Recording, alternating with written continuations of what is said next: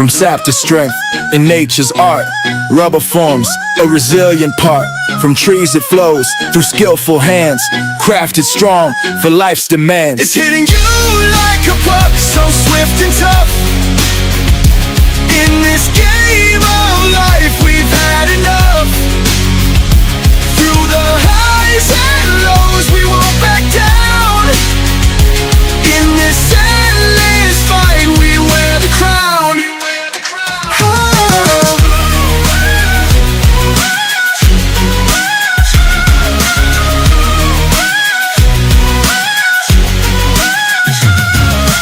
4 years of battles, a fight so near. Two foes collide, the end is clear. In shadows cast, they forge their plans. Now victory's within our hands. It's hitting you like a puck, so swift and tough. In this game of life we've had enough. Through the highs and lows we won't back down. In this endless fight we wear the crown.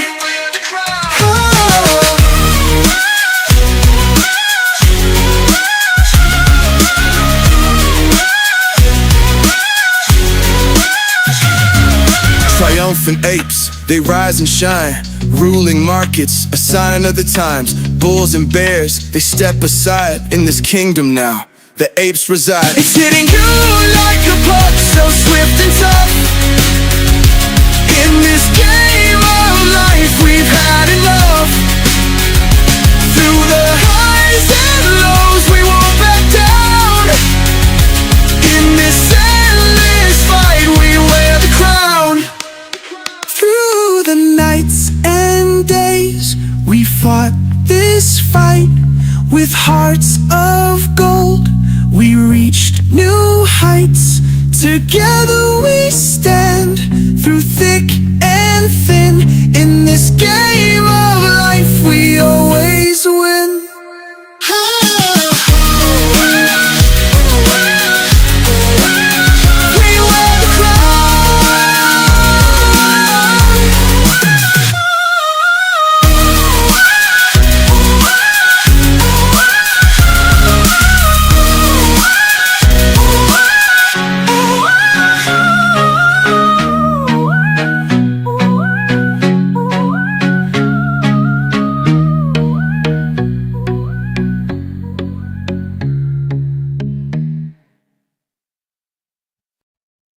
Good morning, good morning.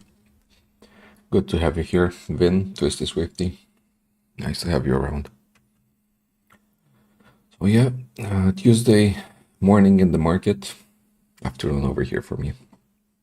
So we closed yesterday with AMC at 351, currently at 363. So bump of 12 cents overnight, plus 341%. GME closed at 3102, currently at 31.25. So that's a 23 cents increase.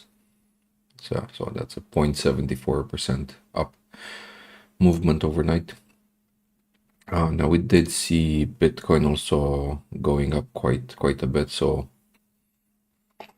yesterday it was in the low 90s. Now it's above 96,000, basically the price. No, 95 right now, but yeah, it was 96, over 96 earlier, I believe. Or no, it is.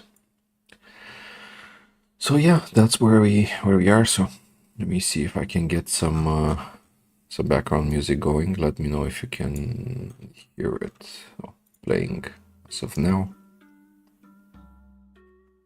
Ringtone.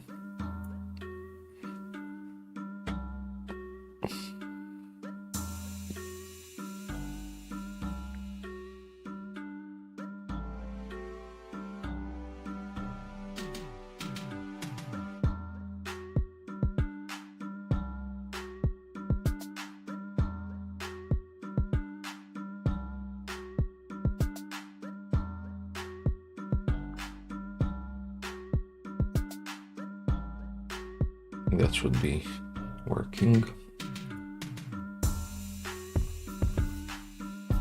So yeah, in the meantime, let me check if we can get some max pay numbers. We can get this website to work.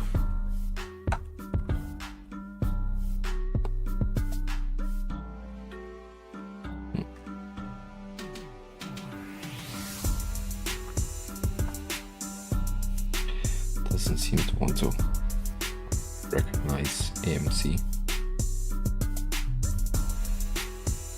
It's strange, it's behaving really odd.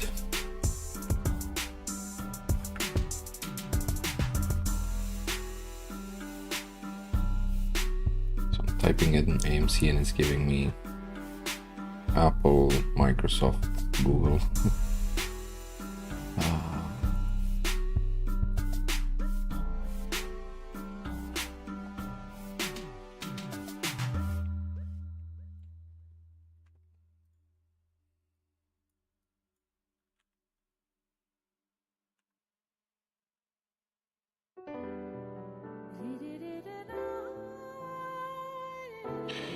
Let's see if GME works. So it seems like at least I can select GME from the list, and it's telling me option max pain for GME, but the chart is still showing for SPY. So because it's telling me that the max pain is $584. Now that would be nice. The max pain would be that, but fortunately it's just a glitch in the chart.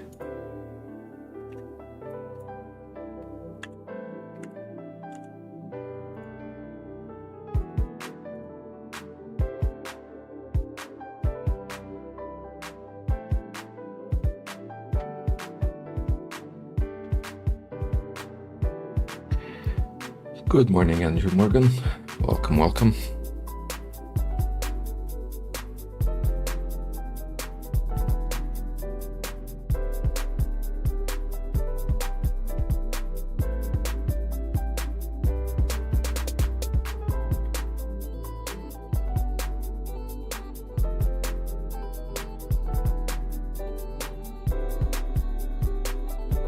Okay, seems like we finally got the website to refresh. So GME is currently showing max pain at $25. We were at 24 yesterday. So $1 increase in max pain. I'll continue trying to see if we can get some AMC numbers as well.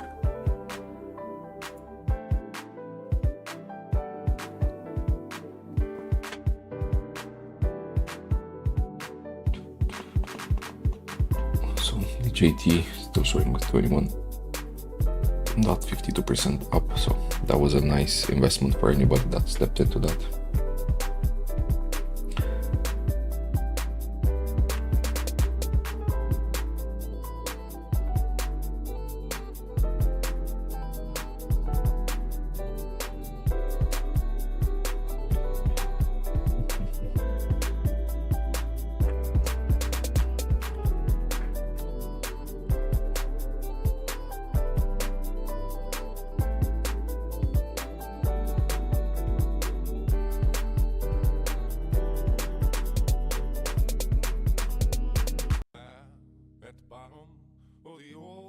Okay, so I checked a different website for max pain, and it's showing max pain on Friday for AMC it's 450.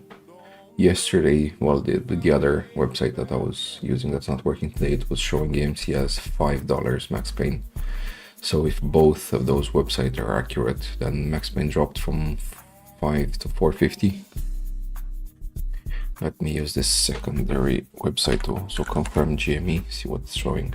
So this is showing $25 as well.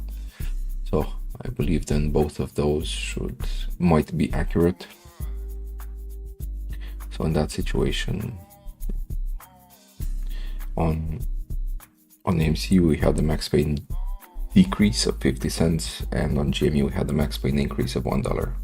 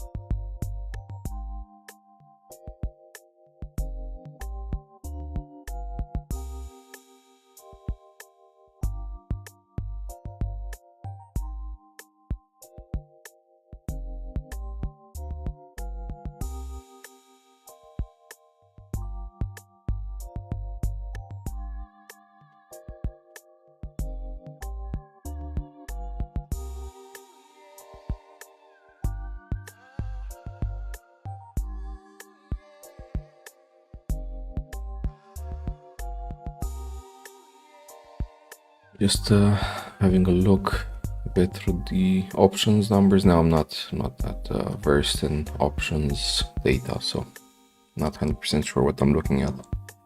But I'm just having a glance at OI. I'm assuming that's the open interest. So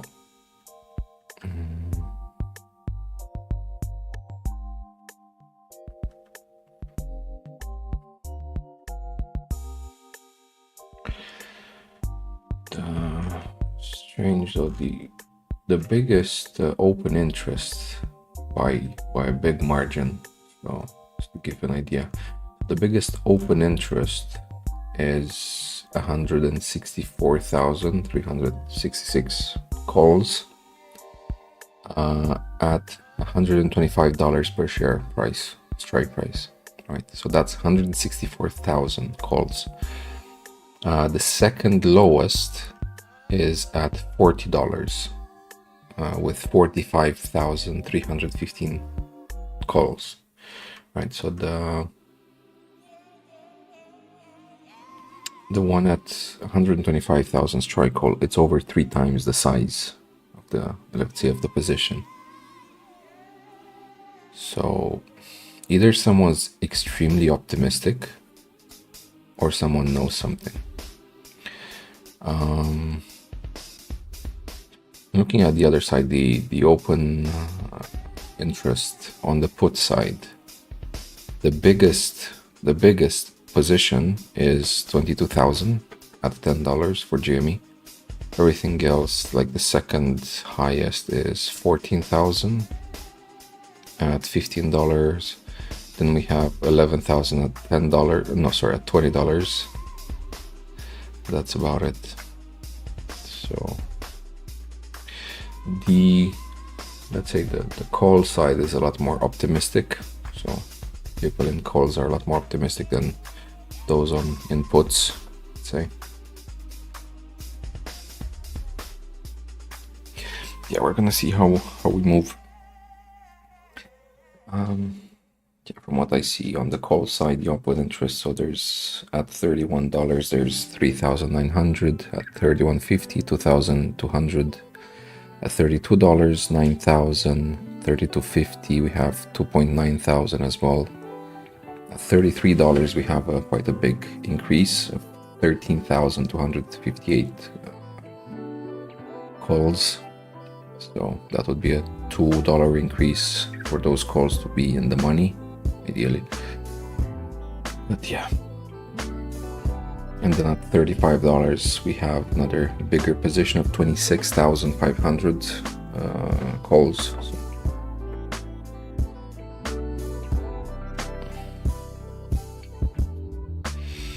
good morning, Terry. Thanks for joining us.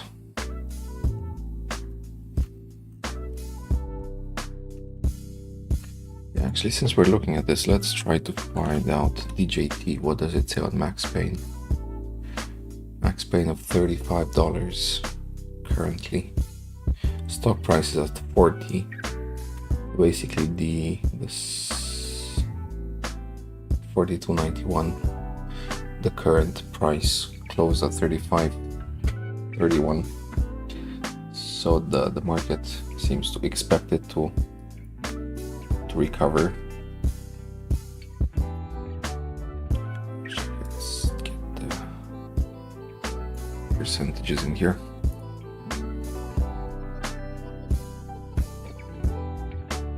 I mean, well, if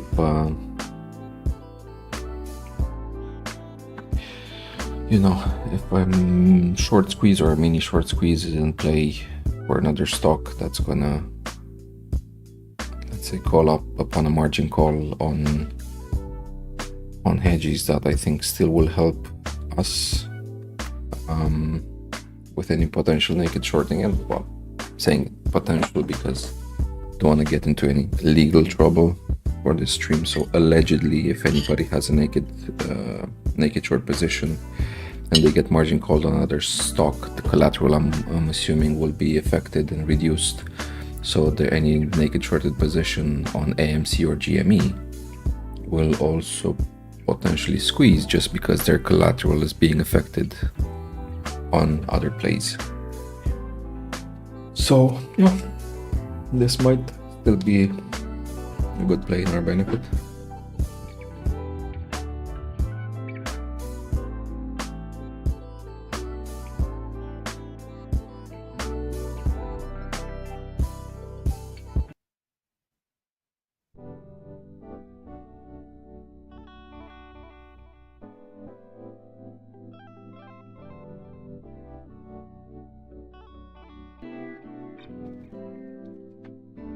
So, how was your morning or day so far? Did you guys get your coffee intake yet?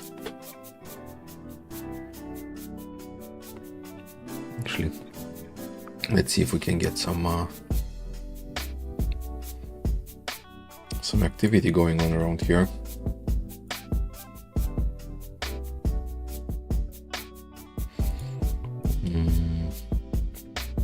Want to start a ball.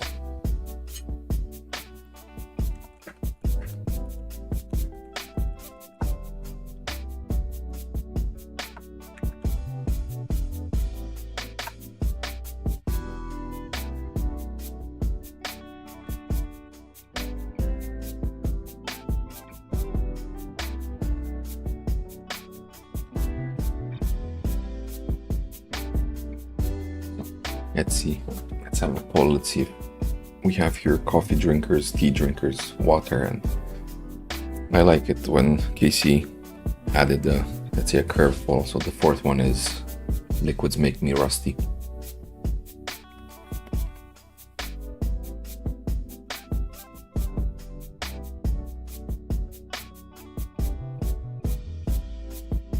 Morning, Pedro. Welcome, welcome.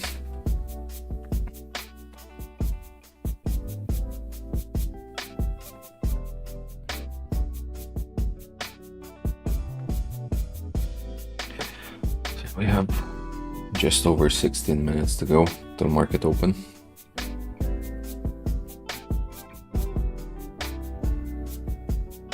So far, well, 4 votes, all of them on coffee, so not a lot of variety here.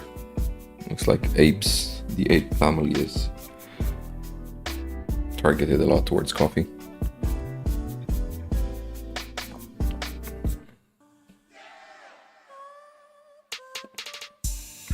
Hey, morning, Petro. Yeah, of course, no problem. You don't have to thank me for this. It's you know, I'm doing what I can while I can. So I have a gap from meetings currently, and the kids. Well, my wife took the kids and stepped away to my in-laws, so I have a few minutes of, let's say, peace and quiet around here. So thought I would take advantage of it.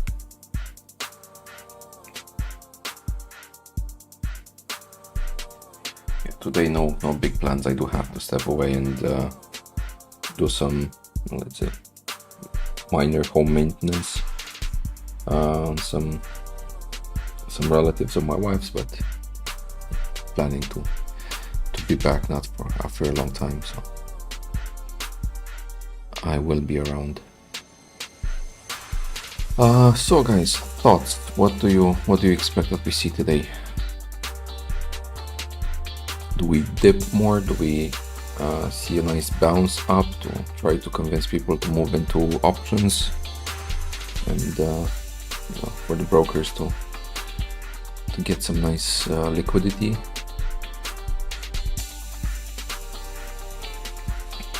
Any thoughts?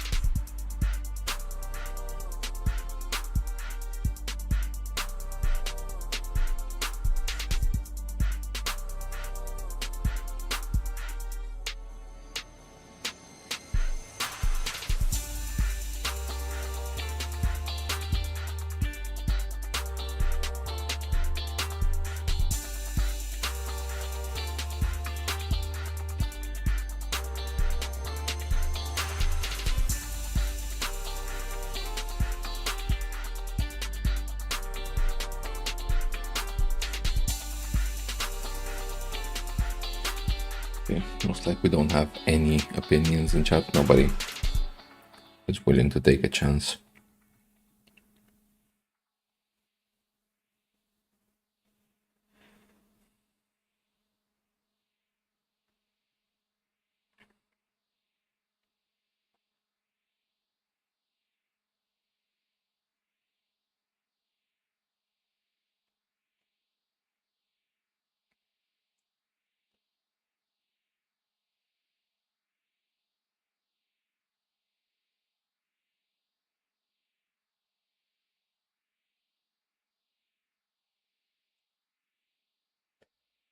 Yes, we have Twisty Swifty with if they expect to land around max pain, it'll get a little crazy. And Magnet Bees on what just got in here. So morning Magnet Bees. Yeah, I was just wondering what do you guys expect for today? So we either see a nice bounce, so either price is going like up by quite a bit just to get people to kind of ape into or to FOMO into some option calls just to drain some liquidity out of the retail investors, or do we expect them to try to push it more down or just more blood in the market? So, max pain on AMC went down 450 and on GME it went up from 24 to $25.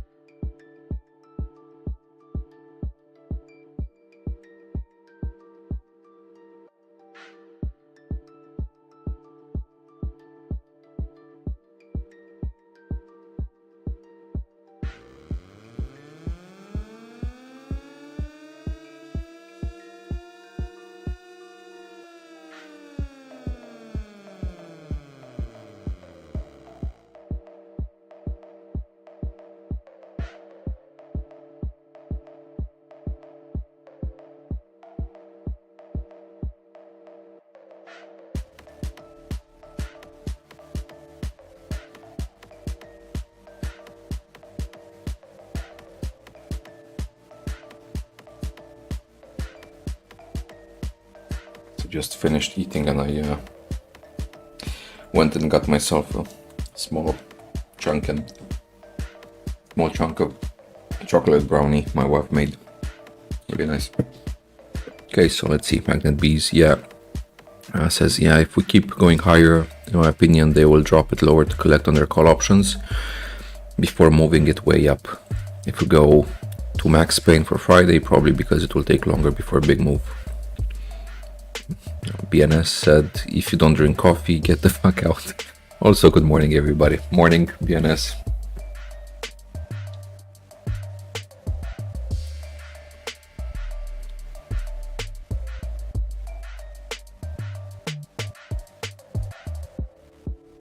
Yeah, with 9 votes in, we're looking at 100% coffee voters. We have 21 people watching right now, so that's just under 50% of everybody in here is into coffee.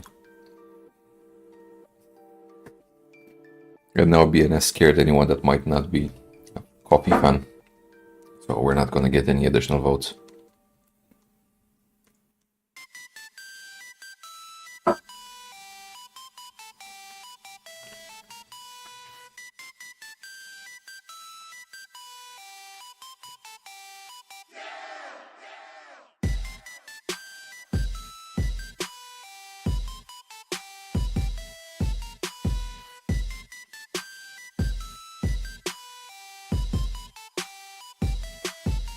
BNS, of course, no problem. I know it's not much and it's not nowhere near what Casey used to do or what Papa Mac managed to get going, but yeah.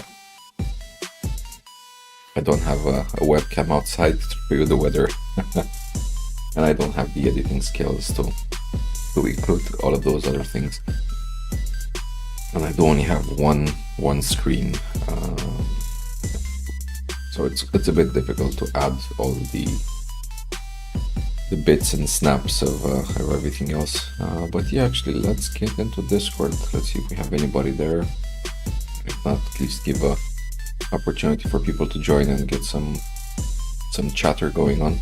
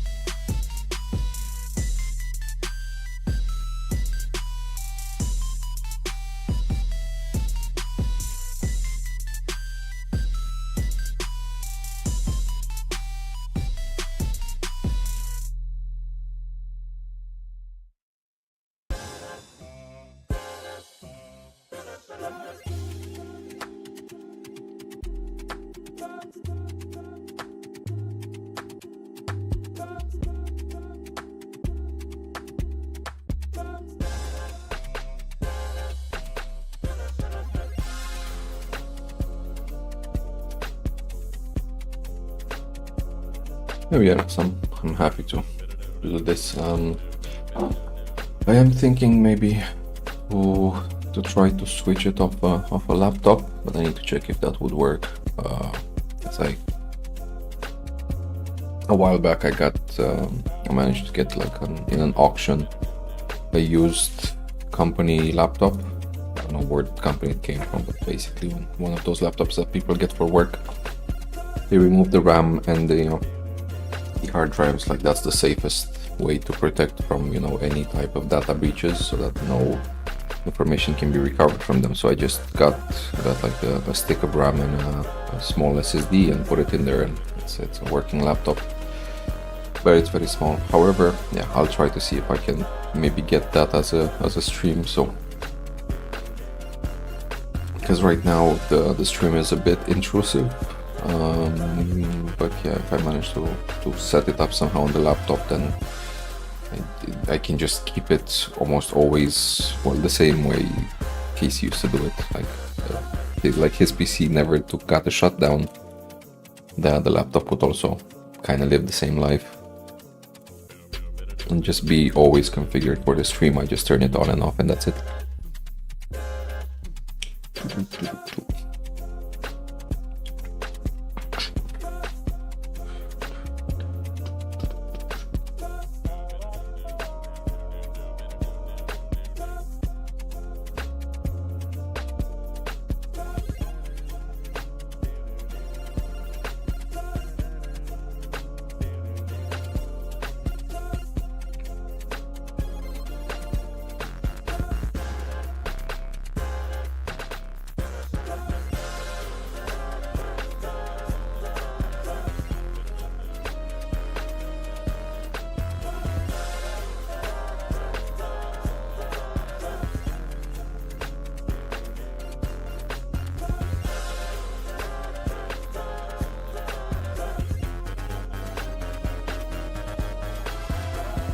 Saying, okay, yeah, we don't want it to be intrusive for you. Streaming is tough, man. I don't think many people understand that. Yeah. Well, I mean, streaming is, I guess, it's a lot tougher if you want to do it as let's say, as a job or something that will bring any revenue or bring you fame or anything like that. So for me, hey Tomdi, morning. For me, this is just giving a place for us to stick together and to keep in touch. I know how much it's helped me when Casey was doing it. So it's nowhere near at the same level, but as long as I can try to repay a bit of that what Casey so selfless gave to all of us, then yeah, I want to do my part and well enable us to stick together in a way, because if we stop having a stream, I don't think Discord's gonna be enough. Not everybody can get in the Discord. Not everybody's living in the same time zone, so yeah. Who do we have here? Good morning, Pirate. How's it going? By the way, if you're talking, you're on mute.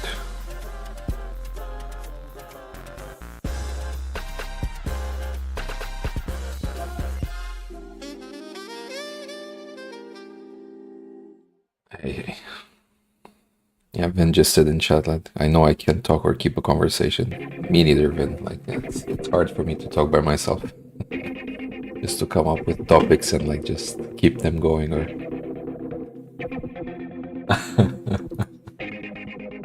yeah, that's good to know.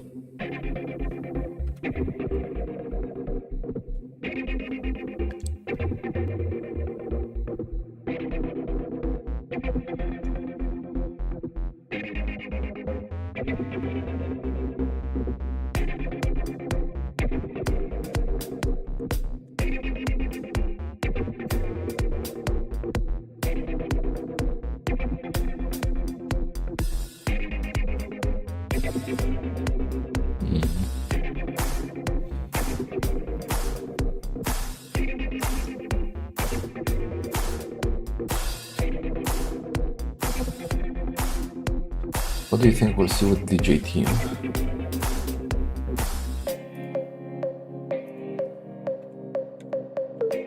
Yes, it was. I'm curious if it's gonna like.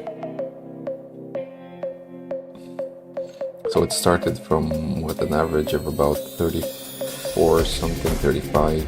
It went up to what was the highest, around 43 plus dollars. Yeah.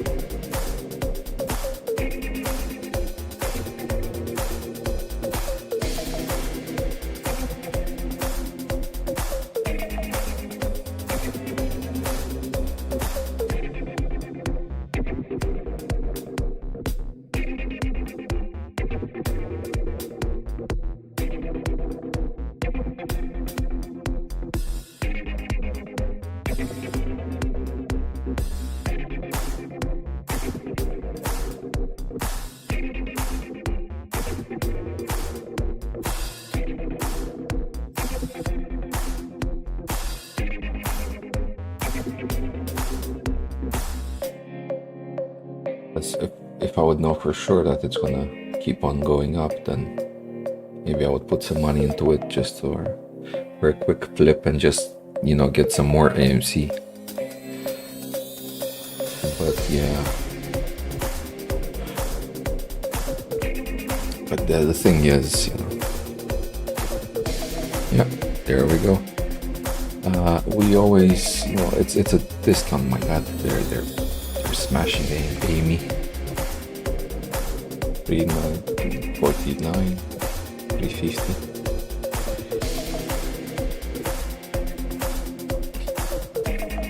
Okay, so wait, AMC is going down, GME is going up. That's a first. Well, not the first, but still not what we're used to. Let's say.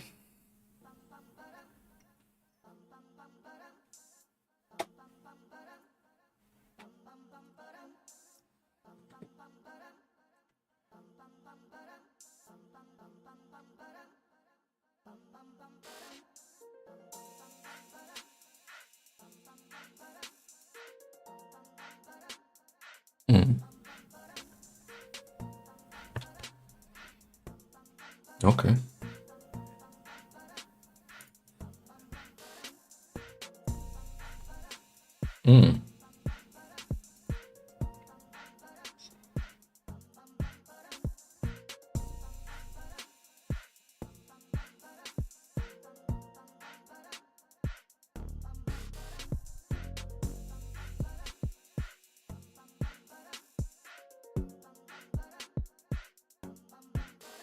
Yeah.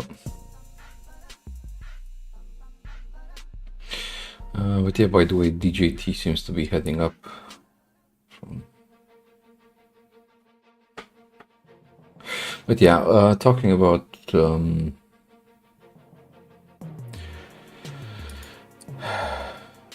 that stream, yeah, I've not usually been there. It's not. It's always been either KC or Papa Mac or yours. Before I stumbled into KC, I think I was watching from time to time TMI, and that's about it. Like in the beginning, like early days, I was watching a bit of Matt Kors as well. It was cringy, but it was, like the only, like one of the few or the only one who was streaming like almost all day. So it was just a source of getting the AMC price at all times.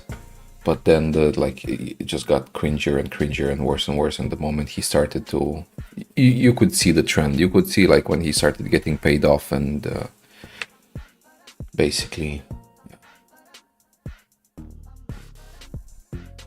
biting the hand that fed him.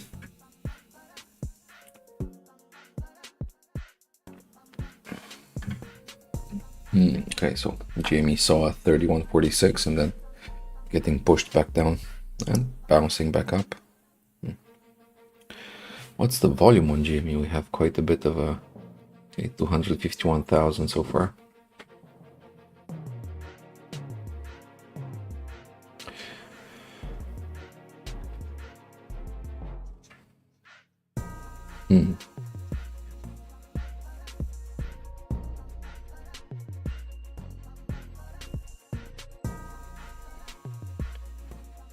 Nice.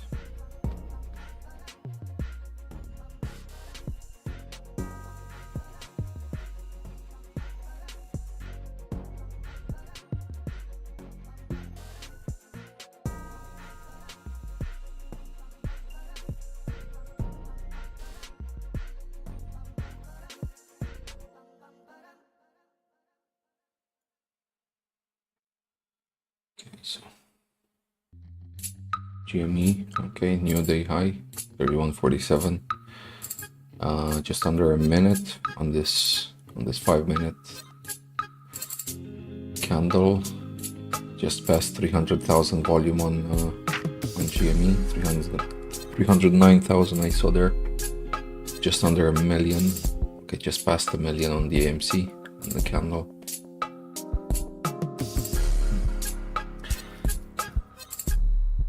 Kind of wish a bit like I would have the files that KC was running just to see the calculations he was running in there. I'm sure he had. I'm sure we all know he had these formulas where he would take the volume for the first part of the day and give an estimate out for what the rest of the day will look like.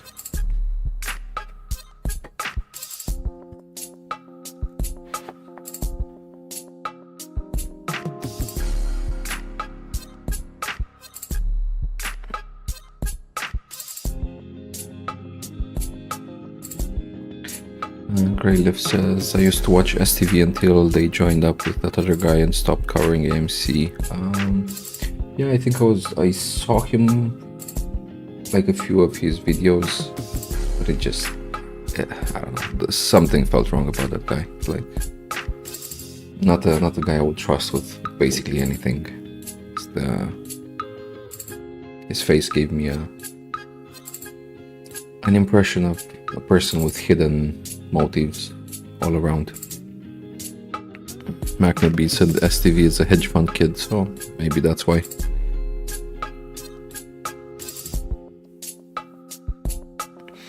BNS says, seriously, there can be many better value plays than AMC at this point.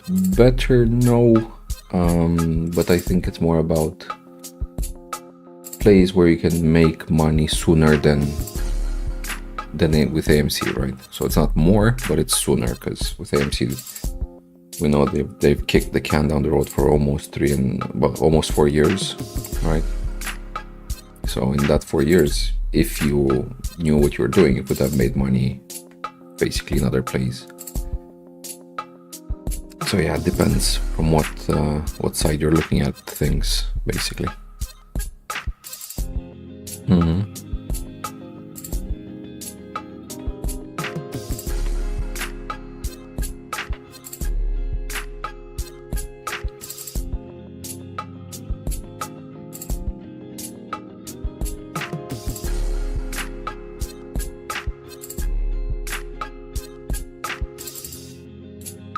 Yeah.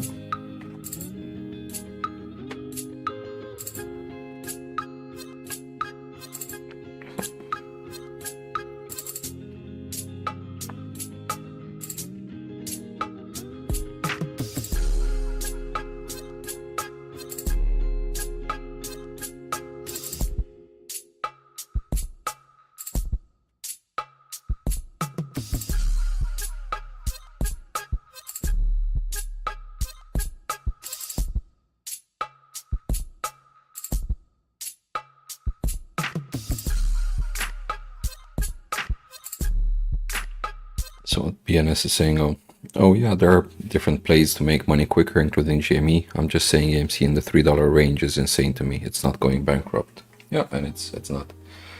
If we're talking fundamentals, we are very close to getting back to where we were pre-pandemic, right? So let's try to have a look out.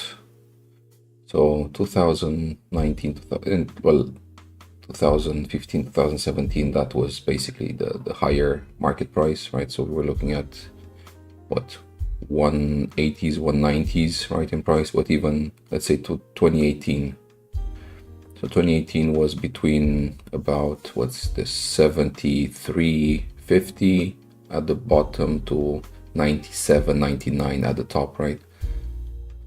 So even if, you know, the lowest part of, let's say, this 2018, if we go to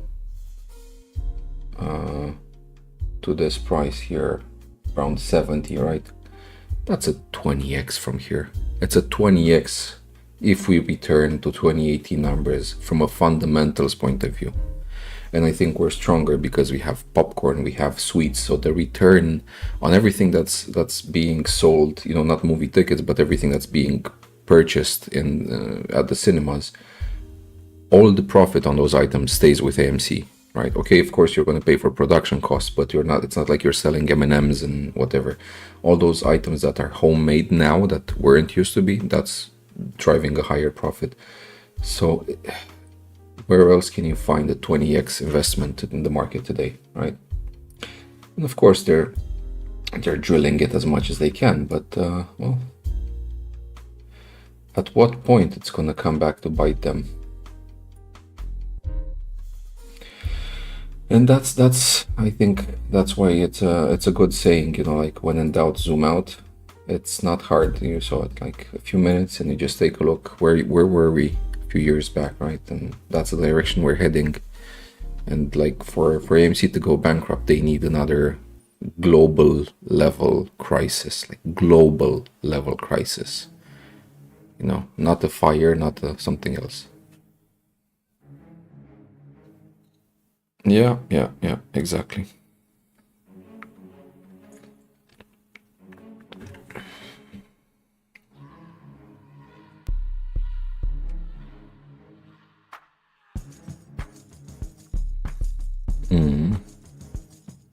Yeah.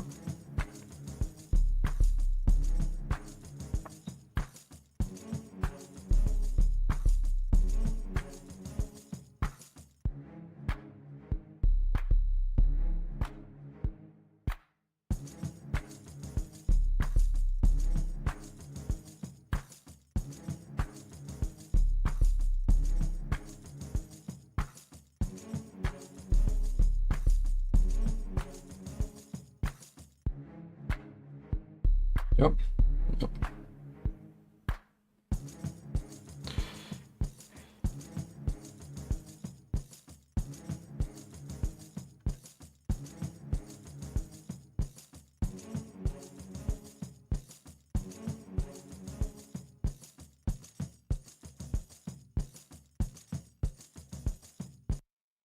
Yep. No, it's crazy. It's just crazy what's happening, and well, they're digging in their own hole basically. That's it.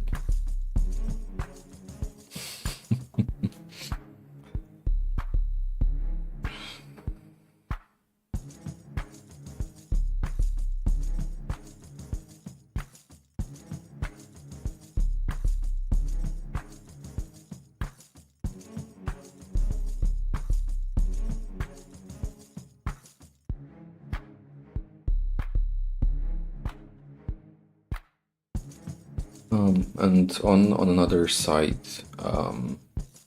in the past few years, in the attempts that Adam Aarons had at lowering the debt that AMC has, almost, well, let's say not at all times, but a big chunk of that time, AA's had shares in reserve that he could sell, right? So imagine that if he's going to have shares in reserves that he can sell, and he sells it at short squeeze prices, and not only wipes clear all the debt, but builds up like an insane amount of money in those coffers, the fundamentals afterwards. So even, after the squeeze is over, the fundamentals for AMC are gonna be like just crazy. Like if we're gonna end up debt free and with a few billion in the chests. Whoa. Easy, GME. I need to let me zoom out first so we see. Again? Is that again? What's happening? Wait. But what the heck is happening? Because I haven't changed the setting. I haven't changed anything. Why are you not... Pirates Hideaway. Are we in the Hideaway or in the general? Yeah, Pirates Hideaway.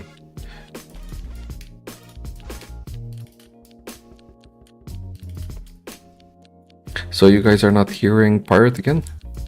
Like now he's deafened, but before that you were not.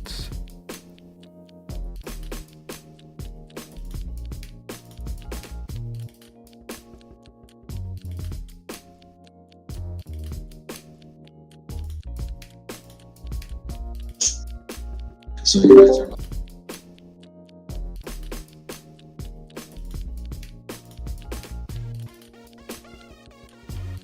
Okay, Pirate, can you say something? Yeah, man. You'd think after 4 years we'd have these microphones figured out. Okay, so now it should work if it wasn't before. The thing is, there's this weird setting where you basically choose, bless you, you basically choose which window to take the sound from, right? And it was configured on Discord, on Pirates, well, on your Discord channel and on Pirates Hideaway, and that didn't pick up your sound. I had to change it to your general channel, which we're not in the general, we're in Pirates Hideaway, and now it works. So yeah, it's something with Streamlabs. So sorry about that. There we go. Yeah. B says it's working now. Yeah. Thanks for fixing. No, I don't know what's causing this. Like there's some like Streamlabs is confused about channels or something. But yeah. Okay, I guess we have just over half an hour on the poll, so I guess we can close it. We did have some water lovers coming here, so currently we're at 75% coffee drinkers, 5% tea, and 20% water. So nobody's getting rusty by liquids. But yeah, I guess we can try to close it.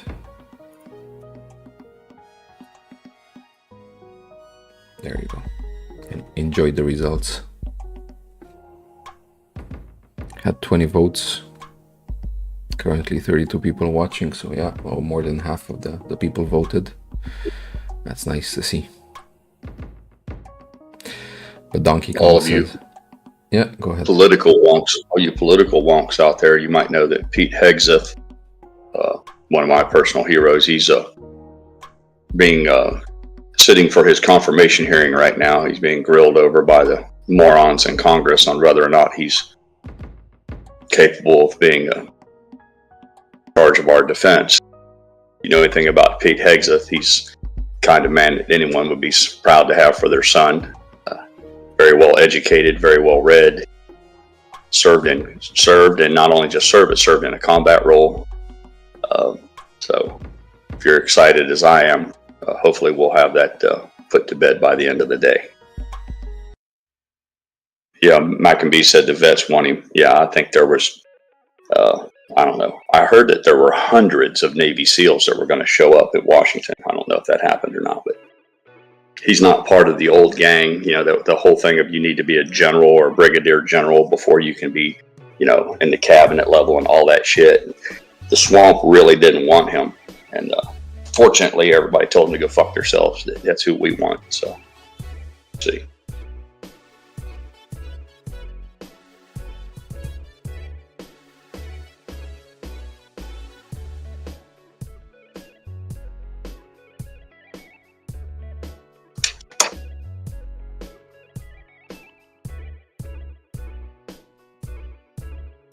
Elizabeth Warren come out on Twitter and said she had 100 questions for him.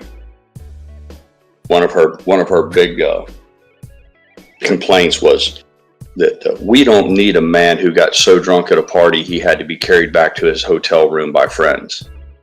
I'm thinking to myself, bitch, are you fucking kidding me? But that's the best they can do.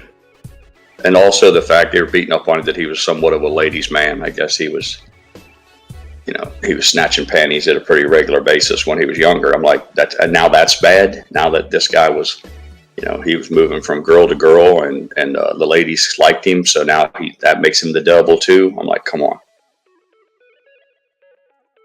So I'm relatively certain he's going to be confirmed. The next one we have to worry about is Tulsi Gabbard. So there's your political update for the morning.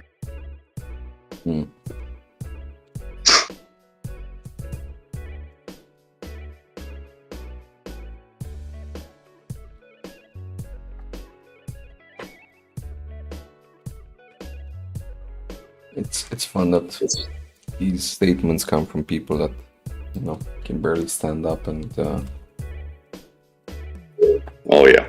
Like if you were to look, take a magnifying glass to their past, the skeletons that you would pull out, you know, they would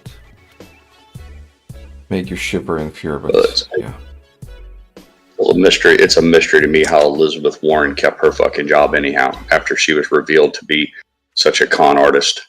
I mean, she's everything that, you know, you're not supposed to be: dishonest, manipulative. You know, fucking, it's incredible. But there she is. She's still there. An idea. She allowed the game to continue to be played the same way. Yep. She doesn't rock the boat. Yep. That's all right. Shit's getting ready to get real here. Next Monday, isn't it? Next Monday is the inauguration. Yeah, I think so. It's gonna get spicy.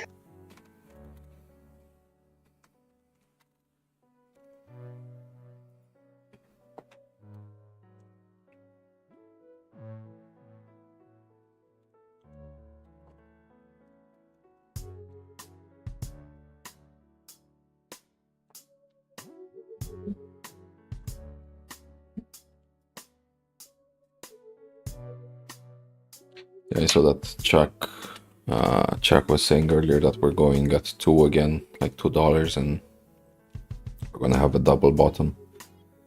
So many people are missing what we had, like a 280 something AMC being pushed down for like very short time. So many people wish they would have bought over there. Like, Yep. I'm waiting. I think everybody's waiting to buy somewhere at those levels. So yeah, if they want to give us a nice gift, then sure, let it be. More than happy.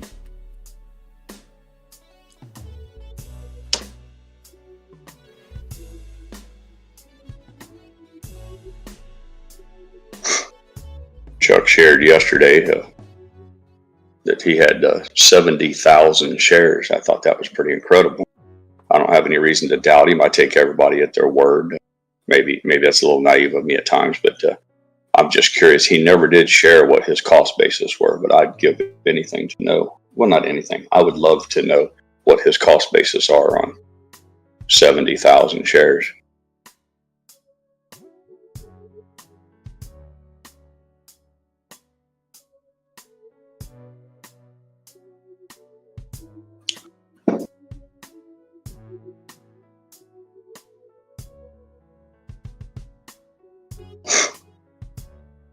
There you go. He was kind enough to share. He said $40,000.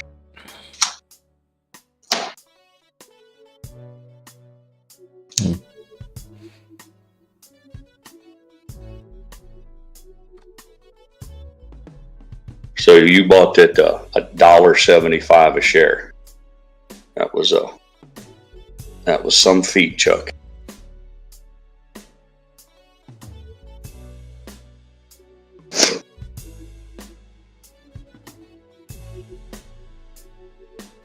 $1.75 is a good cost basis, I would think.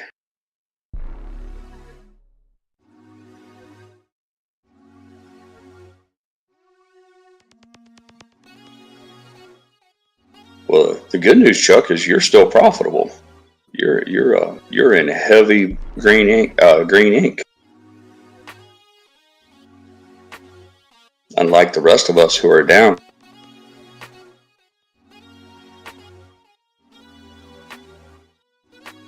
Oh, he says 40,000 shares. I was certain you said 70,000.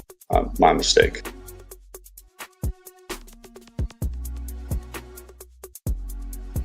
I was going to say $1.75 as a cost basis is that's. I don't know anyone who had that as their basis.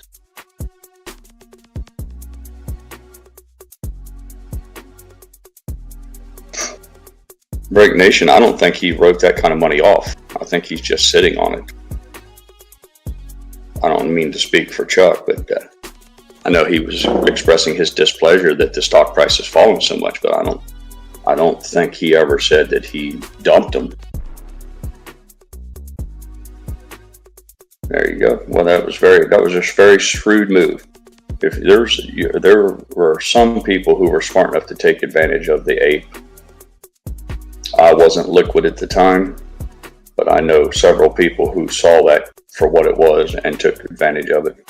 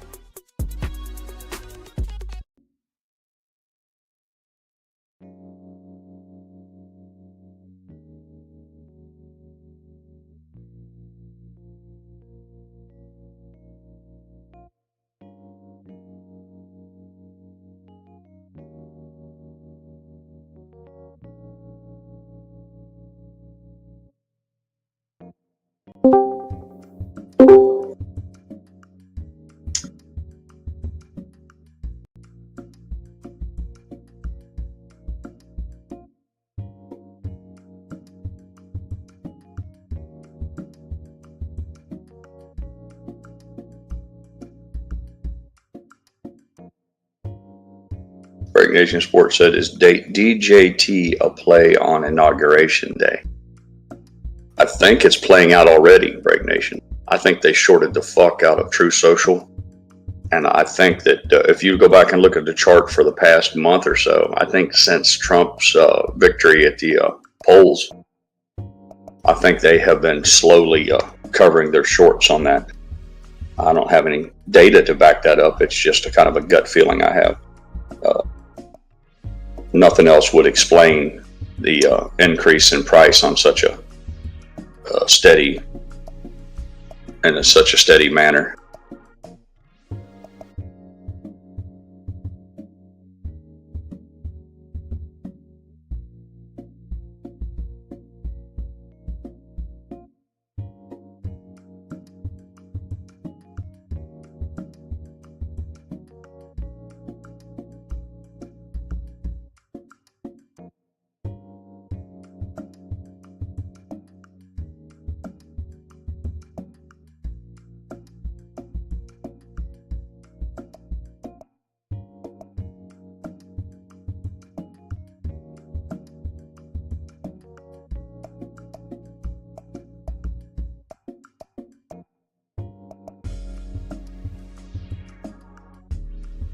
Chuck says there's no way retail doesn't own the entire float. He was in a talk group that had over 125,000 shares between 3 people.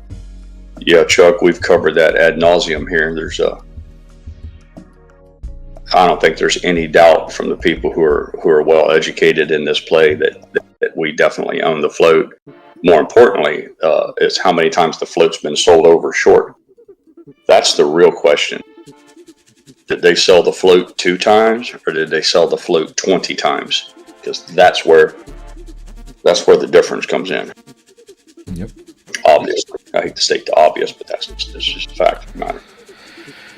I'm not sure what the numbers look like right now. So if anybody knows, do let me know. But I think last time we had some insight, it was like every ape had to own like a ridiculous amount of a ridiculously small amount of shares. I think 120 shares or less. Yeah, something like that. 3.5 million apes or 3.8 million apes. Like how many would everyone have to own to have the whole float? And okay, not everybody's, there's people who just have probably a handful of shares just as a kind of an exposure, right, to a potential black swan event. So you want to have something there, even if it's 2 shares or 5 shares. So there's going to be people like that, right? But there's a lot of those like us that just keep on buying and buying because we know what it is. And what we know is that whatever the number is on how many times they sold the float short, that's how many times they will need to buy every share back. Right? Yeah, that's what I was trying to explain to one of my Air Force buddies, was because he doesn't understand all this, and that's okay. I was trying to make it clear to him that, if I own 10 shares and the time comes for me to sell those and the other apes have 10 shares, they can't just buy our 10 shares once and call it done. Even if they buy our shares and we go home, they got to trade between themselves for quite some time. That's like you said, that same share has to be sold. Every share that's in existence, if it's been shorted, 6 or 10 times, then it has to be sold 6 or 10 times. Yep. And that's an incredibly explosive environment. I don't think the average person understands the implications of that. Oh, $30.72. Am I going to get my fill?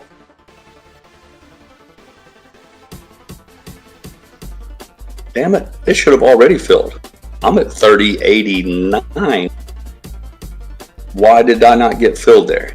That's some bullshit. You have an order at 30.89. Yeah. No, there's no way you should have been filled in at that price. It fell to 30.72. Yeah.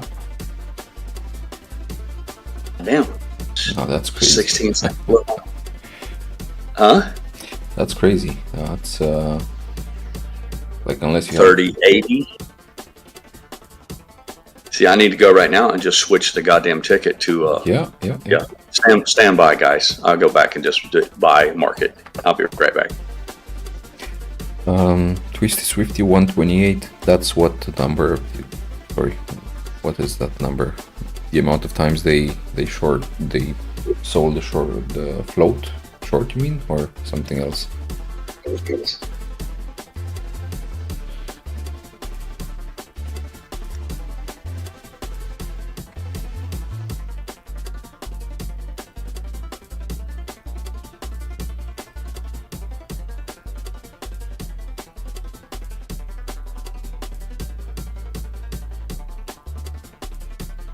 Some bullshit now.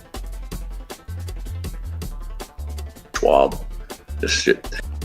Amount of shares per ape. Okay, yeah, so then I remembered it right around 128. I mean, of course we can talk between ourselves, but probably where some of the, let's say, elites, not in the elites as in those that hold the highest amounts, but those that try to keep on buying. But for example, what Richard was saying yesterday, I don't know if he's still around here lurking, but he was saying that he has like 15,000 shares, right? So that's more than 100 apes that he has the equivalent for there on his own, right? So basically, more than 100 apes can have one share, and he's got them all covered.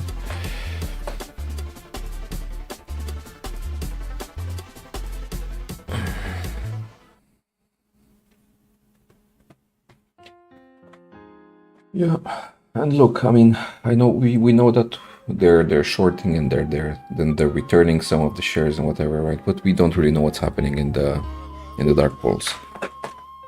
So what's hiding in there might be completely surprising for us. And probably we're never gonna find out, but it seems that, well, I do have a fear that what's in the dark pools doesn't need to be closed or whatever, but Casey is convinced that they do need to close those positions as well at some point. So if we go by that, it doesn't really matter what's hiding in there. What matters is that they will need to close it. Well, I misspoke, preacher. My order was at $30.48. 48. Okay. I guess my coffee hasn't kicked in yet. Okay. All right. All it says it should be. All right. I'm 40 cents from there. Mm-hmm. Got a little dramatic there unnecessarily. I told you I'm really not a numbers guy.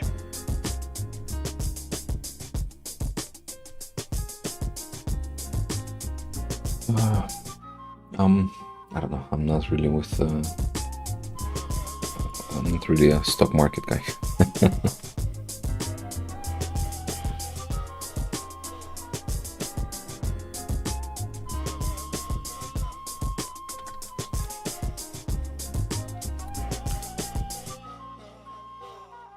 Getting closer though.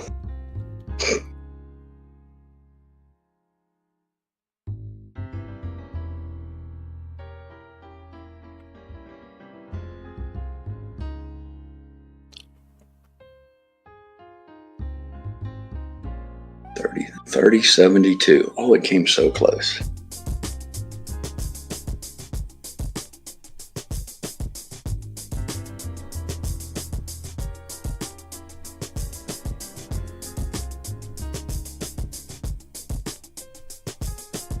I should have known better because, to be honest with you, as much as I hate the user interface with Schwab, they've been pretty good about my fills, whether it was buys or sells. Thinkorswim has been, I got nothing but good things to say about the Thinkorswim platform.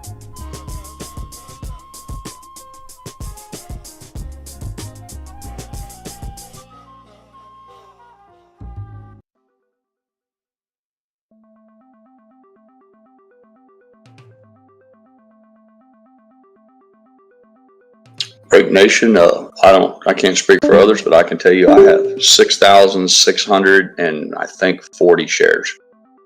My cost basis is $27 a piece. I have probably 1,000 shares more than I had anticipated getting, but I had, in order to DCA down, I was required to do that. That's why at some point I had to draw a limit. I didn't really want to put more than 100 grand into this, and I snuck past that. But that's why I play primarily in the GameStop sandbox now. I'm all about GameStop, man. I'm up $500 on GameStop. I'm just chasing those extra 6 shares right now. That means you can sell that GameStop and buy some more AMC, huh? Yeah, exactly. Exactly. Right now I could get 100 I could get 100 shares of AMC for free, but Mrs. Pirate will skin me alive. Yeah, even more than 100.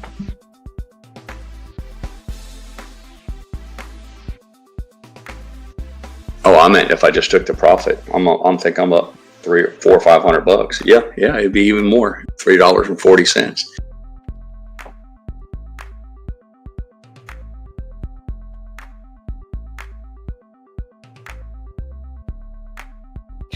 Yeah, so at like $400, you're looking at around 120 shares, I think.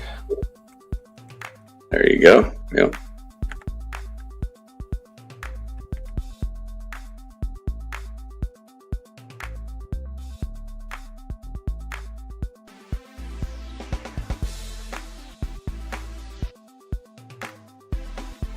I'm sitting here watching Pete Hegseth give his opening statement, and I think about Washington, D.C. and the Democrats.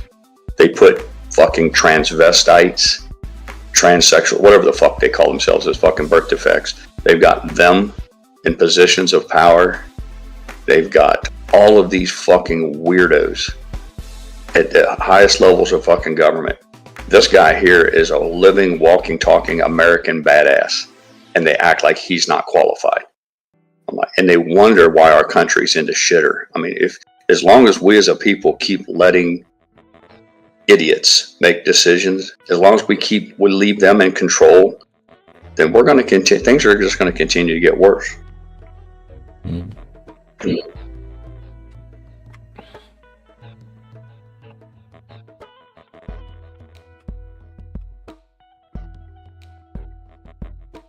Guys was awarded the Bronze Star. He served in Iraq and in Afghanistan. I think he went to Harvard.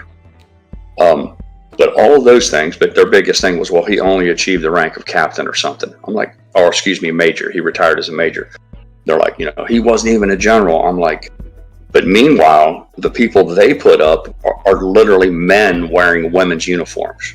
I'm like, you people are fucking crazy. Here we are. Hopefully we're on the cusp of change.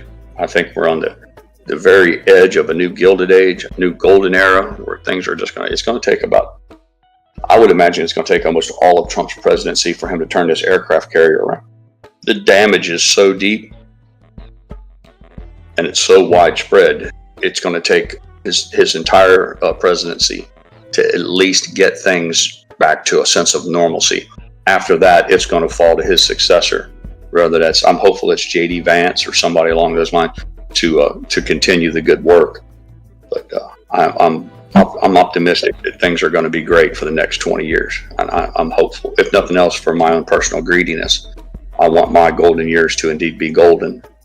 So I am optimistic. Yep.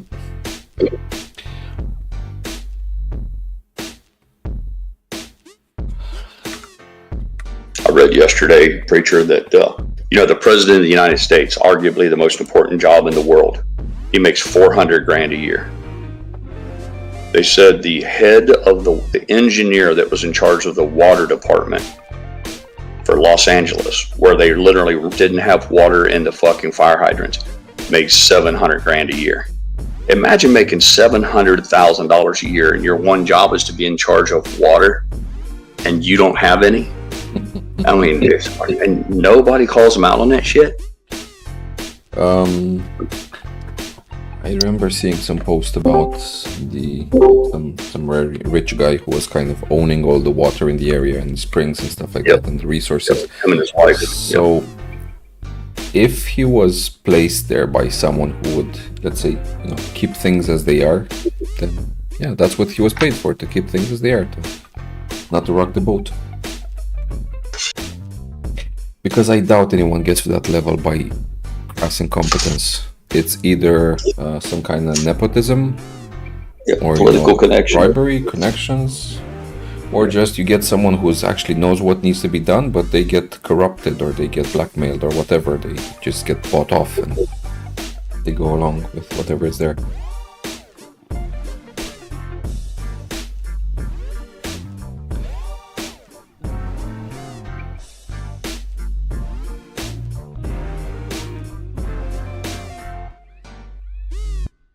Donkey Kong said the diversity coordinator for the fire department makes $300,000 a year. Think about that. Oh my God. Look, at the same time, Pirate, do you think those that rule the US from the shadows, that control the presidents, do you think they want someone capable? Do you think they want some kind of guy who's really driven? I think they want somebody who's capable, but they also want somebody who will bend to their will.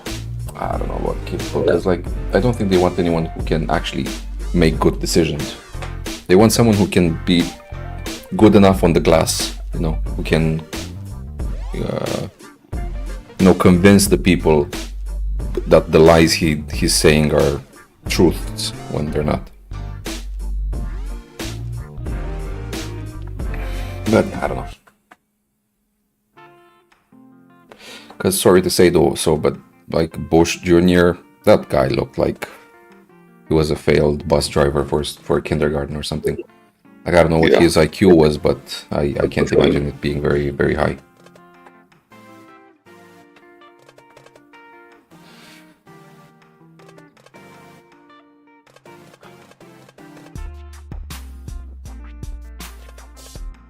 I remember that scene when I don't remember in what country he was giving an interview and a guy threw his flip-flops at him.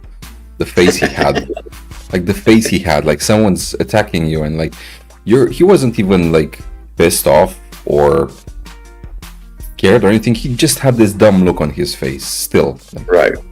Yeah. Like that remember. TV face, you know, no matter what happens, just smile and wave, smile and wave. That's all you need to know.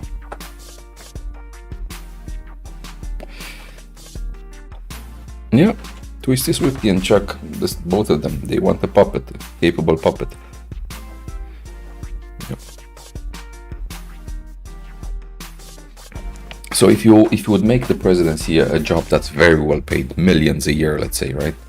Then you would have very capable people who would actually push for it. And those capable people can cause problems if they find out something's not right? Or there's lies in the system that's stopping them from getting that job, right? So if you have someone that maybe wants that job for real and they don't want to take bribes, they just want that salary and that's it. You can't control those people, right? Because if they make enough money, they can't be bought. You need someone who can be easily bought.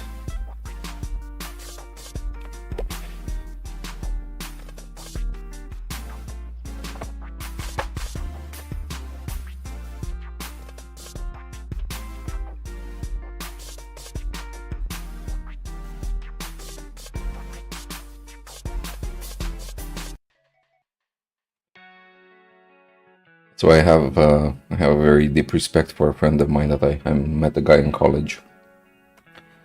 He was put as a very young kid in an orphanage. His parents were alive, but they just, they didn't want him, so they gave him up. And he told me this story where at one point someone in his class stole money from someone else, and everybody blamed him, including the police came and took him because he was the one from the orphanage, and everybody thought that he was the one. And he, after that event, he was motivated to basically put justice for everybody else. Just a moment. So the guy went and studied like crazy, put himself through college, got himself a law degree, became a lawyer. He became the director of the orphanage where he grew up and spent a lot of his years. Nice. He was also a lawyer at the time, and now I actually saw that he went into investing. He's like a financial advisor or something like that. And that guy, you could not bribe him. You could not do anything to him. He was such an open book. Like, he had such a good sense of humor, but he was so grounded. My God, you wouldn't believe that guy's like a marvel to have in your life. Yep. And that's the thing. A lot of people couldn't stand him because he wasn't fake. He wasn't like he was, Yep. But yeah, that type of person you don't want in such a position because you can't manipulate them.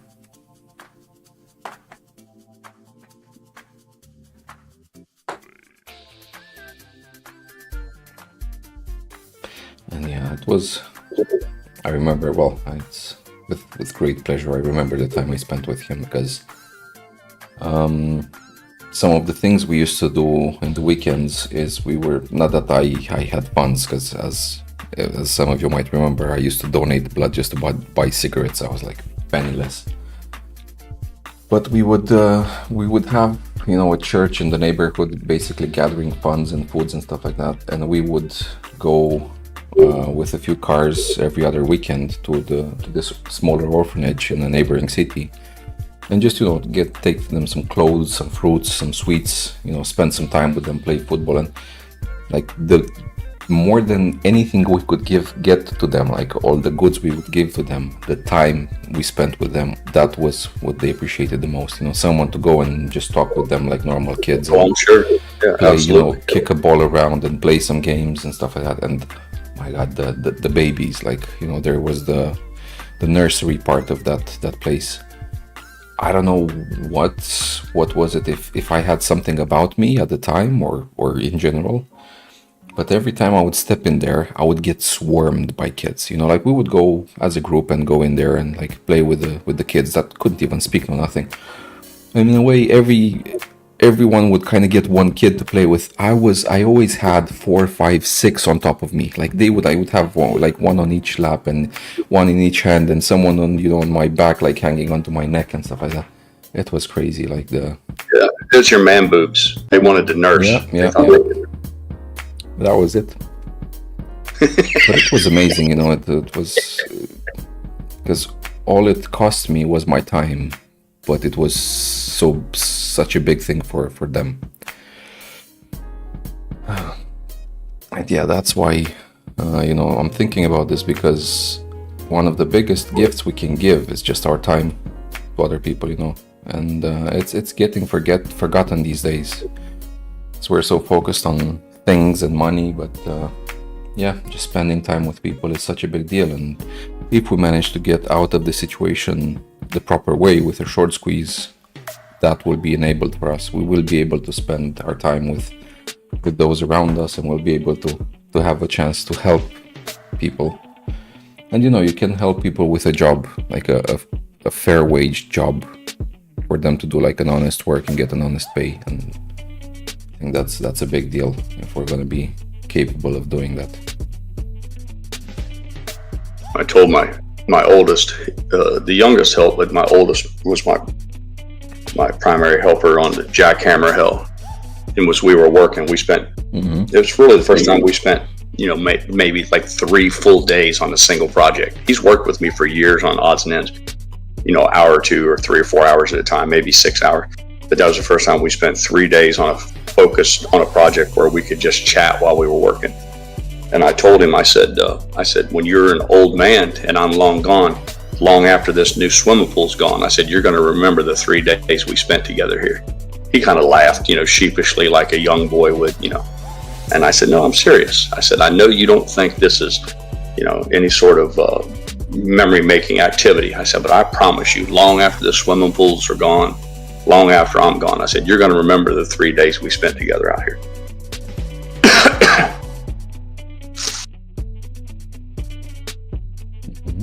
Yeah. Look, and it's good if you spend that time in a positive way, you know, because hard work is okay as long as it's in a good environment, you know. With me, unfortunately, the work used to be, you know, forced and a lot of mean words and stuff like that. So like slavery, or indentured servant. Yeah. So those things you don't remember. I've never treated my children that way.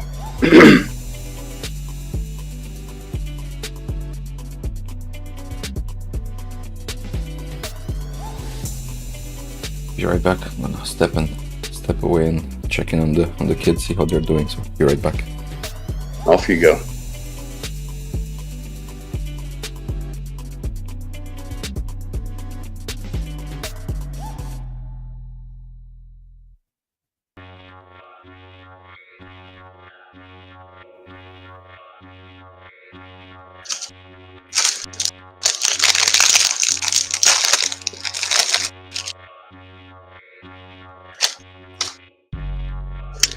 What do you think, Diesel? Time for a muffin?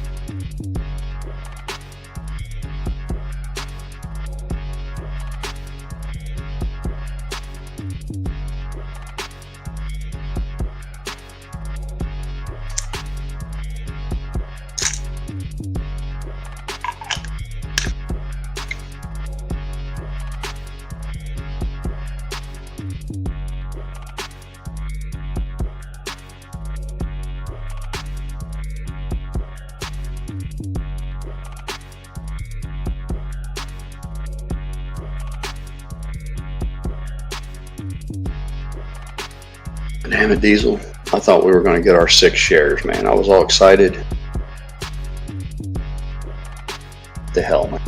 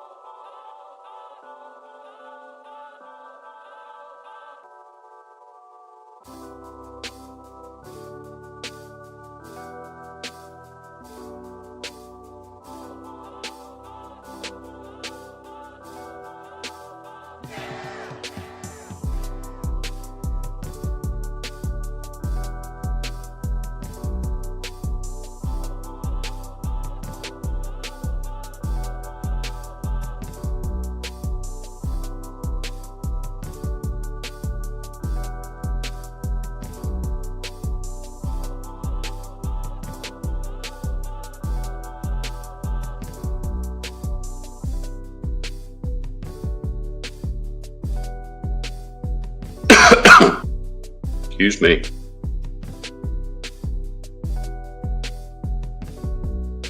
Forgot to take my allergy medicine this morning.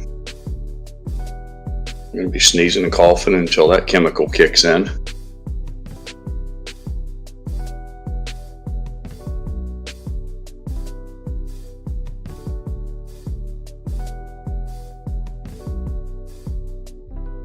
Highway Frog said he had the same experience with his father. He was young, where they were building a fence at a community pasture. They sat and had lunch, and about 40 elk walked across the field. Yep, that's the good stuff, Frog. That is indeed the good stuff.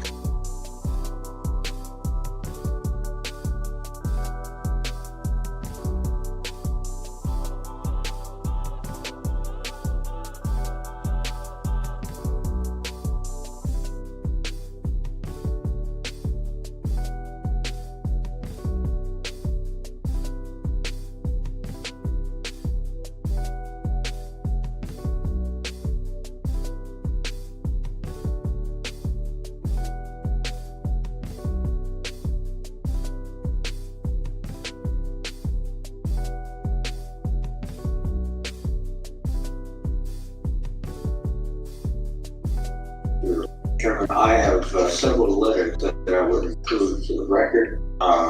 One from Carnegie Hero, which is an organization of retired 4-star generals and former secretary. That is critical of the proposed purge panels. One from an organization of domestic violence. One from Council of American Relations, and also several letters that raise questions. I would ask that these, without objection, they will be submitted, and Mr. Reed, your time is now expired. Just kidding. You're recognized for 7 minutes. thank you. You're a very understanding. I like that. Yes, you've written and quote, oh yeah, and fire any general who is carried water to Obama and Biden's extra constitutional, agenda-driven transformation of our military. Clean house and start over. It's come to my attention that current serving military personnel have received emails threatening them with being fired for supporting the current DOD policy. One mail. Man, the fucking swamp creatures are fighting back hard, man.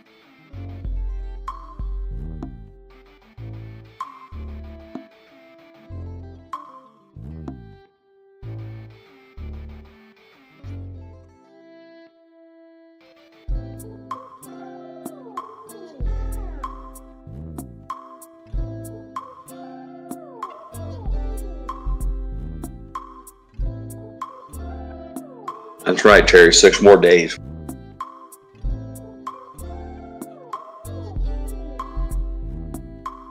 Cardboard boxes are going to be in short supply in Washington, D.C. There's been some chatter going around on X from the deep state, the bureaucrats saying they're going to remain in solidarity. They're going to have a unified front to resist Trump and all of his policies. And I'm glad. I love to hear him declare that kind of shit because it makes it real easy to fire him. I need them to self-identify. I need everybody to raise their hand who says they're going to do all they can to stop Trump. Please raise your hand so we know who to send out the fucking door. Yeah. Imagine the hubris, the arrogance of saying, yeah, we know that he was elected. We know that America voted for him and he has a mandate. He even won the popular vote. But we're in Washington and we're the real boss. We're in charge here and we'll tell you people what's best for you. Imagine that kind of arrogance. They can't fire them fast enough for me.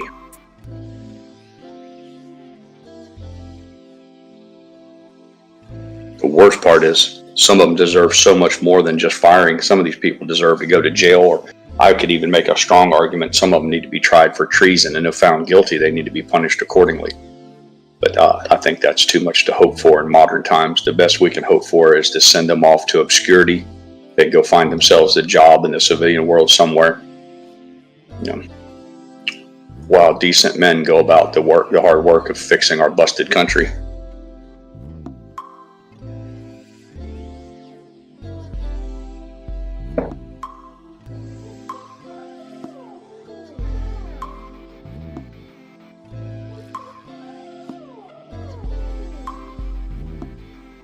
Yeah, Jeweler says, imagine trying to get a public job after working in the government.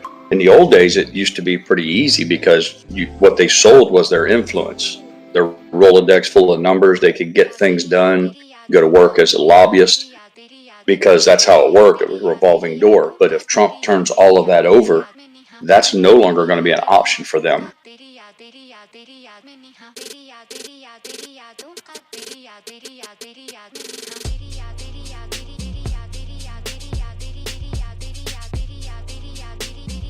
Morning, love.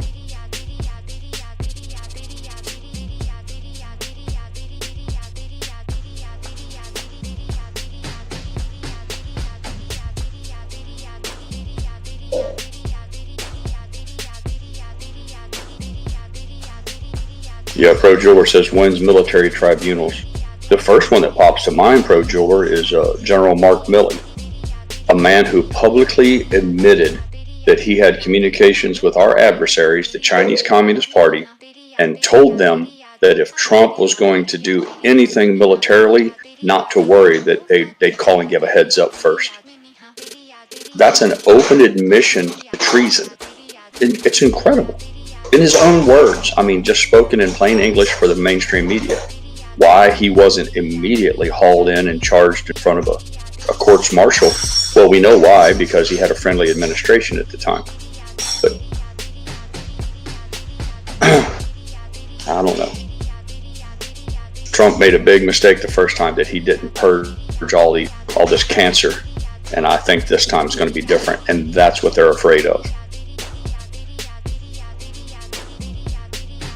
That's why they don't want like Hegseth in, because he's not part of that old machine. Even on the Republican side, they're all one group. It's all just one big uniparty, and he's not part and parcel to that.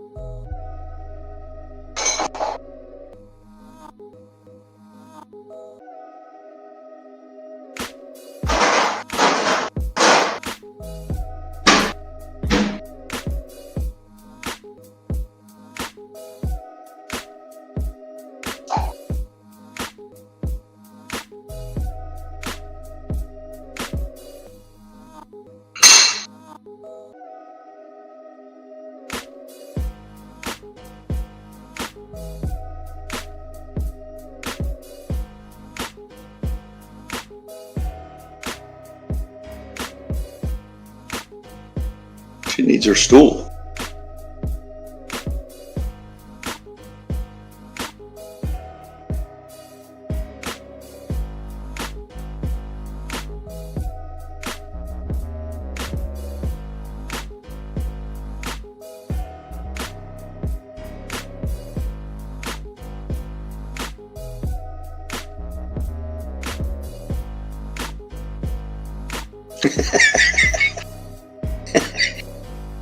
Oh my God.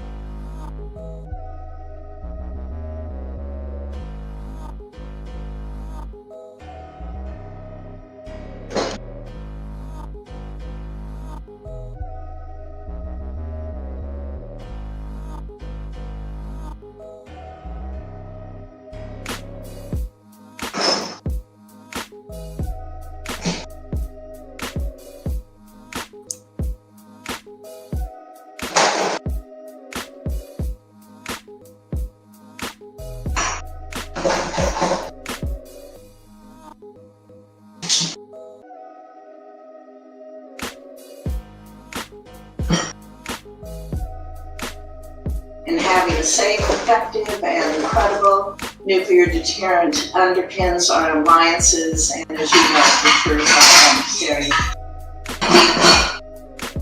All these hearings are such a joke. Very few of them have any kind of real questions for Hegseth. Most of the time, they use their time just to. They got the cameras on them.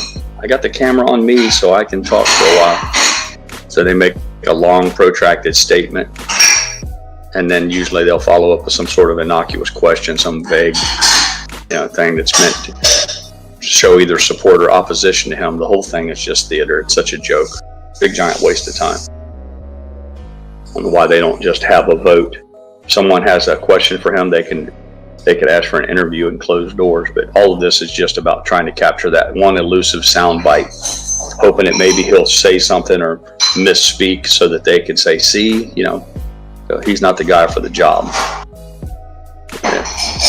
I guess it's part of the way the machine works, and there's no escaping it.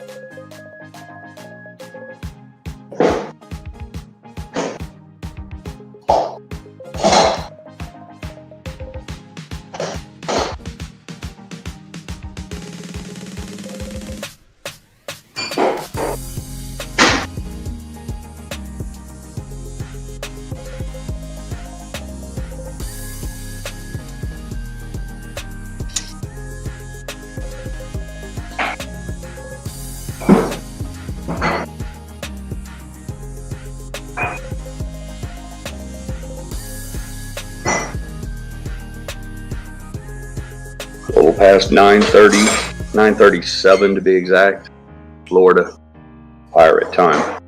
AMC is at $3.46 a share, while GameStop is in a little bit of a downtrend at $30.79. Excuse me, $30.77 and falling.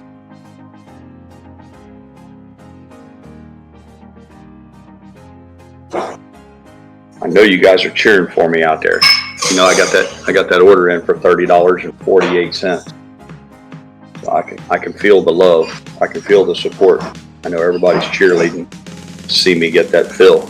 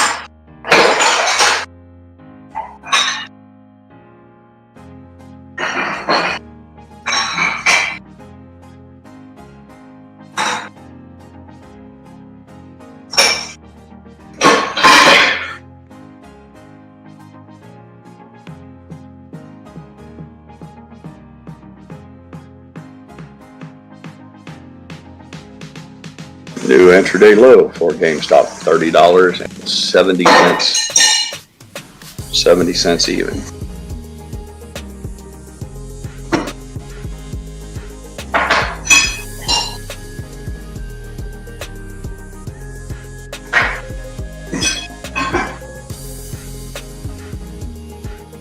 I hope you're kidding, Terry. Are you serious? I have it on, but I have it on mute.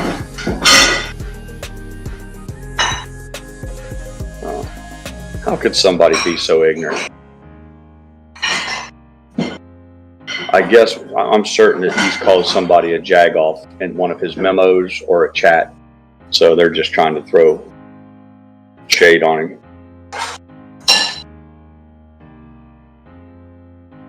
Twisty says, Pirate, I'm sure it's been asked before, how many times a year do you have to buy more dishes?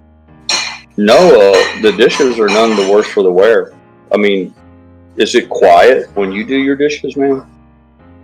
I don't know how one does dishes and does it like stealth mode or something. Have you never heard the saying, rattle those pots and pans? We had roasted chicken last night for dinner. Roast chicken, green beans, macaroni and cheese.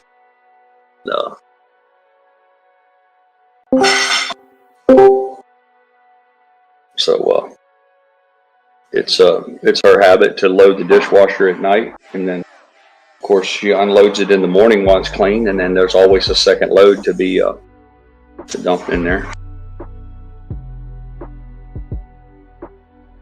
Just consider it like being at a maybe like a diner. Just imagine yourself being at like a little family diner, something maybe out of the 50s or 60s, where you sit at the counter and you get a nice meal. You know, the place is full of conversation, and the kitchen's going about its work, providing meals. Just think of it in that light.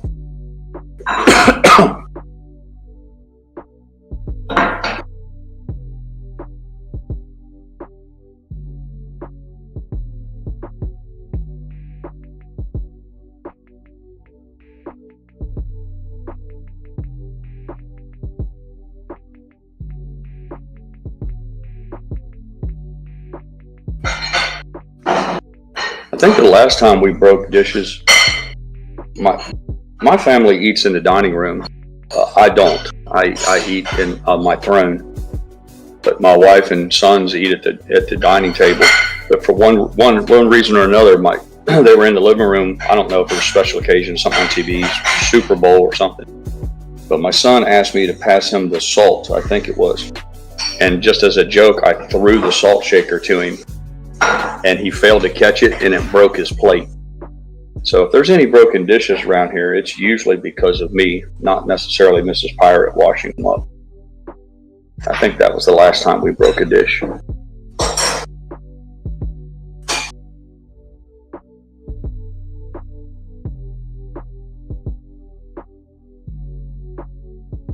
We have tile floors and granite countertops, so it's kind of unforgiving.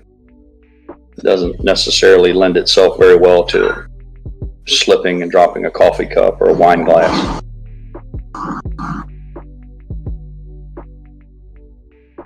Joe. Joe says he wants a bacon, lettuce, and tomato and a cup of soup of the day. Yeah, we can have like the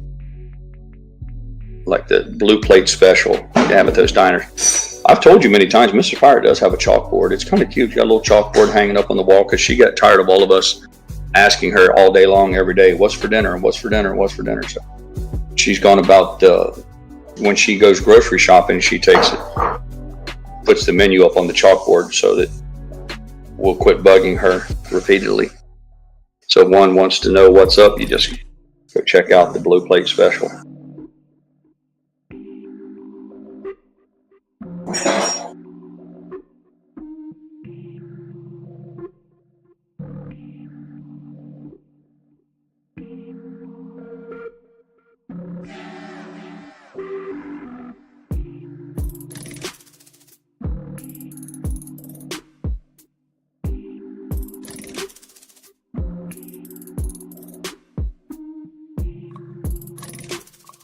I've offered throughout the years to hire her some domestic help.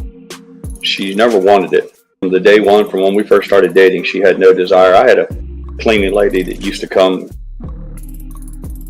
and 3 times a week, do odds and ends for me. But when her and I began to cohabitate, she wanted nothing more to do with that. She said she had no desire to have another woman in the house. But that was the last of that. And as you can imagine, Diesel, he sheds enough. We could probably knit a sweater out of the hair that he sheds. I think she vacuums at least every other day, sometimes every day. There's no keeping up with it. He's consistently making a mess throughout the house with shedding that fur. But the struggle goes on, man. Life is a struggle.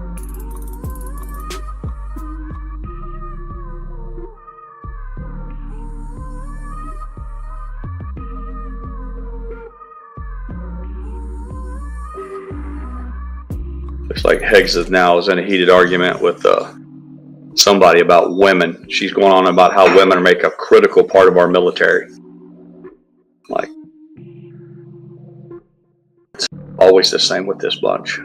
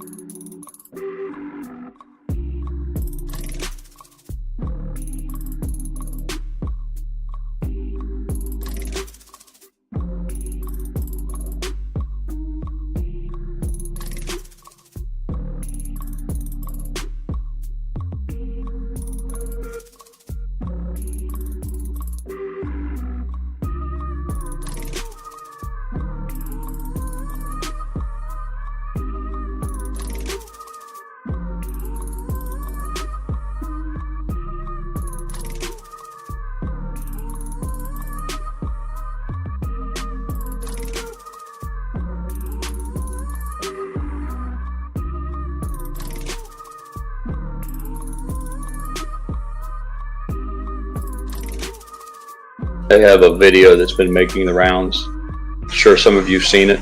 Maybe not everyone, but Russian fighting against one of his enemies over in the Ukraine, a Ukrainian. And it was mano a mano, man against man. They ended up close quarters, and it devolved into literally a knife fight. The gun, when it was all done, it was 2 men grappling, mortal combat, hand-to-hand combat with a knife. And I wish they would play those sort of videos in front of Congress and to all these feminists who talk about women in the military and say, is this what you want for your daughters, for your wives? You think this is combat. This is what the military is for. It's for killing people. Everything else is in an effort to help that. You got killers and helpers. When you're in the military, your job is to destroy shit or kill the enemy or help somebody else do that. I mean, these two guys are in mortal combat. One guy stabbed the other guy in the eye with a roofing shingle so he could take the knife from him and kill him with his own knife. And I want to ask these female senators, you really think we're all equal? You think when it comes down to it, it just blows my mind. But it's the same old thing. When it's peacetime and it's just about checks and retirements and all of that, sure, you can scream about how, it all needs to be equal between the sexes. But I promise you, when the shit hits the fan, and if it all really comes unglued, men will assume their rightful role in this world. It's just the natural order of things.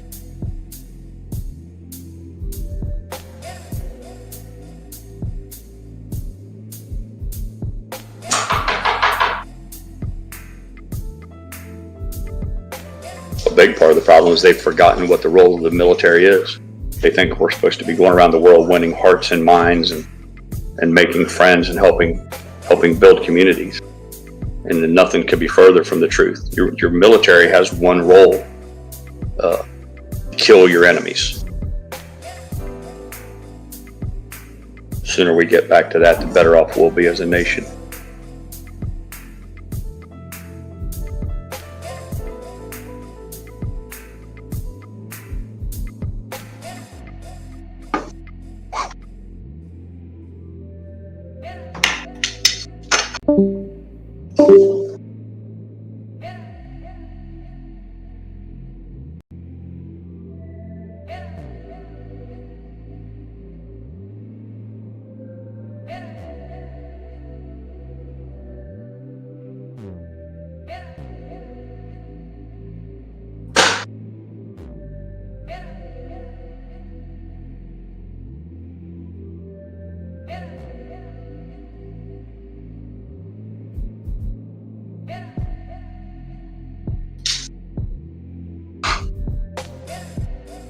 This will be the big test.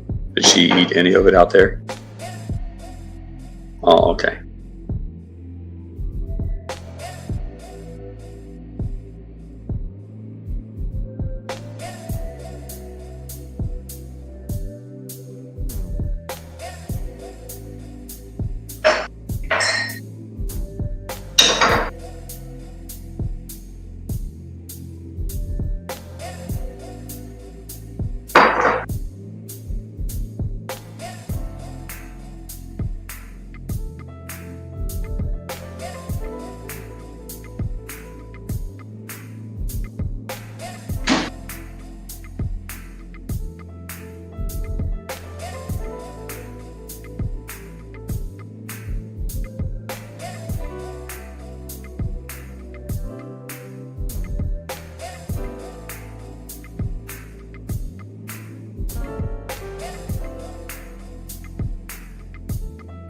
I wouldn't go so far to say as I've worked with a lot of women in the military, but I worked with a few, and they were wonderful people.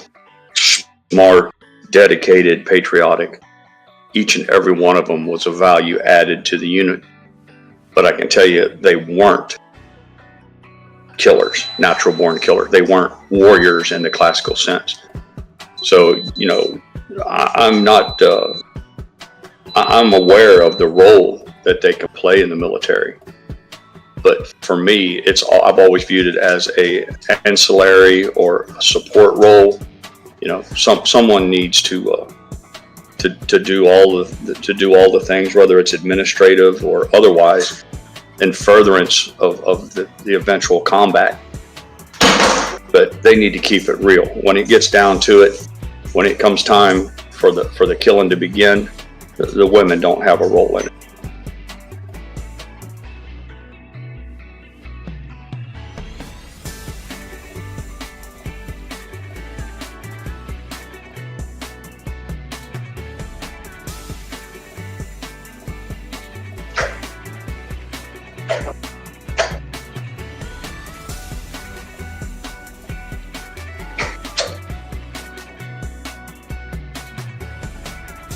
But I guess where we find ourselves currently, we struggle sometimes to know what a woman is. So I guess before we address women in combat, I guess the first thing we got to do as a country is come together I guess all of us need to agree what a woman actually is. That might be a good place to start.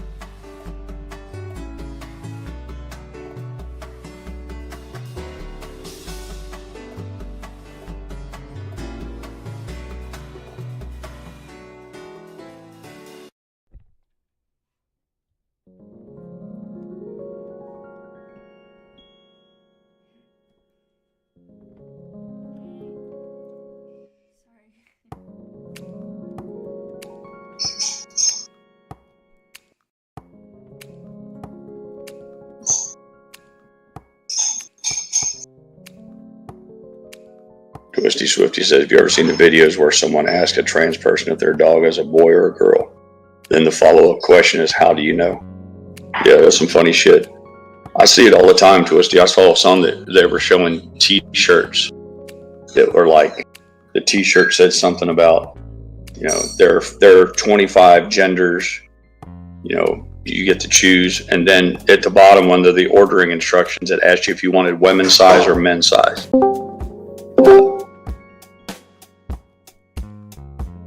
The contradictions are numerous. Meanwhile, we have serious questions that go unanswered. That's the problem. People are focused on that kind of frivolity, that kind of foolishness.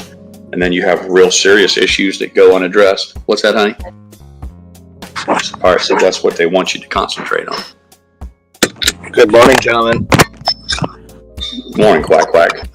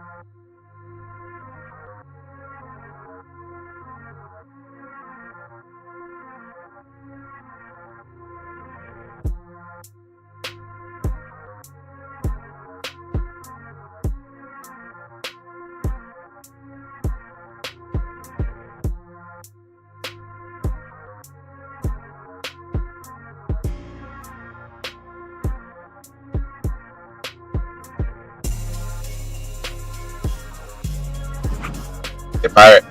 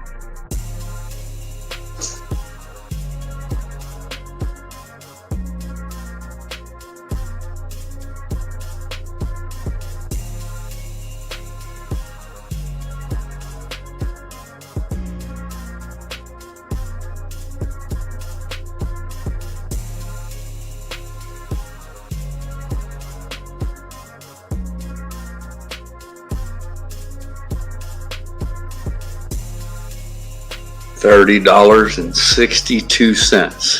$30.60. A new intraday low for GameStop. Yeah, hopefully see that fill it. Ooh, we're 10 cents from my strike price. $30.58. Oh, it's getting exciting. I've been trying to get it filled for 3 weeks. I'm not lowering it. I get exactly 6 shares with 1 penny left. $30.53. I smell a fill coming.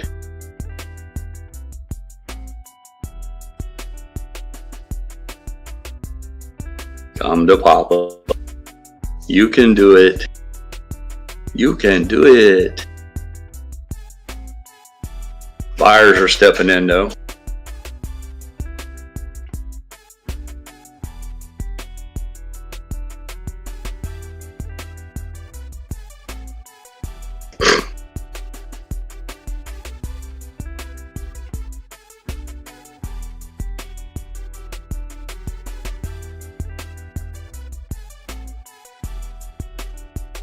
Amy seems unaffected. It's 10 o'clock pirate time. There it is. I got my fill. $30.46. They made 2 pennies off of me. There it is. What's that, baby? Yep. I felt confident it would happen. That's it. No more dry powder.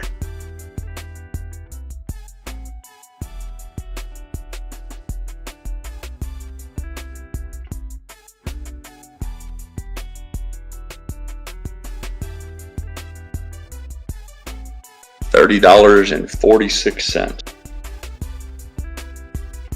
$30.39. $30.38. 33 cents. Falling.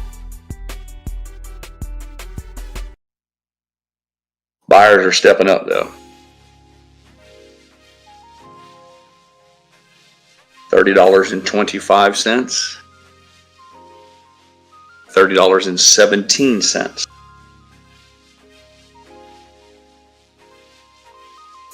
Yeah, thanks, preacher. I'm happy. I've stuck to my plan. Hell, it took a long time, but I got an extra share, preacher. That was my whole point. Was I could have pulled the trigger on this. I mean, it's not going to matter, but every share counts. You know, I'd much rather have 6 instead of 5. I would have had 5 shares and a couple bucks left in the account. That doesn't do any good. $30.17.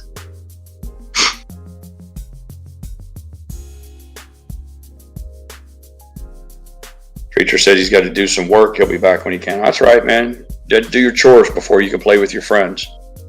The sooner you get to work, the sooner you can come back, preach.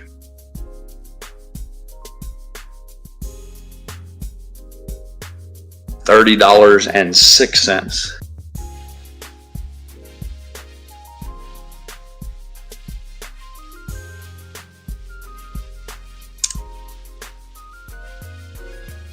AMC for the moment seems unaffected. $30.05. Anybody got any guesses as to, I think Preacher said the Max Pain was like, what, $27.50 or some shit? Something ridiculously low for Friday. There it is, $29.88. $29.82, falling like a stone. Yeah, Preacher says Max Pain is 25 now. So that's...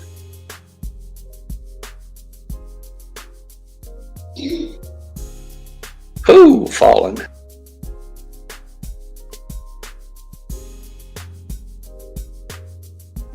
I don't believe there's news, 454. If there is, no one shared it here yet. Preacher said that Max Pain was 24 and they increased it by $1. It's to 25 now. So.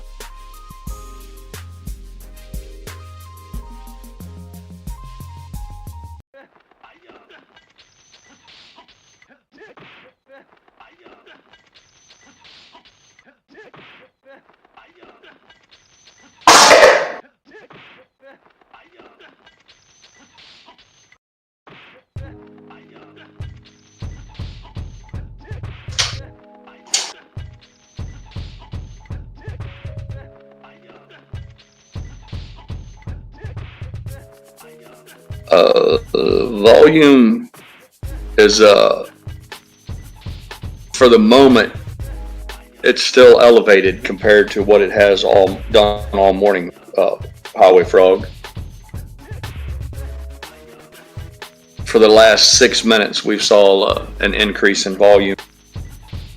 It appears for the moment 29.73 looks like it found some support there. It's gone back up 20 cents since then. It's back to 29.93. Now, whether that's, I don't know, a head fake or not is yet to be seen. So that candle, I'm on a 1 minute chart. That candle opened and closed, and now it's 29.98, 30. Yeah, it looks like we found some support for Jimmy at 29.73, at least for the moment. We'll see. We'll check back in an hour to see if it's was a head fake or if it found support here.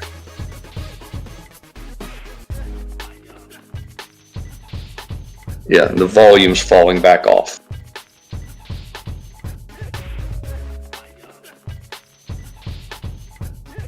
Mueller says higher in AMC. No, actually it's not. AMC's made a new intraday low of $3.41. Down 2.7% at the moment. So it's not falling nearly as rapidly as GameStop was, but it's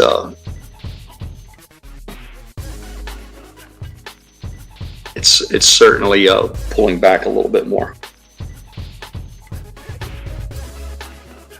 Preacher says Max Pain dropped from 5 yesterday to $4.50 for AMC. So.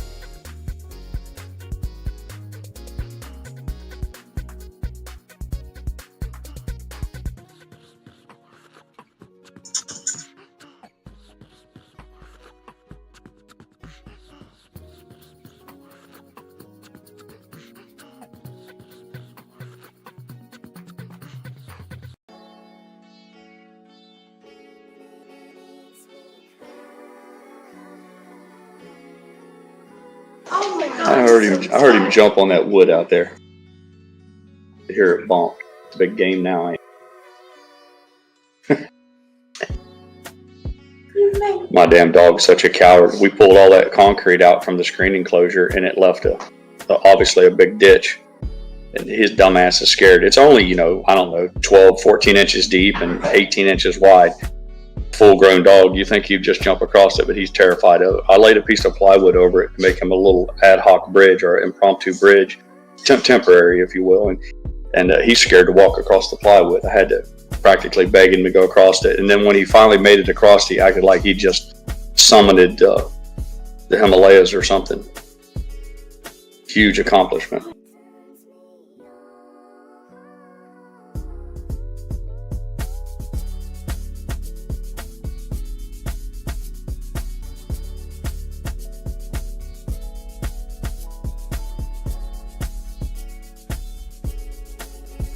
One of those asshole senators submitted into the record a letter from the American Spousal Abuse Association and their opposition to Hegseth. They're trying to paint him as a wife beater. I'm like, these people they know absolutely no shame. The lengths that they'll go towards assassinating somebody's character. It's fucking incredible.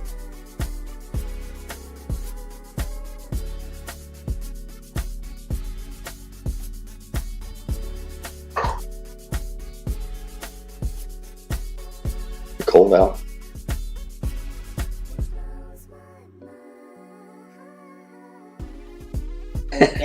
It's not so bad. Relativity, yeah.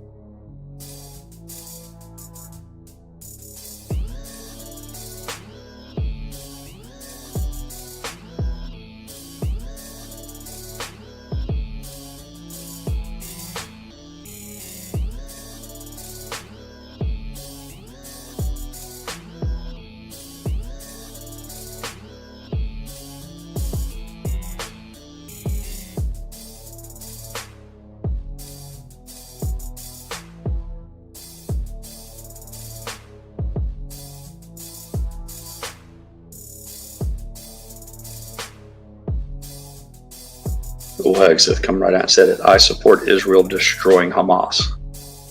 Yeah, they ain't gonna like that. Blumenthal, what an asshole.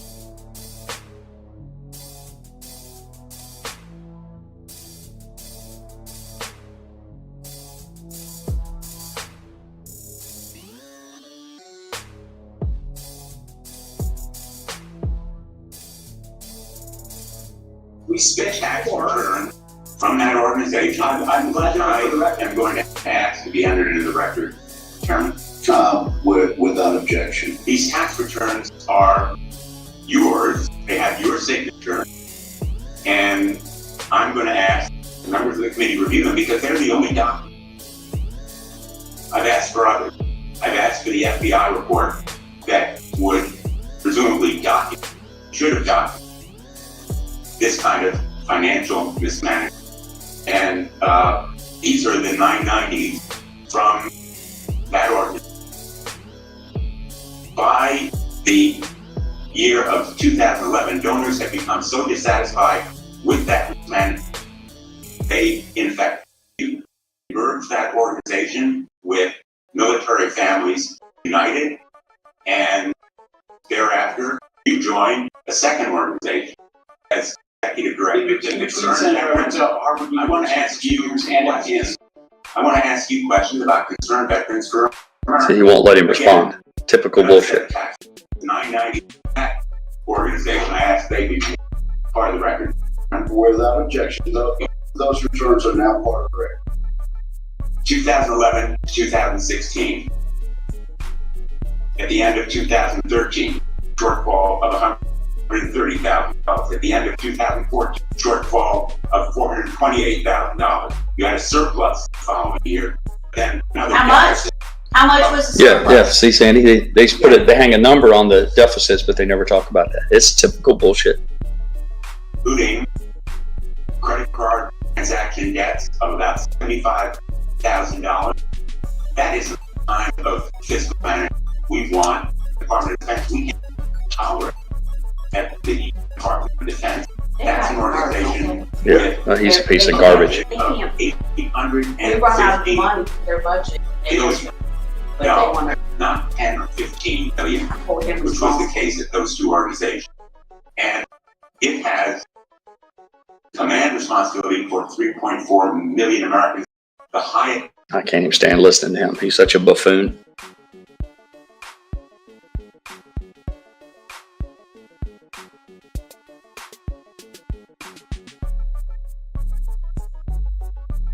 They do whatever they want. They can be as mad as they want, but he's going to be the man.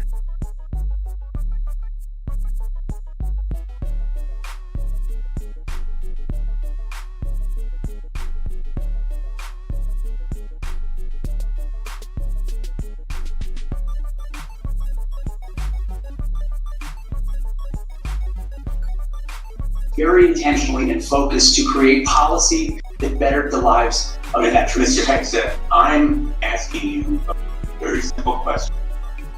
How many men and women currently serve in the United States Army? Senator, in the United States Army, 450,000 on active duty, sir. And how many in the Navy? And the Navy is 425. Well, it's 337 this year. How many in the Marine Corps? 175,000. 172,300. See, he's trying to act like he doesn't know anything about the military. Any experience you have? What kills me, Sandy, is Blumenthal didn't know it either until last night when one of his fucking aides researched all those numbers and then wrote it down on a fucking 3x5 card. But Hegseth didn't know he was going to be answered. So that shows you that's more of this gotcha shit they played. These fucking people disgust me. Your communication. But I believe that we are entitled to hear. I've asked for more documents. I assume you'd be willing to submit to an expanded FBI background check that interviews your colleagues, accountant, ex-wives, former spouses, sexual assault survivors, and others, and enable Watch them the to come confirmation. forward. Senator, I'm not in charge of FBI background. But you would submit to it and support it. I'm not in charge of FBI background. Thank you. Senator Blumenthal, I at this point want to submit a letter from Captain Wade Zirkle, the founder of Vets for Freedom, and the person who hired Pete Hegseth to run the organization.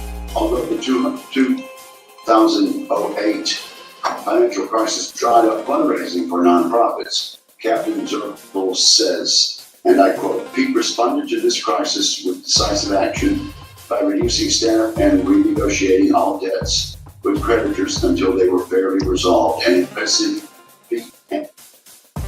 Always the same. They wonder why people loathe politicians.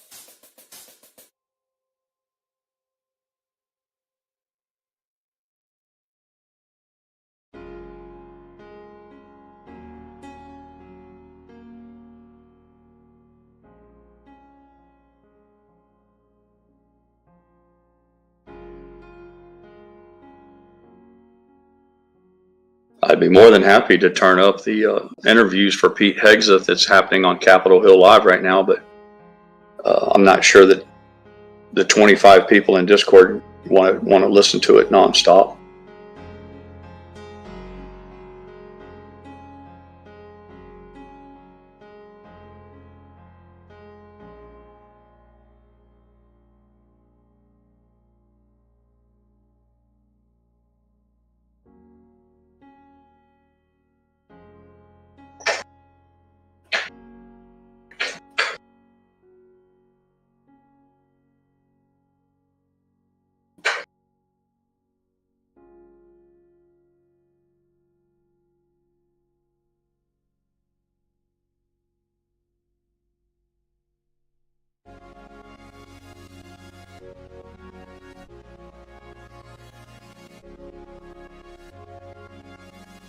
Newsmax is reporting that there's a possibility of a hostage deal.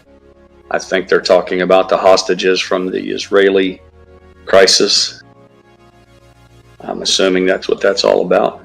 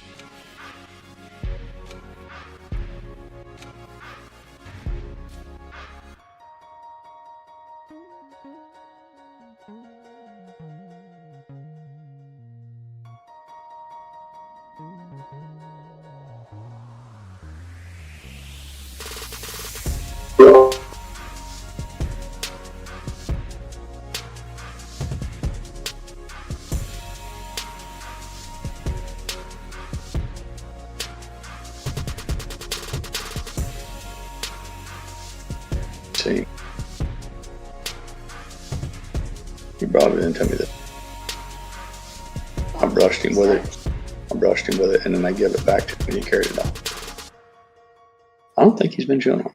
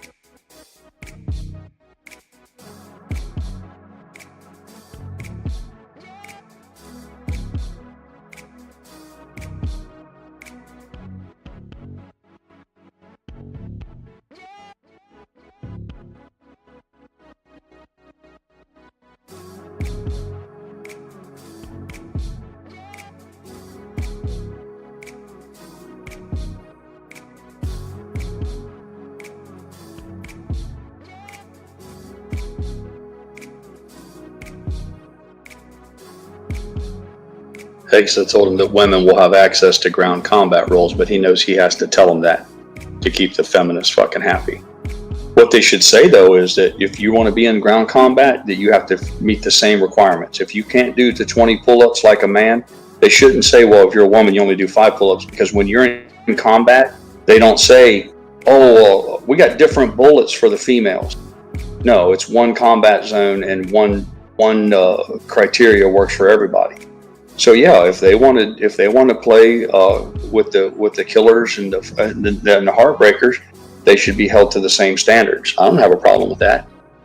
But this shit of, well, you're a woman, you don't have to do pull-ups, that's not going to fly when all the shit's going down.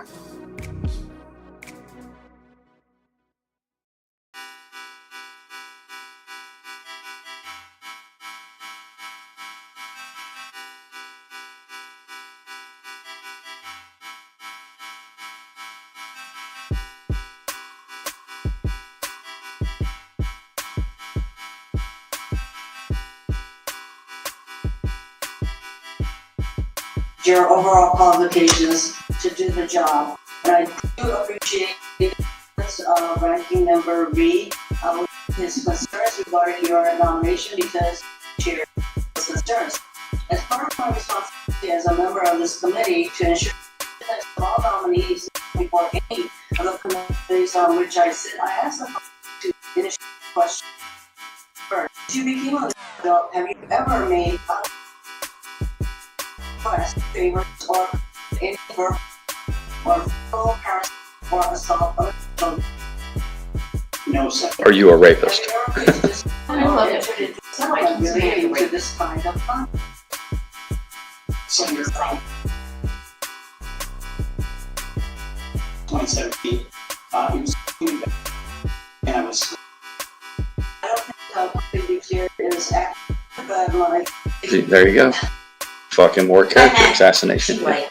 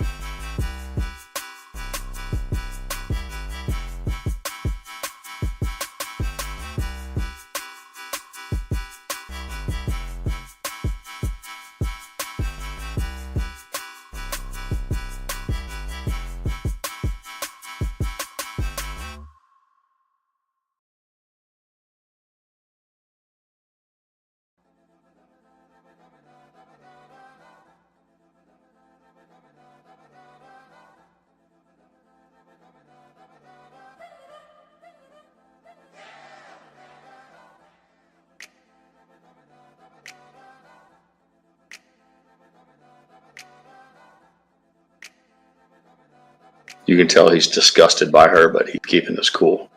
He's smart enough to know. So they're trying to poke him with a stick and insult his character, and the best thing he can do is.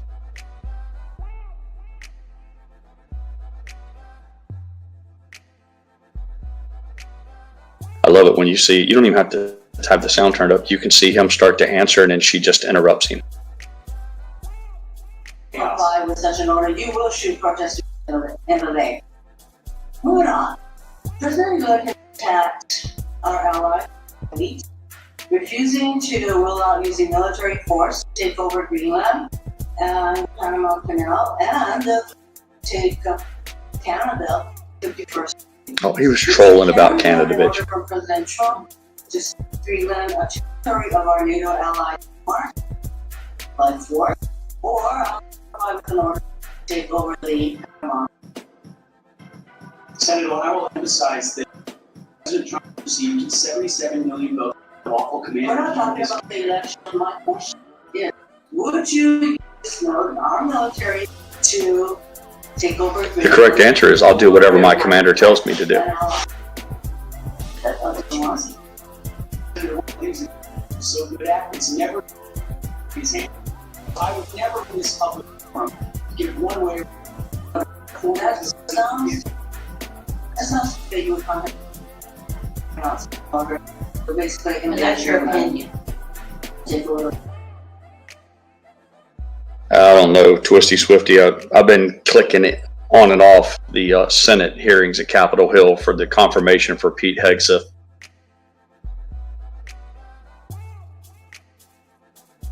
In between watching the charts, it's really kind of quiet. There's not much going on.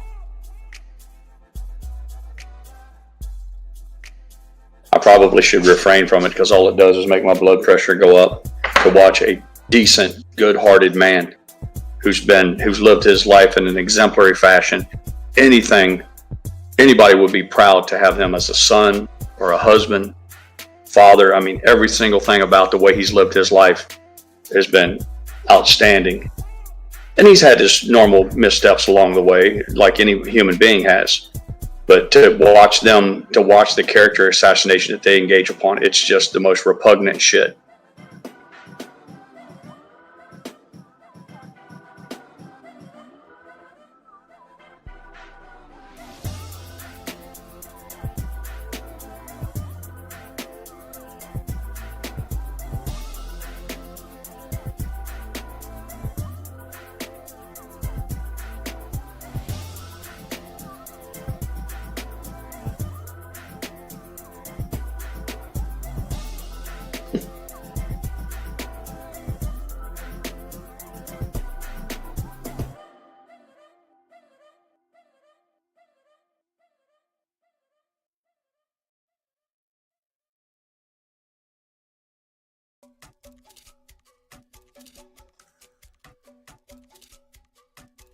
New intraday low for GameStop, $29.70.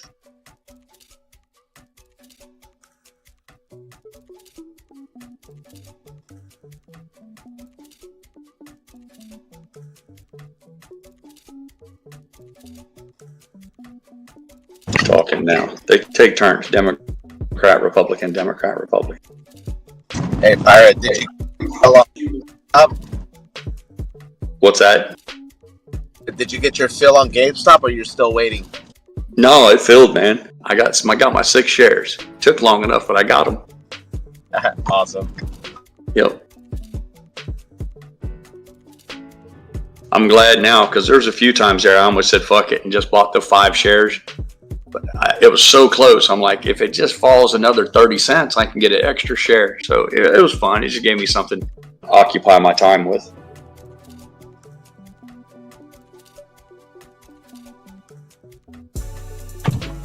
Is there any news on this drop, or is it just shenanigans? I haven't had, when I'm streaming live, I don't have any time to go through the news. So, but I haven't heard anyone bring up anything in chat. So to answer your question is, I don't think so. No. Other than the normal fuckery.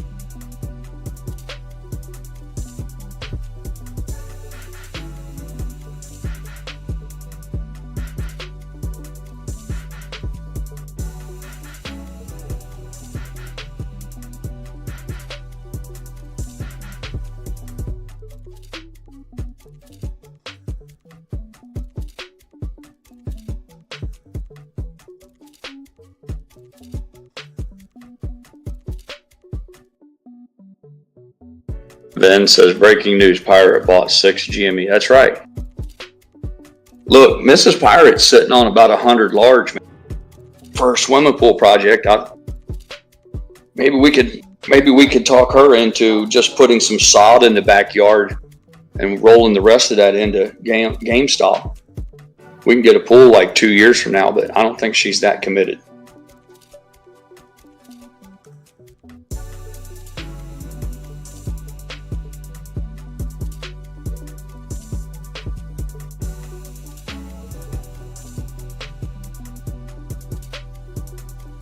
$29.58, another intraday low. AMC hit a new low of $3.40.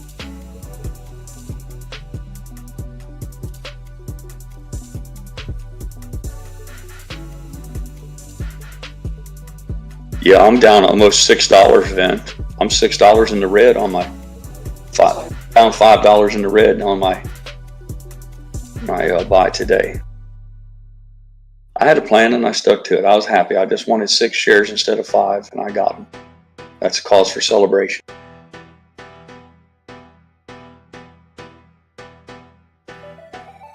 My man Pete Hegseth is going to get nominated today. All these people can suck it.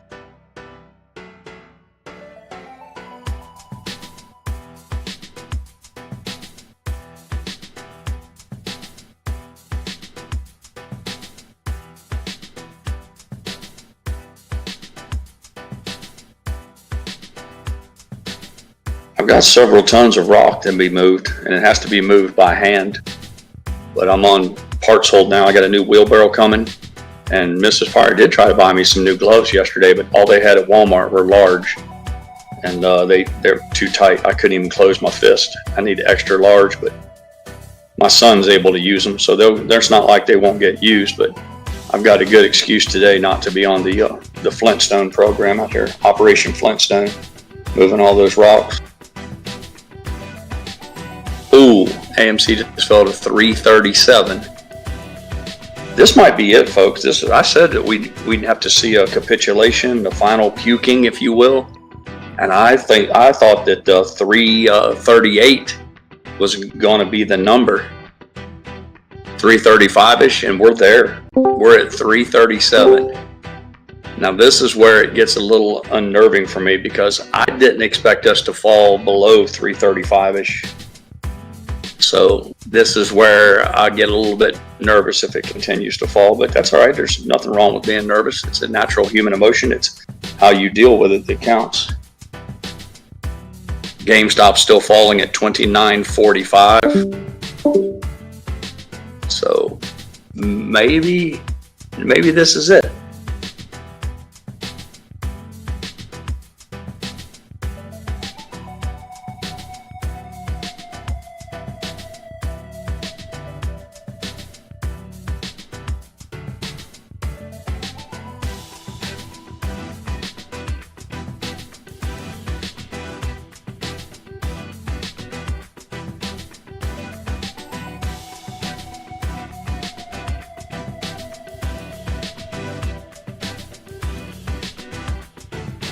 Yoko, why are you not in Pirate's Hideaway, man?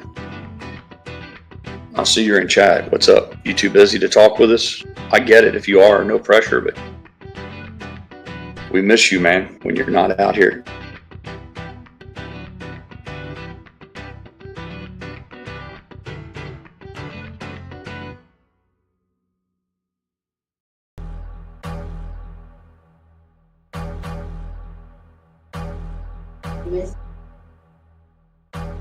Yeah, Terry, the girl on here that's always teasing me about Jesse's Tesla play. She brought it to everybody's attention. She said they're physically carrying protesters out of the Hegseth confirmation. I'd love to get with some of those nitwits and get them down and calm them down and say, no cussing and holler, no screaming. Just tell me what it is about this man that you don't like.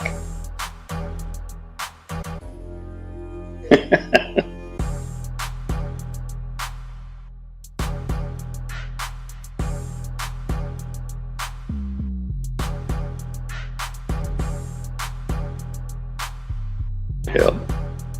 Yeah.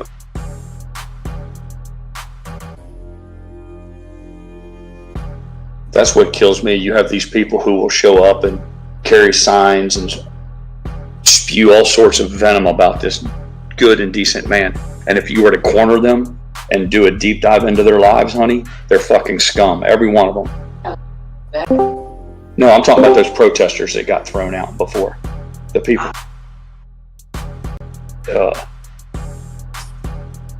But it's the same old thing.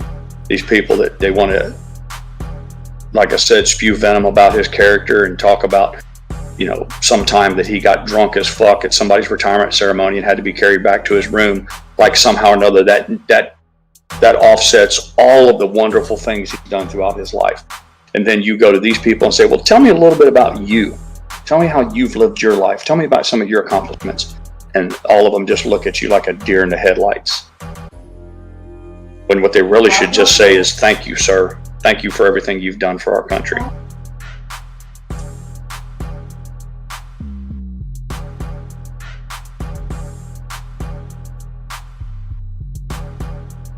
You gotta go check. Now, why?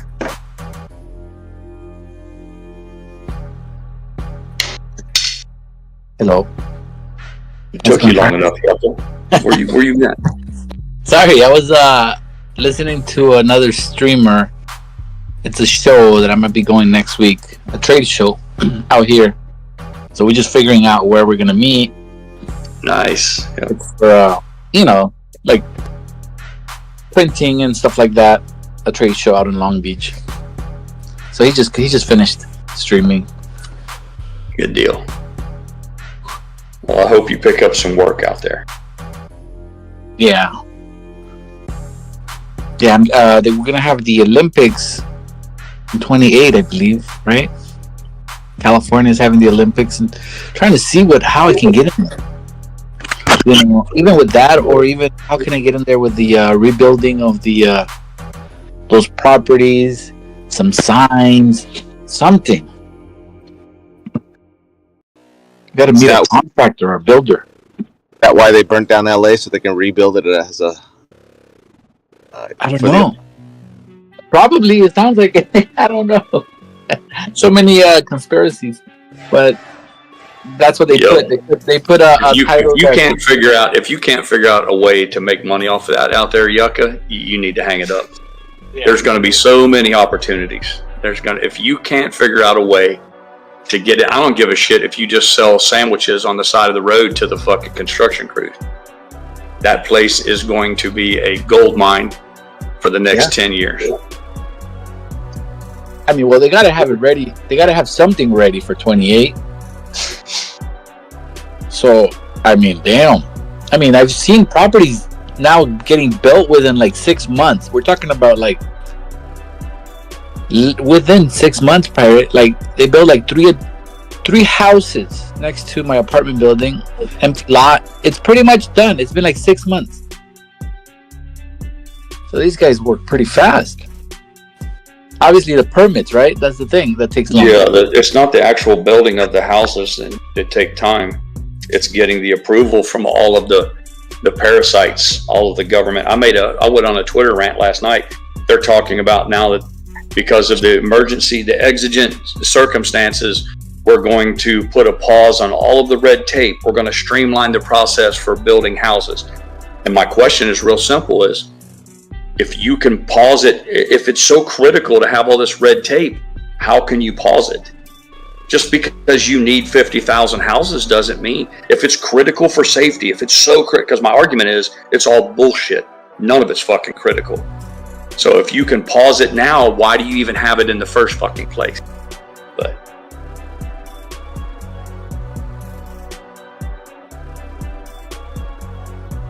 I got my fill. I got my 6 shares, Yucca. I've been chasing for the past 3 weeks. Nice. Yeah, man. I'm down $1 already on the trade. I'm out $5, man.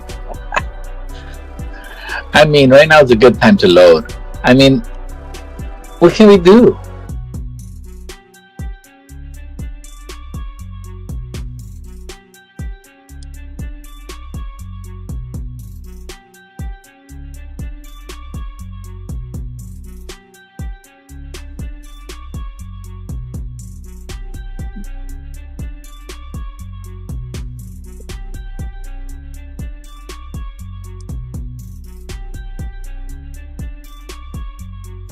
What can we then do?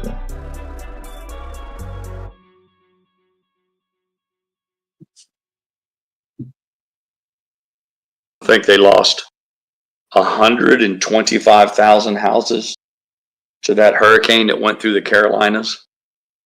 I can't even keep up with how many houses you guys have lost in California, and there's still all this talk about a housing bust. I'm like, I don't know what world you people live in, but the laws of supply and demand still play a role, even though they don't want to, even though they want to ignore it. At some point in time, supply and demand matter. And when you have that many houses that just disappear, it's not like they can be sold to somebody else, or they're going to be sold as fixer-uppers, or maybe somebody can buy some of them at a discount. No, they're just fucking gone. None of that helps an already high demand for housing. But it doesn't stop all the geniuses on X and Twitter from running their mouths. Most of the people who've never owned so much as a single fucking house in their entire life. It blows my mind.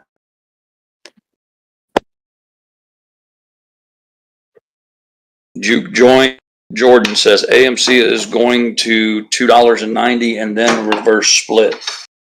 That's cool. Oh, that's all right. Yeah, that's all right. Are you a buyer there, Juke Joint? I'm assuming he can hear us. Yeah. Are you a buyer at $2.90?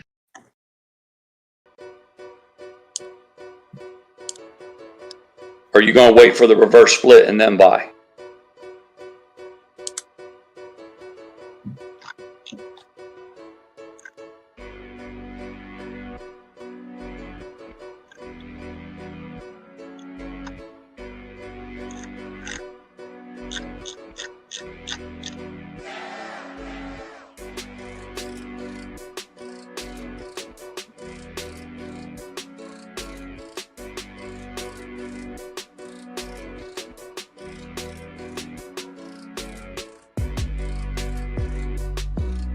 He said, I've been a buyer, 290 is my buying point.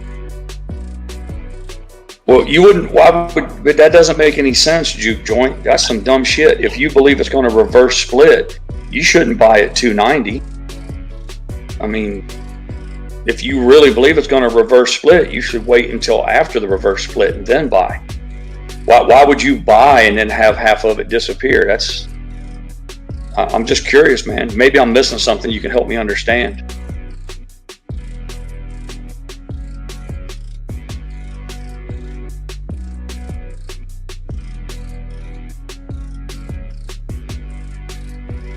Yeah, but you lost. Oh, we all have. But you buying now at 290, you'll lose more. I mean, if it reverse splits, he's going to lose. Yeah. Either one thing. Either he doesn't really believe it's going to reverse split, or he doesn't understand what he's doing. But maybe we can help him out.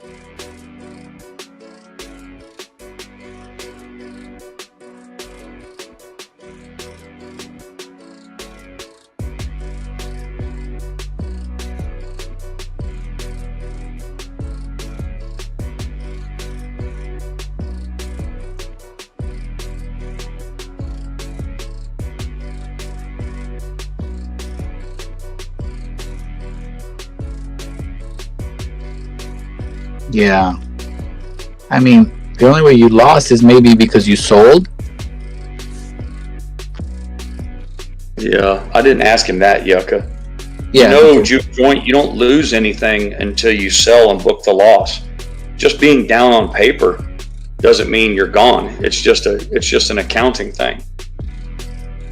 Hopefully you weren't one of those people who bought high and then sold low.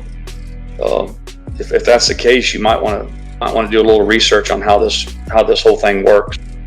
You're not supposed to sell when it's low. Yeah. Unless he's saying he lost it. He's been day trading it. You know, this is not a stock to day trade. We know that.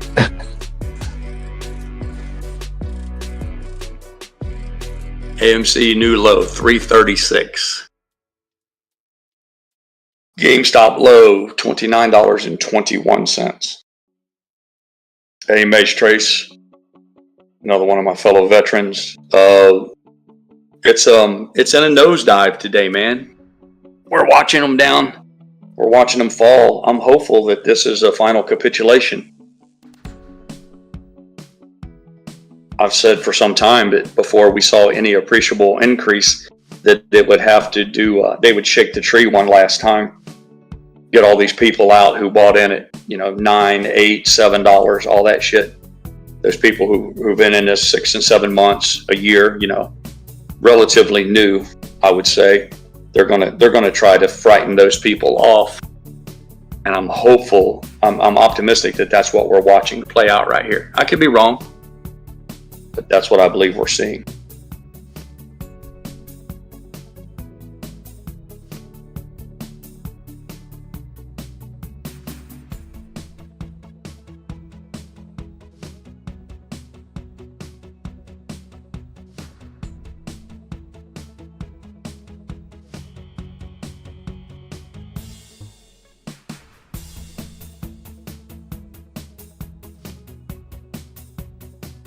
Juke Joint, I still haven't seen you reply yet.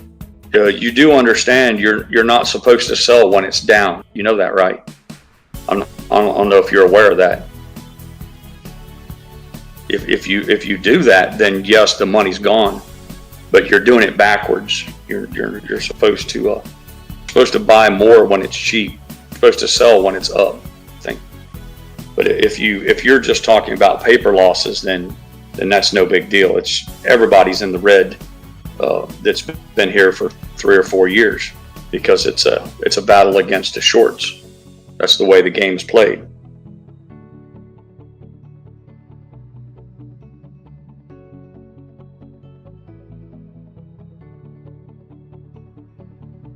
$3.35. Does anybody remember when I said we'd see $3.35, $3.38 before we'd see $5 again? I think I said it no fewer than a dozen times. My friend John Hannaford got pissed. He called me out. He's like, "Yeah, Pirate, but you called the bottom 10 times too." I'm like, Yep. He's keeping me in check, man. He called me out on it. But I was right this time. I told you before we'd see 5 or 5.50 again, we'd visit the low 3s, and here we are.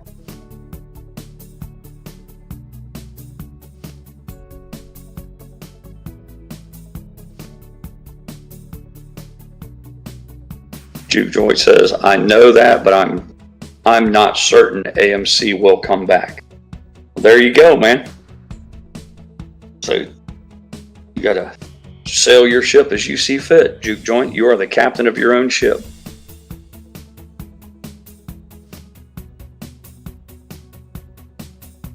But whether or not you think it'll come back or not is not a reason. That might prevent you from dollar cost averaging down. But I don't know why you would buy high and then let it fall and then sell. That's a rookie move, man.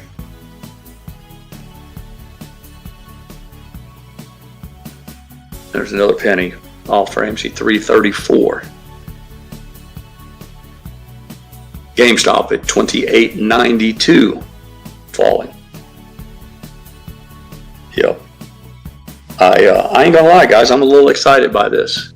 And I know that sounds counterintuitive, but for you to understand why I'm excited by this, you need to understand that it falls in with what I expected to happen. I don't want to come across like I'm cheering because our prices are declining.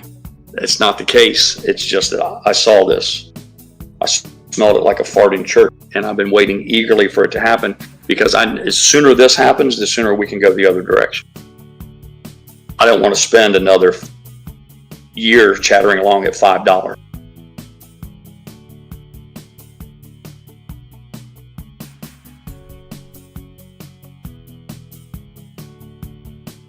Yeah, Preacher, I appreciate the green light on that. I didn't want to ban or kick people from your live stream, but now that you've gave me the I can go guns hot, I'll go ahead and turn the safety off here and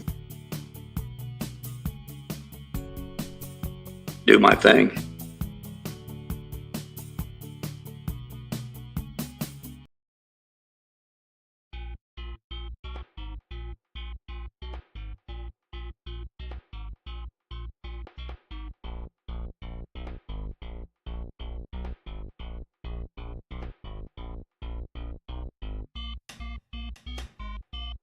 $28.92. Jimmy. 335 for Amy. AMC's down 4.84%. Jimmy's down 6 points at 11 o'clock Florida Panhandle Pirate time.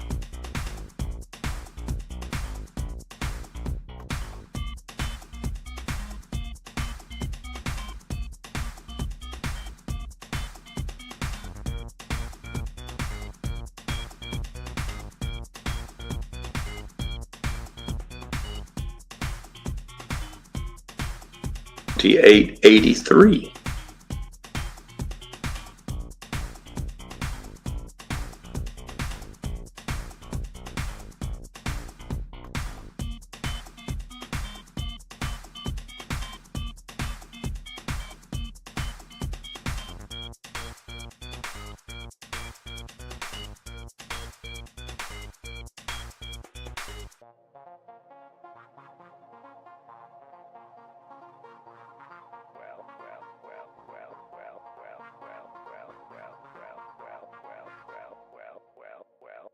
I didn't see that coming.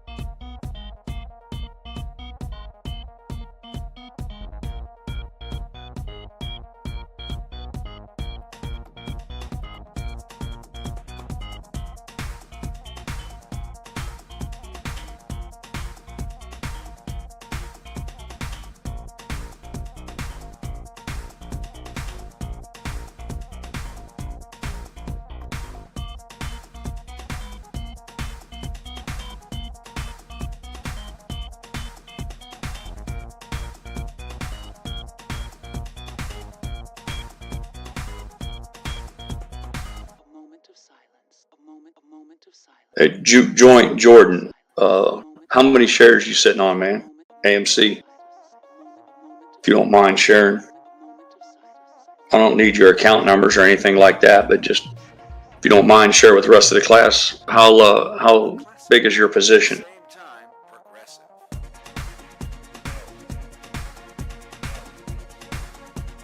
$333 for Amy, back up to $335. Hey, Jimmy hit 28.78, but it appears to have gotten some legs underneath it and it's back up above 29. Juke Joint says he's holding over 3,000 shares. That's a substantial position, Juke Joint. Well, thanks for sharing. Appreciate the transparency, and we welcome you aboard the ship here. It's easy for me to recognize brand new names. I've been here for the better part of 4 years, and this is the first time I've seen you join us, so let me be the first one to say welcome aboard.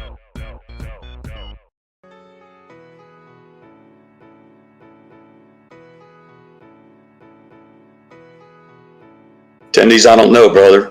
For about 6 months, I said we would hit 338 before we would hit $5.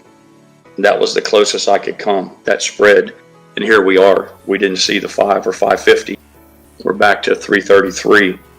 But I can't tell you, I can't begin to tell you how much lower it's going to go. You know the rules, attendees. Juke Joint says his average cost basis is $8. Well, I would say that you're in a pretty good position, Juke Joint. I would argue that you're probably far better off than most. I'm pretty familiar. I don't know what everybody has. Obviously, I don't know what everybody's cost basis is, but I've got a pretty good handle on at least the apes that hang out here.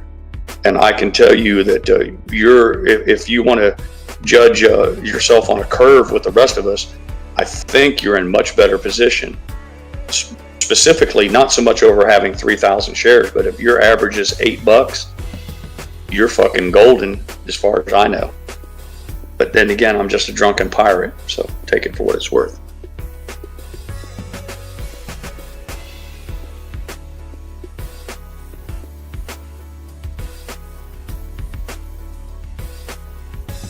Are you watching the charts, Tendies? Is this a head fake, or did we bottom out at 333 for AMC and 2878?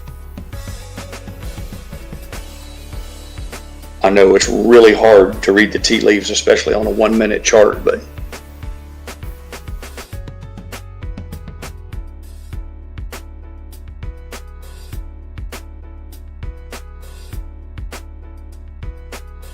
Juke Joint, do you play GameStop as well, or are you just AMC only?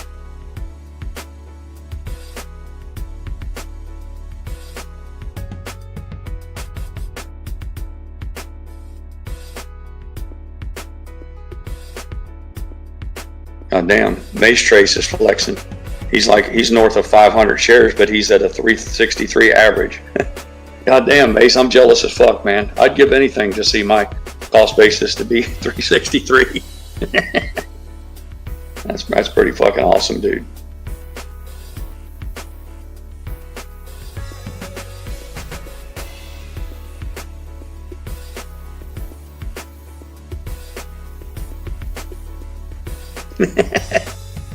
Tendy said he's trying to do a deposit, so by the time he gets ready to buy, it'll be dropping again. Yeah, that's the way it works sometimes.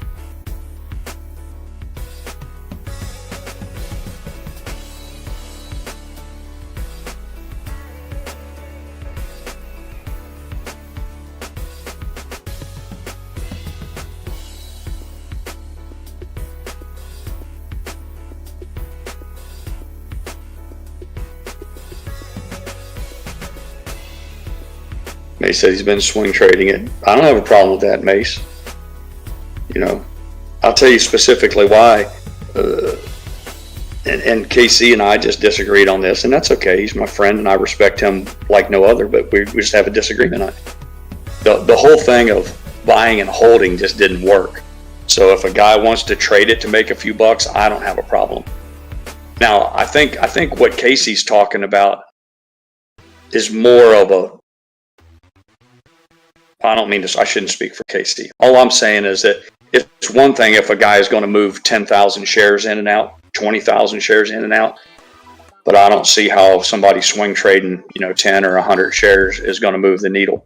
Now, I'm sure anybody here would take the other side of the argument and say, yeah, but if there's 3 million apes and all of us swing trade it, they're going to, we're feeding the beast. But at some point, I say you got to do something different. If the buy and hold thing didn't work for 4 fucking years, sooner or later I have to adjust. I just can't keep doing the same shit.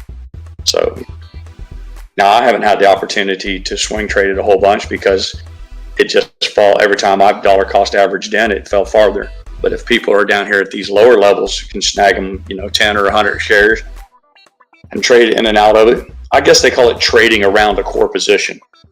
I got 6,000 shares. If I want to trade around 100 shares, I'm going to do that. And I don't think that's detrimental. Castillo finally found us. Yeah, Castillo. We've become like a guerrilla movement, man. Like guerrilla warfare. We just keep moving. We move our base of operations around. Every time our enemies decide they figured out where we are, we just move to a different stream.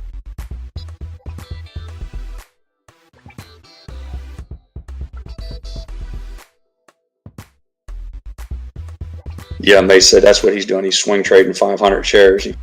Yeah, that's what I said. You trade around a core position. You want to take, you got yourself a nice little block and you're riding it out for the long run. If in between there you want to move a few shares in and out to pick up a few along the way, I don't have a problem with any of that.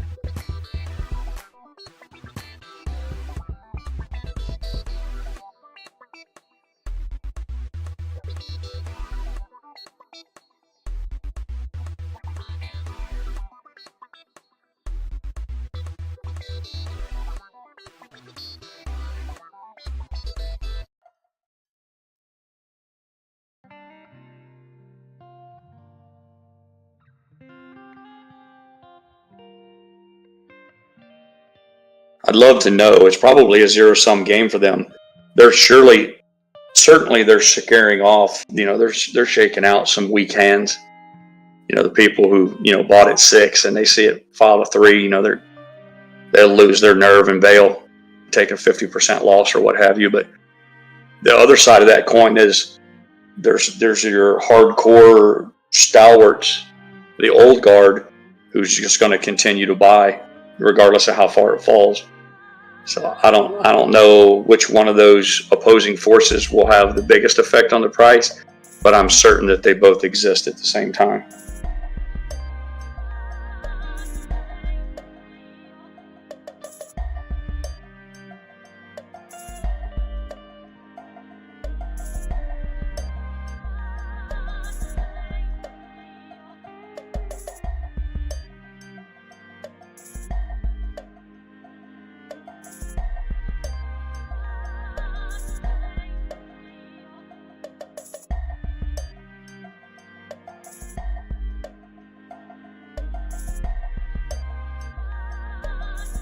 Juke Joint said AMC and DJT, the Truth Social Donald Trump stock.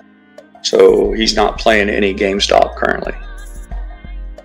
Well, if you're a recent player in Truth Social, that's been on a tear here recently. You must be doing quite well on that. Melina says, do not swing trade it, but I do have a side account I sell cover calls on. Makes about $100 a week while I wait for this to do whatever it's going to do. There you go.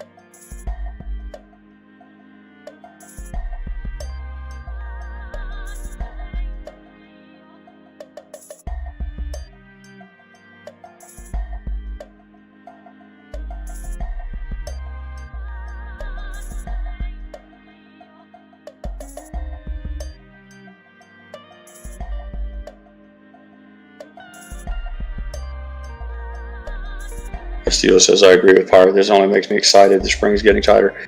Yeah, that's what I was saying before, Castillo. I know it sounds counterintuitive or it sounds silly, but I'm really excited about what I'm seeing right now. Because for me, I felt like we had to have this. This had to happen. So the sooner it happens, the sooner we can be on with the rest of the adventure.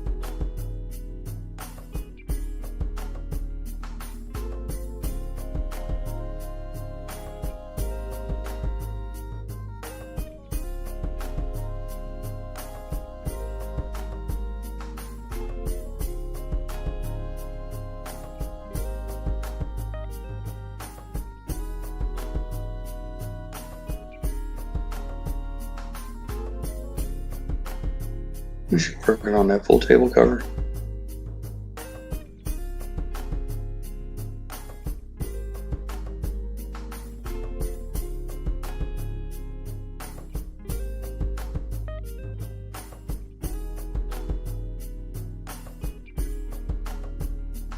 Oh, a little full stick container.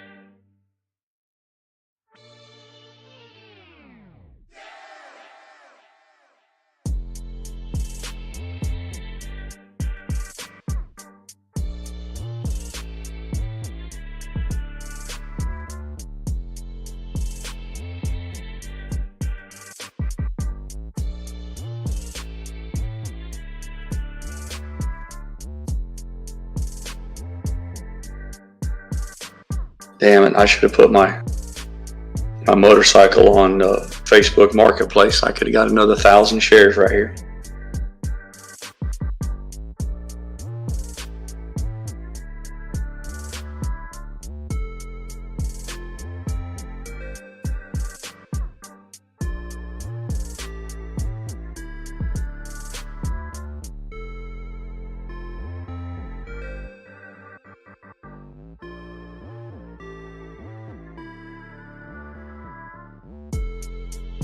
Oh my God, it's Elizabeth Warren. Let's hear what Pocahontas has to say to Pete Hegseth. It's by Senator Shane and Joe Brand. And I just want to make sure we have a list of some of the facts that I think are undisputed. I'm not going to talk about anonymous sources. I'm just going to quote you directly. We've got the video, got it in print. So going back to January 2013, you told a Fox News interviewer that women in the military simply couldn't measure up to men in the military, saying that allowing women to serve in combat roles would force the military to lower the bar. You picked up on that same theme in 2015, making remarks on Fox News, referring to women in combat as, quote, it would erode standards.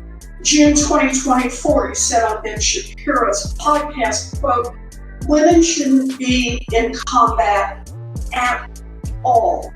And then, of course, we've talked about it in 2024, you published a book, and you say on page 26, moms not in the military, especially in combat units.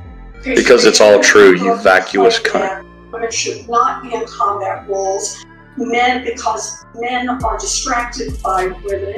And then 10 weeks ago, you appeared on the Sean Ryan show and said, I'm straight up just saying we should not have women in combat roles. Now, I presume you recall making all these statements? Senator, I'm not familiar with Article 22 in 2013, but it underscores my argument completely, because in that 2013 argument, I was talking about standards. Standards are what it's always been about, Senator. Always been about standards. She has her spiel for 6 minutes and she won't let him say 2 sentences. But I want to be clear here. For 12 years, you were quite open about your views, and your views were consistently the same. Women are inferior soldiers, sailors, marines, airmen, and guardians. And in case anyone missed the point, these are your words from 10 weeks ago. Women absolutely straight up should not be permitted to serve in combat. And I notice on each of these books, those are said without qualification. It's not by how much you can lift or how fast you can run. Well, he said it's because of that. Belong in combat, period, or your words, straight up. And then, on November 9th, 2024, just 32 days after your last public comment saying that women absolutely should not be in combat, you declared that, quote, some of our greatest warriors are women, and you support having them serve in combat. Now, that is a very, very big about face in a very, very short period of time. So help me understand, Mr. Hegseth, what extraordinary event happened in that 32-day period that made you change the core values you had expressed for the preceding 12 years? Senator, again, I very much appreciate you bringing up my comments from 2013, because for me, this issue has always been about standards.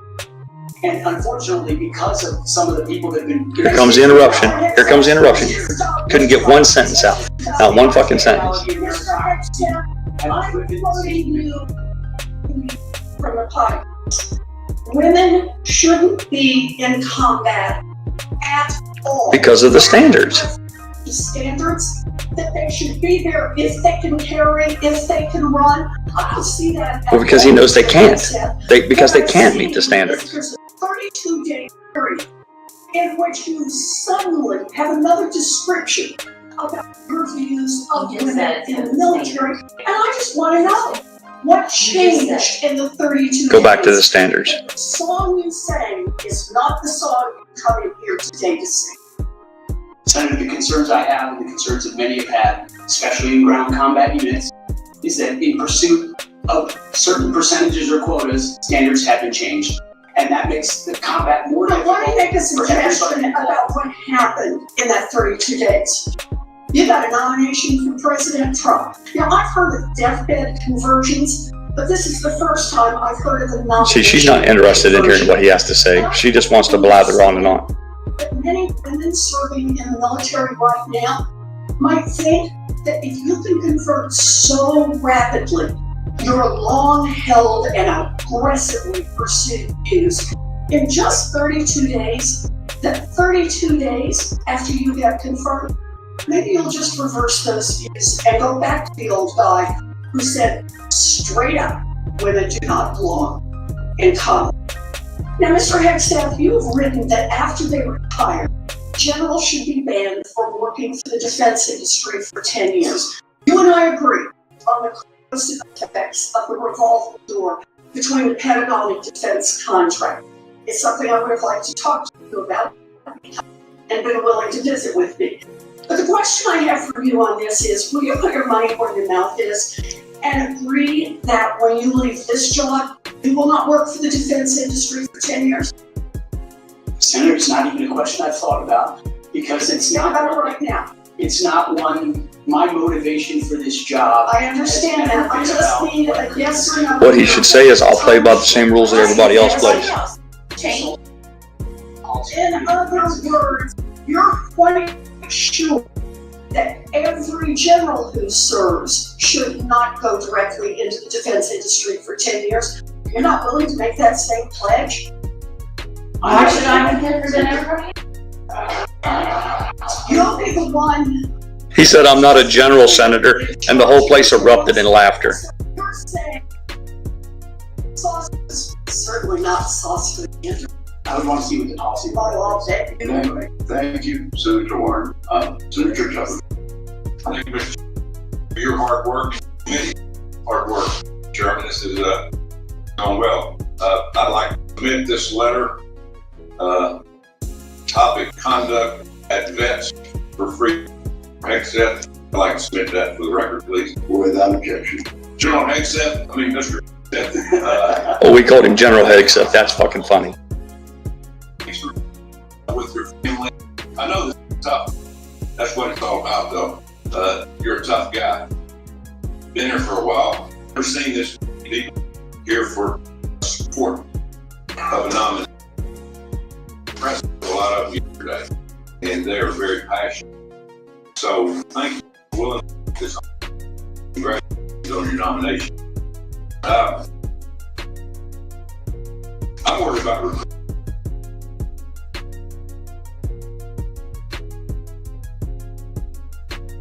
There's fucking Elizabeth Warren.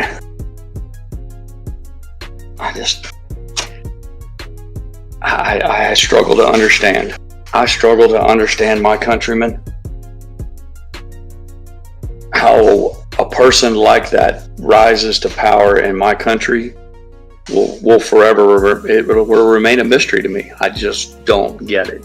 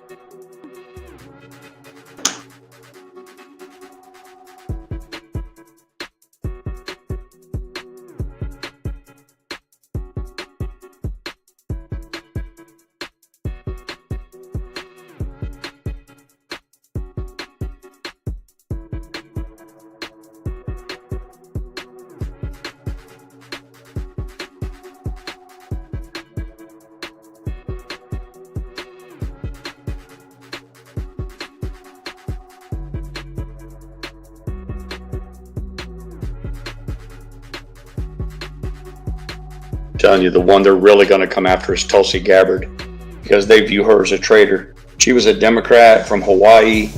She was, she was a golden girl. She was everything that they believed in until she went up against the Clintons.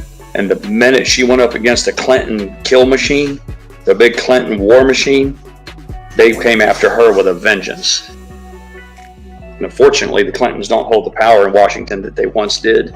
But the Democratic Party, they hate her like no other. And I'm okay with that.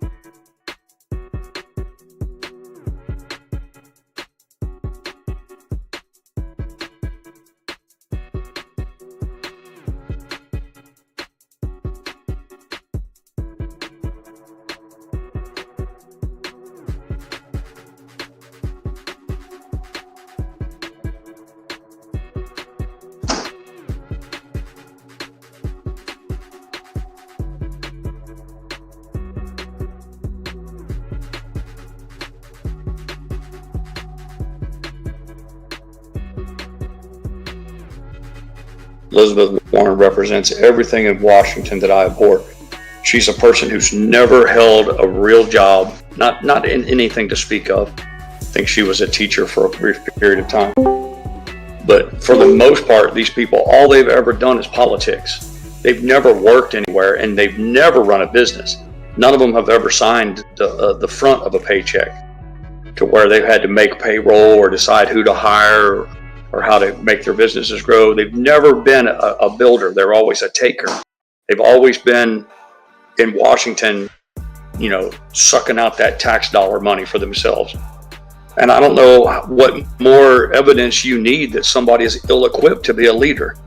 You got these people who from college until their fucking wheelchair, they're in a wheelchair in Congress, have never done anything other than be a politician.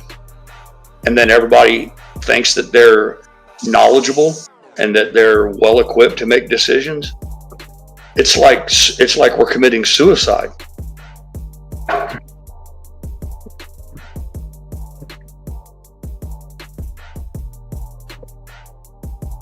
Same with the military. They've never served, they've never been in uniform, they've never gone in harm's way, but they've all got big fucking ideas on how it should be done and managed.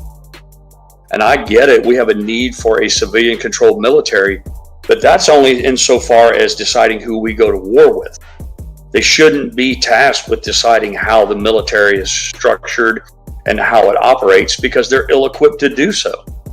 It's like putting somebody in charge of a fucking hospital who's never been to med school.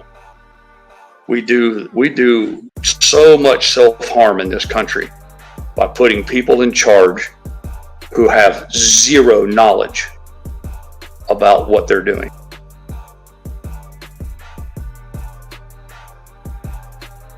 Yep, BNS, it did indeed trigger. I got my fill for my 6 shares. $30.48. I'm a happy man. I like it when a plan comes together. Yeah, Donkey Kong says she's another one who makes $300,000 a year, teaches one class. Yep, exactly.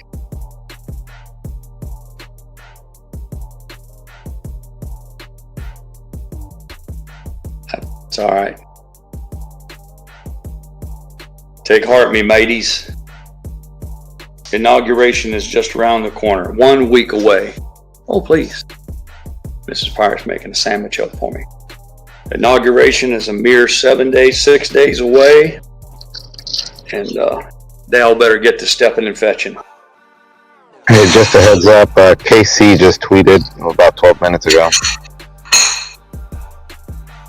Well, are you going to tell us what it said, or are you just going to fucking keep it to a secret? He just says, "What is happening?" ? Then and now it's 2 charts. That's all he put.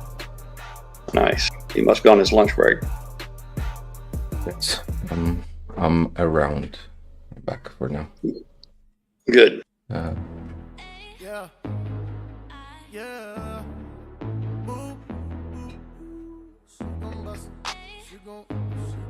Let me try to find what Casey posted. What's up, baby? Tell me how you get the one up on me. And I know you ain't playing around. You about to have me down on one knee. I got that soul. Now she done came and snatched the soul out of me. She got that gold.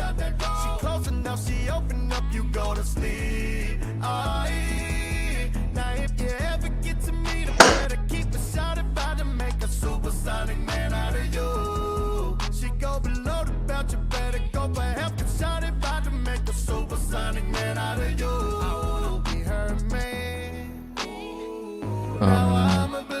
So I'm gonna, there's actually two posts, one from 23 minutes ago and one from 14 minutes ago. I'm gonna just share the link in chat, so if anybody wants to have a look, then. I got a feeling I can bust it, baby. Trust me, baby, I do this a lot. She do that roll. Now I'm a double tap that booty like I G. She take that pole all the way down that choking sign, gon' make me ski. I ski. Yeah, now if you ever get to meet her, better keep a shot about to make a supersonic man out of you. She go below the belt, you better go for help. Cause shot about to make a supersonic man out of you. I wanna be her man. Now I'm a believer. She used both hands. Fortunately, there's no dates here on these things, so I'm not sure exactly what timeline looking at. Tier 3 SPF. Wait, what's SPF? Pirate, do you remember? Synthetic price failure. Okay. But yeah, basically it's from the way it looks like a signal that it might be the bottom, and we might be getting ready for a big run up.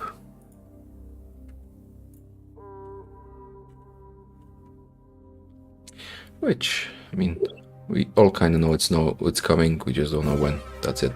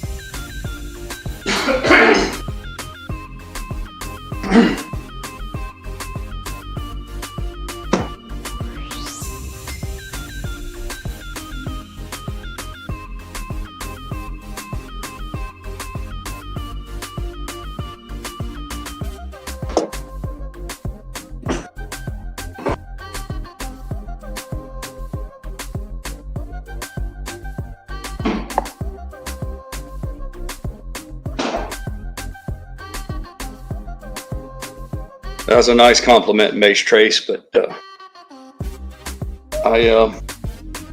unfortunately I have too many skeletons in my closet. Yep, you're exactly right, Papa Mac. I could never, once they dug into my past, it would reveal many mistakes I made as a young man. Although it was over 40 years ago, they would use that as a way to crucify me. But that doesn't mean my sons might have a chance. I don't know that I could put one of them behind the Resolute desk, but I stand a better than average chance of having one, if not both of my sons make it to Congress, and that'll be the best I can do. Like old man Joe Kennedy.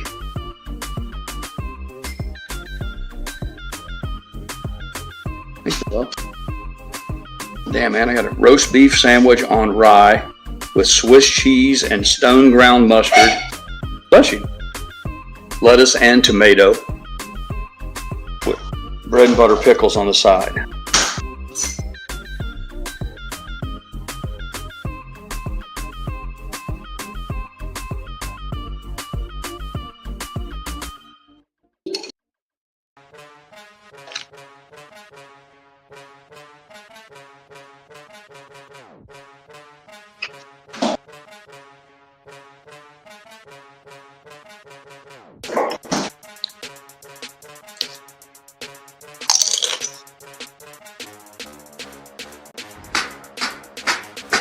Bako! والله بس بخور فرما ورا هاتوا ابشد يبوظ حالي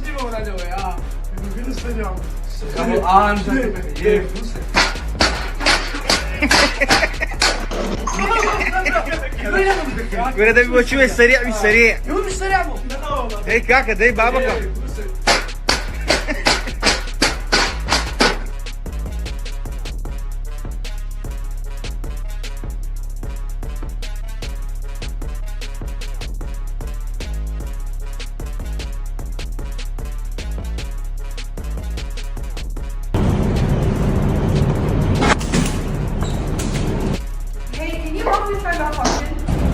Yeah, dude, I got you.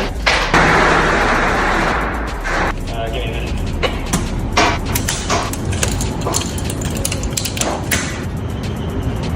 All right, you're all good. Wait, I have another malfunction actually. Thank you so much, honey. That's absolutely wonderful.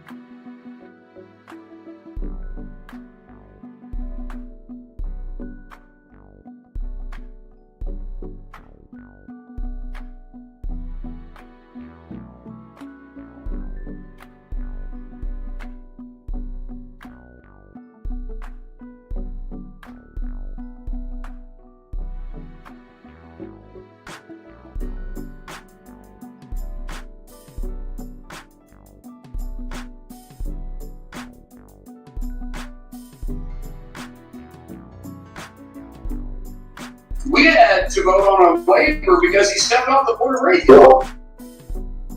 But I guess that's okay because that's a Democrat Secretary of Defense. But we so quickly forget about that. And then Senator Kane, or I guess I better use the senator for Virginia, starts bringing up the fact that what if you showed up drunk to your job? How many senators have showed up drunk to vote at night? Oh, they're laughing. Have any of you guys asked them and resigned from their job? And don't tell me you haven't seen it because I know you have. Then how many senators do you know have gotten a divorce for cheating on their wives? Did you ask them to step down? Oh, he's going scorched earth on these motherfuckers. Good. Let it show. You guys make sure you make a big show and point out the hypocrisy because the man's made a mistake. and you want to sit there and say that he's not qualified? Give me a joke. It is so ridiculous that you guys hold yourself as this higher standard and you forget you got a blank in your eye. We've all made mistakes. I've made mistakes. And Jennifer, thank you for loving him through that mistake. Because the only reason why I'm here and not in prison is because my wife loved me too. Good for you, dude. I don't know who he is, but I like this guy. But I'm not perfect. But I found somebody that thought I was perfect. And for whatever reason, you love Pete, and I don't know why. But just like our Lord and Savior forgave me, my wife's had to forgive me more than once too, and I'm sure you've had to forgive him too. And so thank you. So before I go down this rabbit hole again, tell me something about your wife that you love. She's the smartest, most capable, loving, humble, honest person I've ever met. There you go. In addition to being incredibly beautiful. Don't forget about your kids. I'm supposed to talk about my kids? No, well, she's also the mother. Oh, an amazing mother. Yes. Of our blended family of 7 brothers. I'm trying to help you here. You know, do you believe that you're going to be running the Secretary or the Department of Defense by yourself? Senator, absolutely not. Just as President Trump is assembling his cabinet, I look forward and already am in the process of building one of the best possible teams you can imagine with decades and decades of experience outside the Pentagon, driving innovation and excellence, and also inside the building, knowing how to make it happen. Yes, sir. So, in your organizations that you did have the privilege of running, did you have a board? In both organizations, we had a board. Yes. Okay. And what did you do with that board? What kind of decisions did you make? Those boards provided oversight and insight into decision making. They all have special, unique sets that maybe fill gaps that you're not the expertise in? Yes, sir. So do you believe you're capable of surrounding yourself with capable individuals that you're going to be able to run those same ideas by, and surround yourself with people that are smarter and better equipped in maybe areas that you don't necessarily carry those expertise?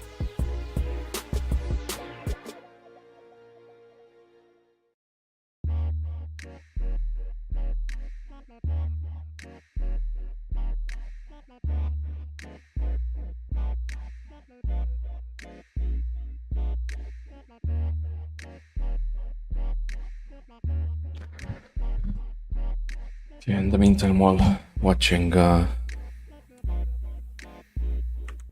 and GME gets pummeled, I'm gonna be making myself some beard oil. One of the many things we do to cut costs.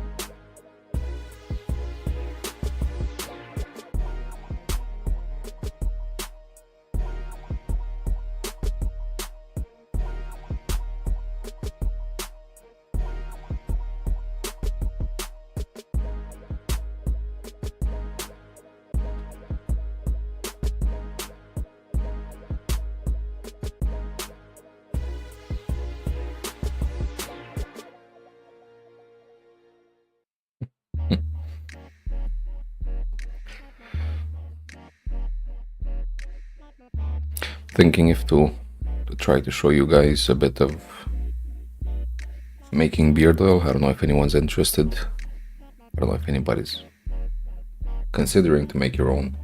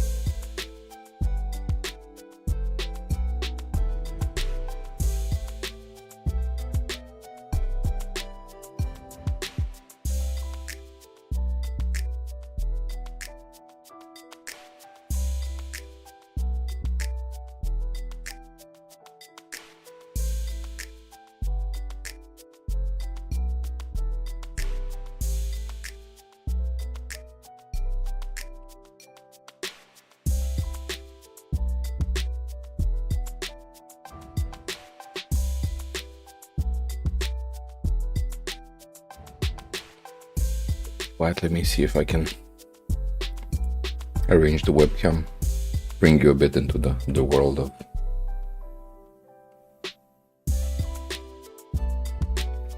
messing around with oils.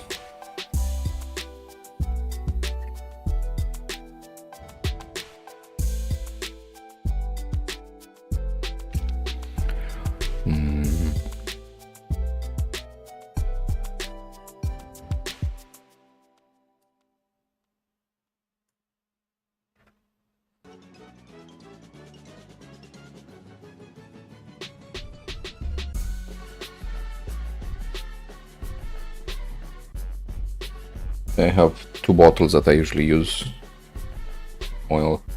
Well,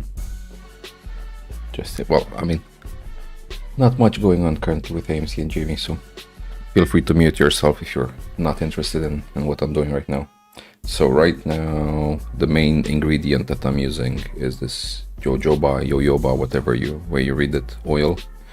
So that's gonna be about 50 to 60% of what I'm using. Then I'm adding argan oil, I think it's called. That's about 15-20%, and then marula oil. I need to check. Wait, I need to check what is this in English. Let me do a quick Google Translate.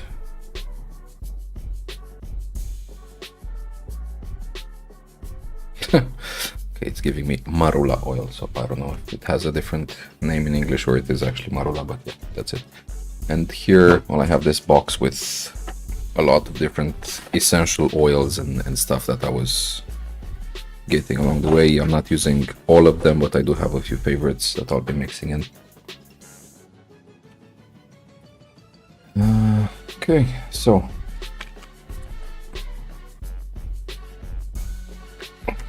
I was cleaning these a bit previously, so if you're doing this, you want to try to keep it either just oils to oils, or if you had different substances. I'm reusing the bottles, but these were from actual beard oil, and it's Percy Nobleman. It's a brand that I actually enjoyed really a lot. Very good quality for the price.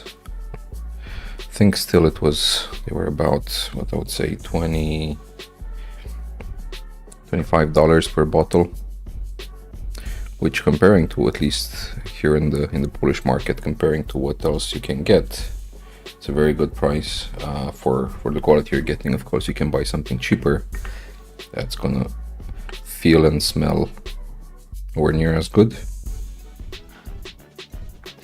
Of course, you can do this in a much safer environment than me, using some funnels and stuff, but yeah, I just prefer to risk it, basically. Try to keep myself on my toes.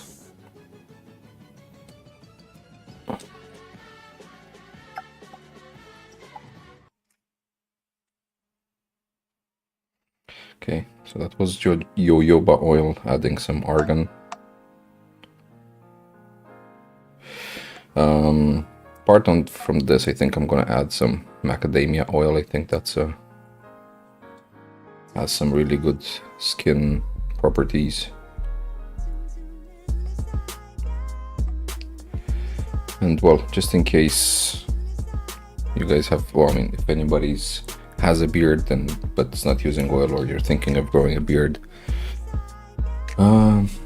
growing a beard will make your face itchy because you're basically washing off all the natural oils that your skin is creating. So you do need a bit of an oil as a replacement. So, and worst comes to worst, you can even use like olive oil or coconut oil. Just grab some, some of this solidified coconut oil, just rub it between your hands until it kind of becomes a liquid, and you can even use that as a beard oil replacement, and you're gonna be good. The thing with beards, if you're thinking but or if you tried and it didn't come out the way you wanted it or whatever, it's always gonna look like shit for the first quite a few months. So give yourself some time. Accept the fact that the first 4, 5, 6 months it's gonna look like crap until it doesn't. Because then it gets some length and it straightens out. You can give it some shape. You can go to a barber and have them carve it out a bit.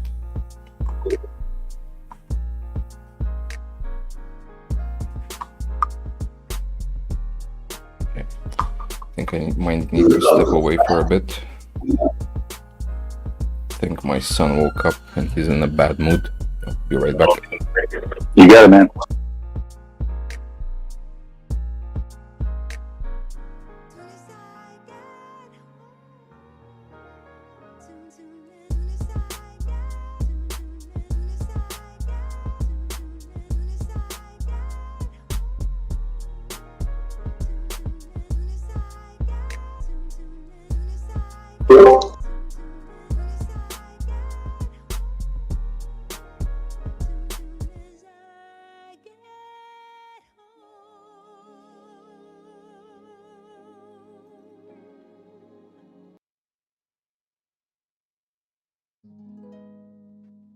Okay, I'm back.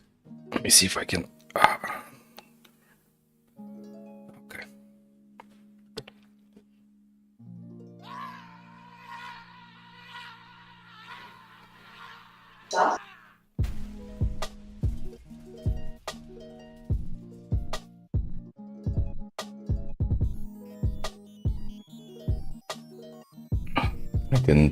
Papa Mac, I didn't really catch on at first. What was that blue bar referring to? Okay, so I'm just checking where I am, and I'm about right here in the bottles. So there's a bit of a space left now. You don't want to fill them all the way to the top. Okay, so now I'm gonna check what I have here. Thing is, all of these are in Polish. I'm not gonna be able to translate all of them. Bergamo. That's I'm gonna add. Bursztyn. This I'm not sure how it's. Kadzidło. That's nice. Melon. Melon, you guys know. Sandałowy. Sandalwood. That's one of my favorites. I prefer this. How much are you going to charge if you bring me a wheelbarrow, pair of gloves? Does your delivery service do wheelbarrows and gloves from Home Lowe's? I don't, Pirate. I don't. Oh, sorry about that, No, guys. I it's forgot I okay. was live.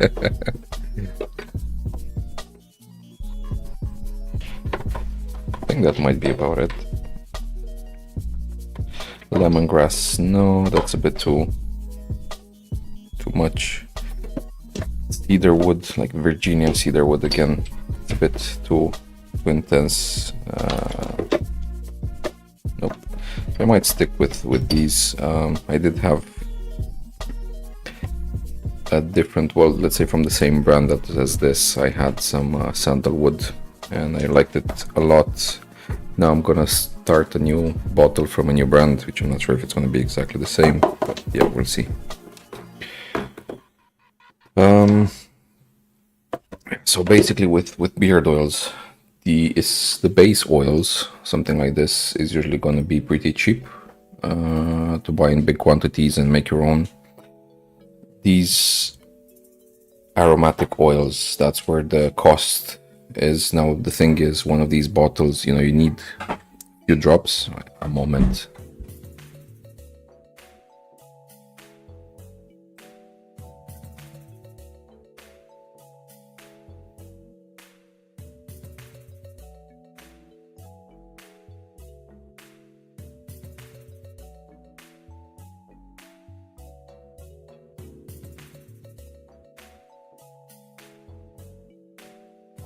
Okay, sorry about that, I had a visit from my daughter. So I'm adding currently 3 drops of vanilla in each. Vanilla is very thick, at least the one I have is a very thick liquid, so it comes out very, very slow. The other ones are much thinner. And the thing is with the flavors, well, you have the truly essential oils, which are very hard to extract and very expensive for one of these bottles. The ones I have are I'm not sure exactly, I don't remember the term, slightly artificial, or the way they're extracted is not as pure as the others. So you might need to look for that if you're gonna buy these oils. Okay, this is not really moving out of the bottle. And also you're gonna have some fragrances that some just last longer. So let's say if you're adding oil, they might last for the whole day, or the smell might be gone within the first 5 minutes of you applying the beard oil. So it's a bit of playing around and experimenting, but I think it's worth it. I mean, if you're planning to have a beard for a longer period of time. Nice. Oh, this is very thin one. It's like running out of the bottle. The last one. Kajido, I'm not sure. I can try to translate it. It's also a very earthy, like sap-y, I want to say, type of smell. Let me see if I can Google translate it.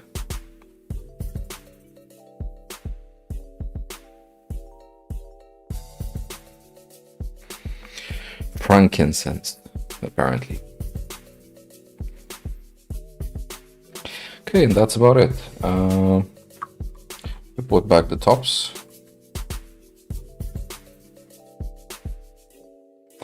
And a lot of shaking, so, you know, if you have experience with shaking things, you're gonna do very well. Just like that, you know. Or you can do this. Depends on you. And that's about it. It doesn't take a lot of time. It takes a bit of experimenting. And try to think of what you would want to, like what smells you would like to feel on your face, because some smells, you know, can be nice, but you might not want to sense them all day long.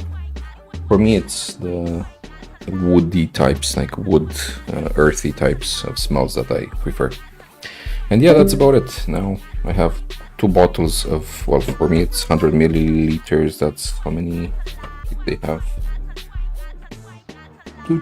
My son is knocking at the door. I'm gonna go for him in a moment. Not sure exactly how many ounces it has. The writing is weak. 3.330 ounces, I want to say, liquid ounces. Okay, and that's about it. I'm gonna turn off the camera and grab my son and have some fun with him.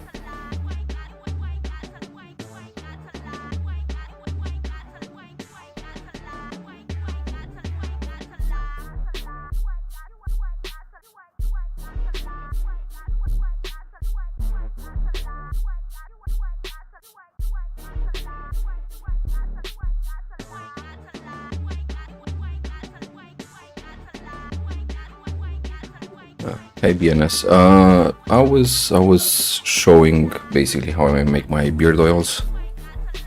So, you know, it's one of the things I do to cut costs. Like, it's much cheaper than buying beard oils from the shops or from, you know, normal sellers. I make my own and save quite a penny on them.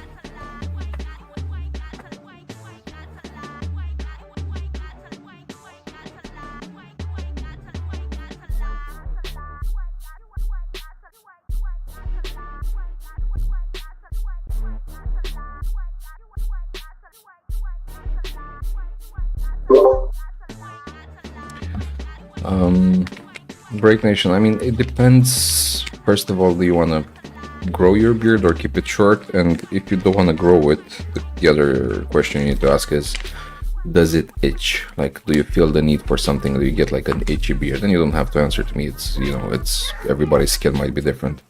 But basically, if you feel like your beard is a bit itchy, you need to hydrate it a bit. And yeah, I do recommend some beard oil. And I was also saying earlier, you can just use some olive oil or some coconut oil. You know, the solidified one. You rub it between your hands until it kind of melts, and then you use that even. Okay, got my son.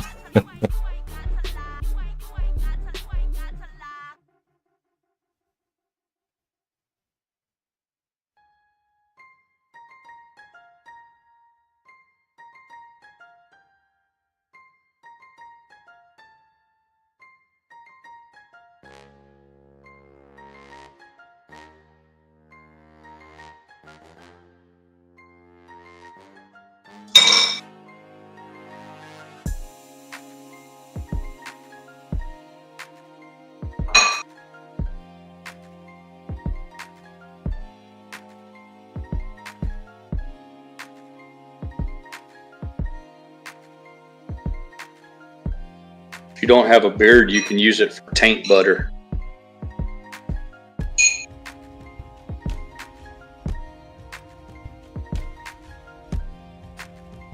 Moisturize your taint, keep it smelling fresh.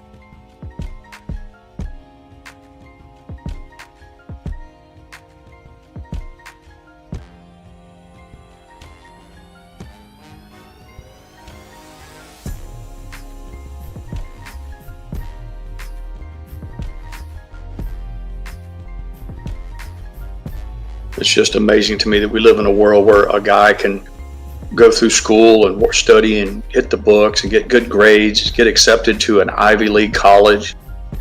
I mean, despite what you think, it still means something if a guy can get accepted to Harvard or Yale, any of those kind. And more importantly, stay there and finish the curriculum, to get a degree, then go into the military and serve with honor and distinction, and not just serve in some minor capacity, although it's all respectable, but to literally go downrange where you could pay the ultimate price, it literally give your life for your country, then do all of those things, and then go before Congress and be treated like scum. They talk to him like he's just like you would just some common criminal or some filthy degenerate.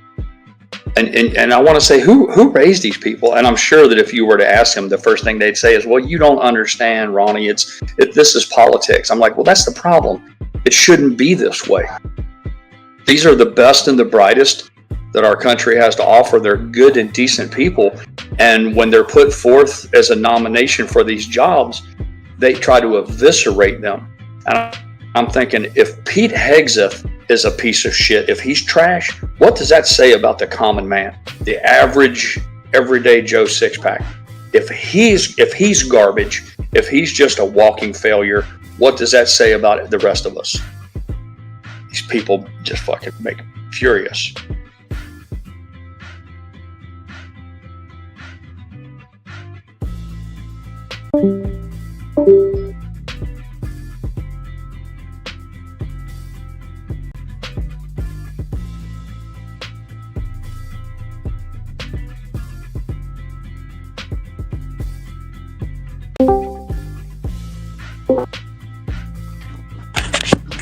That's why they call us despicables, right?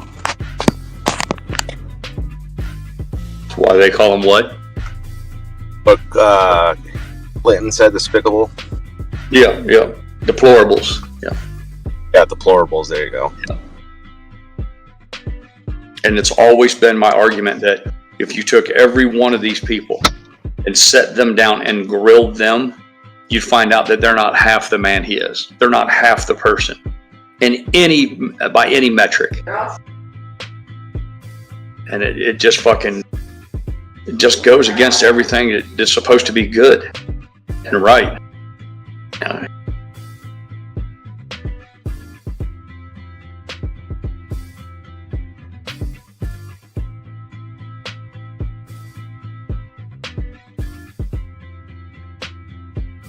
that's what if I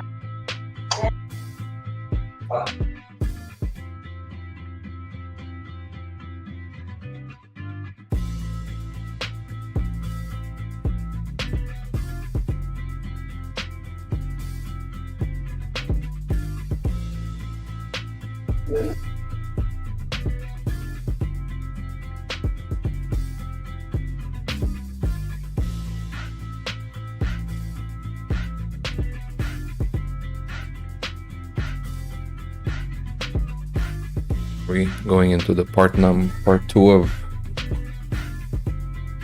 pushing AMC and GME down. Looks like GME is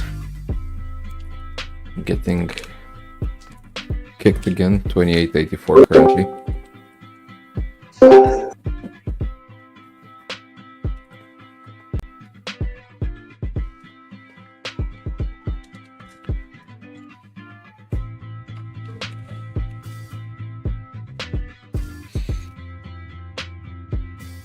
I would buy some more, but I need money for a wheelbarrow. If I buy more shares, I'm gonna have to carry these rocks, and I don't think my back's got it in me to carry them. It's hard enough to load the wheelbarrow and unload it. So I gotta be careful here.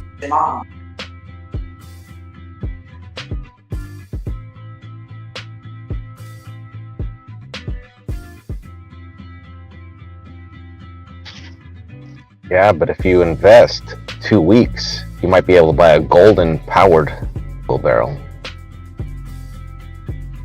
I showed my son the little, I call them Georgia buggies, but the little ones they got that are, you kind of drive them. They're 4-wheeled. It's like a little cart. You walk behind it and you steer it. They're Yep. $2,000 though. They're $2,000, man, and that's just for something that I'd probably never use again. That's not gonna make it past the finance committee. I'm lucky enough if I get a new wheelbarrow. It would tell you to put a wooden wheel on it, right? Yeah. No, Papa Mac, that was Operation Jackhammer Hell. The operation, the war is made up of the total war is for the new swimming pool, but the demolition has been broken down into several different ops, and Operation Jackhammer Hell did indeed wind up. We had to rent the jackhammer, so we couldn't linger on that. We had to get it done so we didn't have to pay any more days of rental. So jackhammering is complete. All the blocks of concrete have been extricated. I think that's the word. Removed from the hole. So all that remains now is, like I said, we got to start the new. I think we called it Operation Flintstone. Operation Fred Flintstone, move all the stones. And unfortunately, at the halfway mark, when we did the first go around of Jackhammer Hell, I finished off. Our wheelbarrow was 20 years old, and the 5 days of service that it offered here towards the end finished it off. There's nothing left. I finally broke the back on it, but I can't complain. It deserves a hero's burial. It gave me many years of good service, but I'm proud to say that I have indeed completely wore out a wheelbarrow, and that's got to count for something.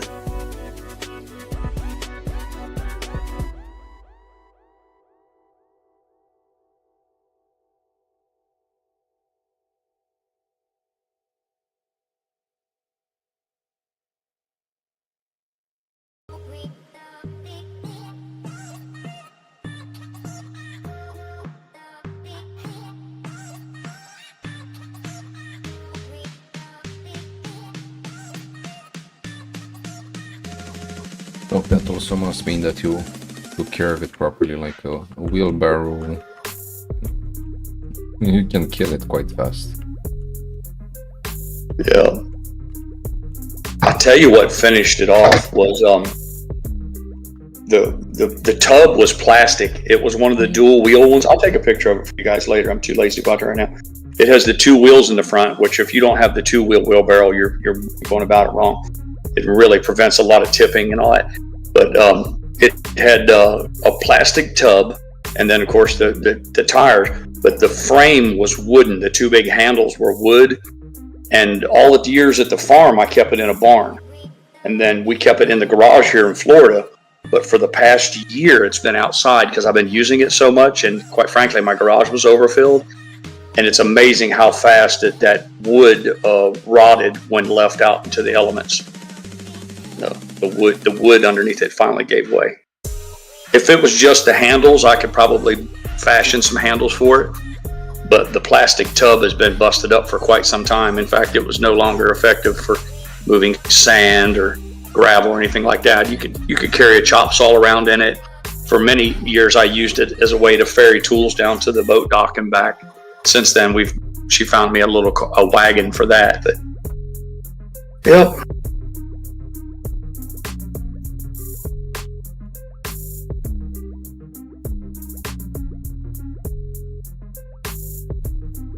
Give me 2 minutes. I'll be right back. With me, it's unfortunately I'm not usually that kind on tools. It's not like I'm breaking them on purpose, it's just I'm trying to do things, faster, or usually faster, so that means... Got a new low. Sorry, I thought you were done. We got a new low on GameStop.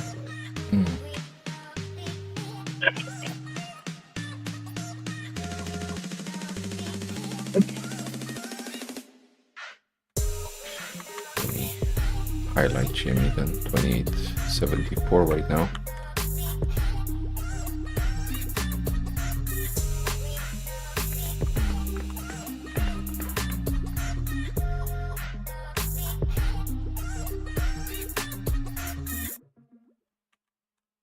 You be like, why she gotta like all of your posts? Why you in the poser with them hoes? And I be like, why you in there going through my phone? Bitch, I told you take your ass home. And you be like, that ain't none of my business.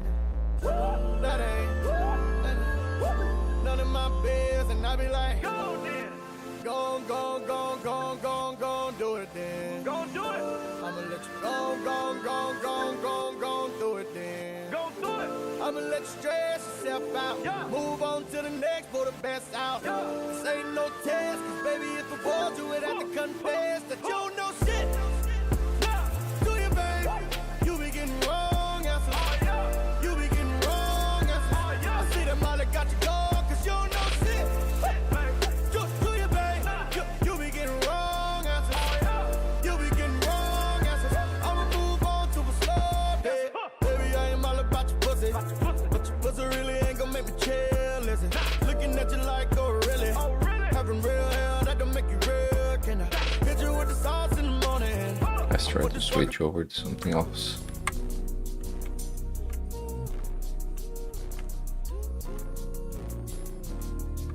Bit more chill music.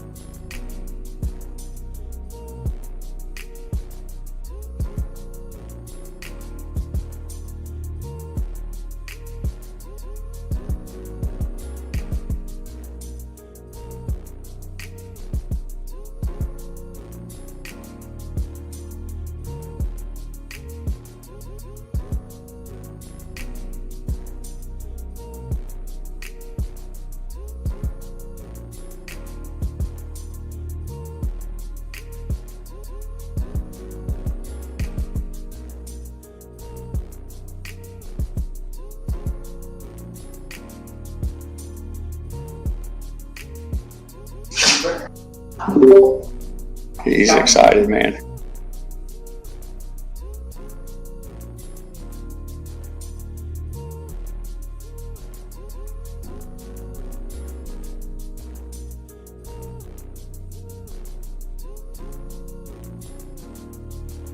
What are you talking about, Barry? Preacher, I'll put 3 pictures in general. You're welcome to share this with the class if you like. But I put a gym shoe in the picture so to add some scale to the size of those rocks. And see what you can imagine how the wheelbarrow was already kind of cracked up and busted up, but last week finished it off, and that's why.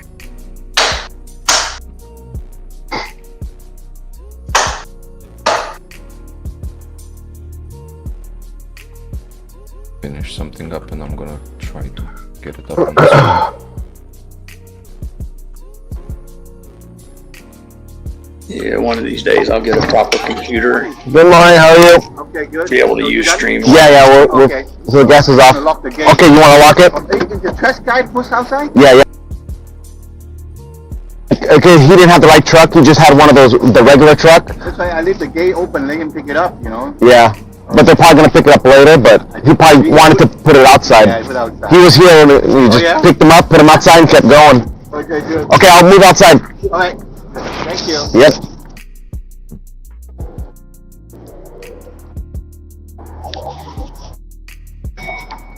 Quick, your classmate. Sorry. Yeah, no worries. Damn. 2870 on GME. The low on this. New intraday low. Yep. Okay, let's try to.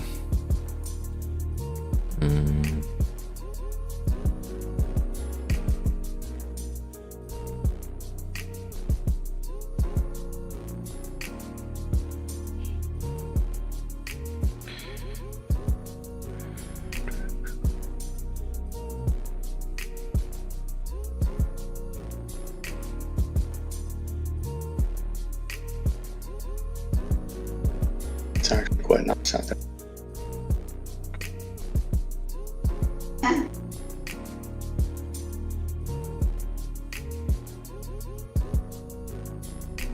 They got the former astronaut Mark Kelly interviewing Hegseth right now. Kelly's a Democrat. He's been a huge disappointment. Ex-military, a NASA astronaut, and he turned out to be a real fucking lunatic. Just goes to show you never can tell.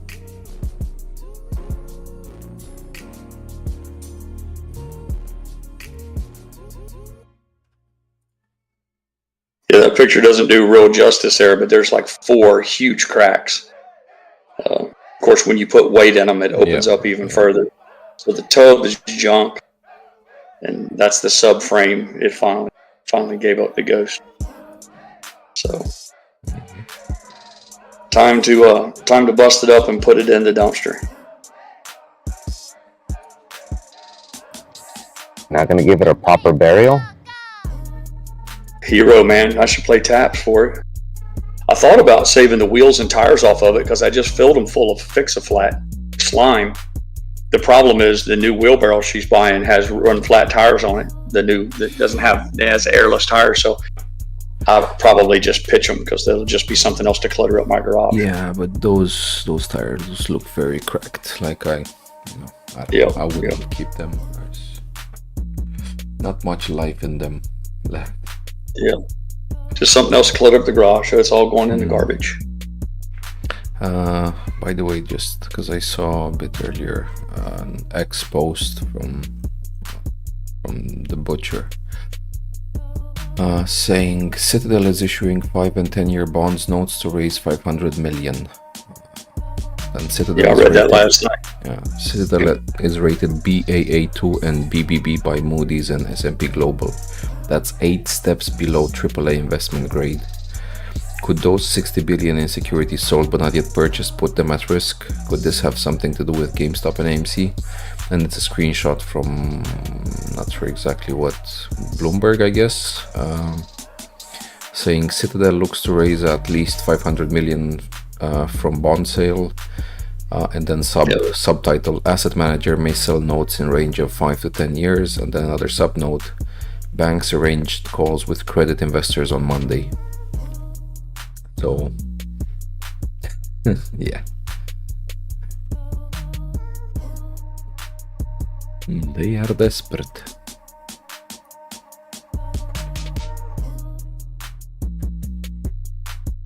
Isn't this like his third or fourth time borrowing or collecting money? Oh, This fund? I don't know how many times they've done it already, but yeah.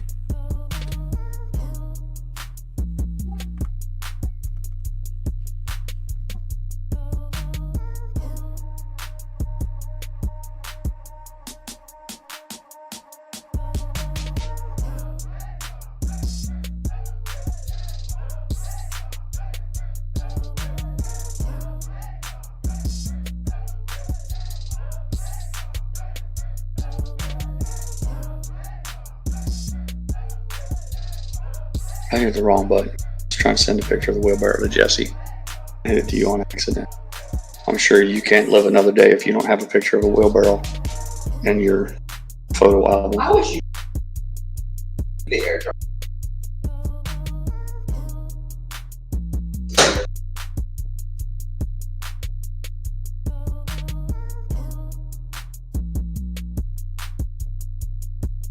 Last time, Jesse, I estimated at 50 wheelbarrow loads. I think it came into 39. And I think we were halfway done. So I'm confident that another 40 wheelbarrow loads will be finished. I'm telling you, the ones on the I know they're going to practically do themselves. Yeah, you need to leave them rocks alone. Yeah, I know. I know.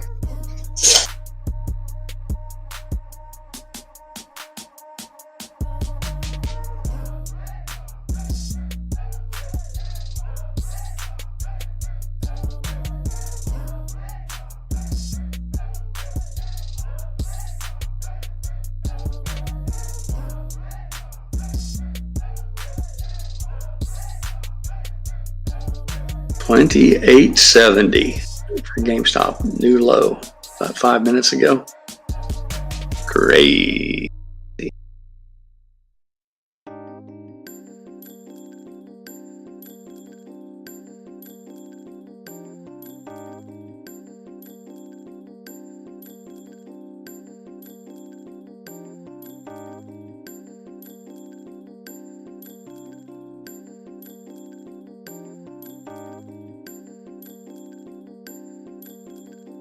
Highway Frog was asking Preacher what Poland's like.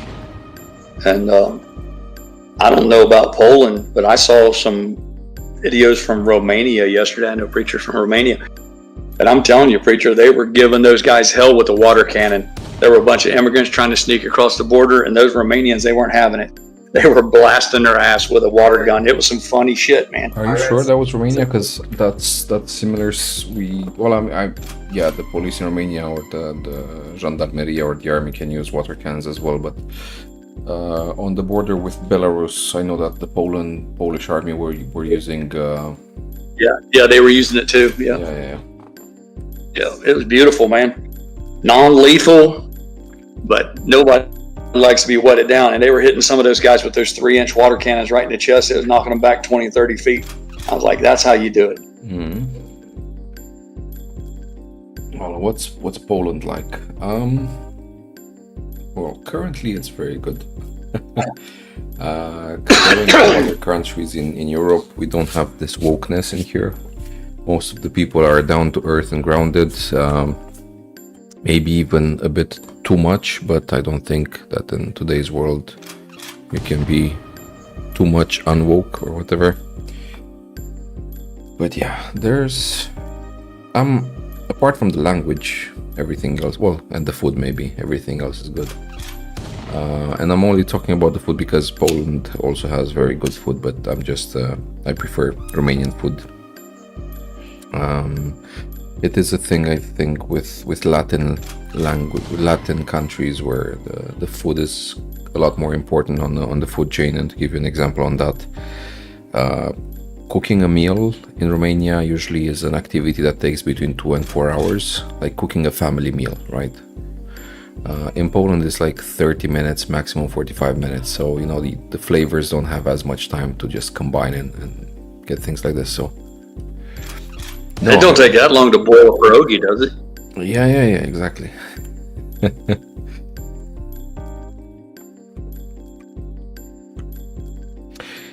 Look, like if you want to make a stew, right, you can mix the flavor, like let it cook for you know, half an hour probably, and it's still edible, but you can let it, you know, simmer at the lower intensity heat for 2 hours or even 2.5 hours, and those flavors are gonna mix a lot better and it's gonna taste much better. So I think it's a bit connected to the importance of food and how much does it matter for you. But yeah, I mean, aside from that, what Romania, both Romania and Poland are, you know, post-communist countries, so we've seen shit. We're not willing to go back to it. So yeah, if you would have, let's say, you know, kids in the street shouting that how good communism is and was, and we should have it, and you know, should go back to how things were, they're gonna get shut down quite fast. I don't know if you saw images, for example, there were these stop oil protesters, you know, all over European countries. I don't know if in US you had them, you know, blocking the streets, gluing themselves to the road. In Poland, people just kind of, you know, lifted them up from the roads and kind of threw them to the side. Not violently, not beating them up, but just people weren't like just sitting there looking at them. So yeah, these woke causes don't really fly around here. And I think, well, because I came here, I think over 12 years ago, maybe even 13 years ago, there was, let's say, a bit of racism in here. So if you were, let's say, darker skinned, maybe you'd have gotten some looks, or if we're going out drinking in the city center, you might have gotten even some words from some drunken guys.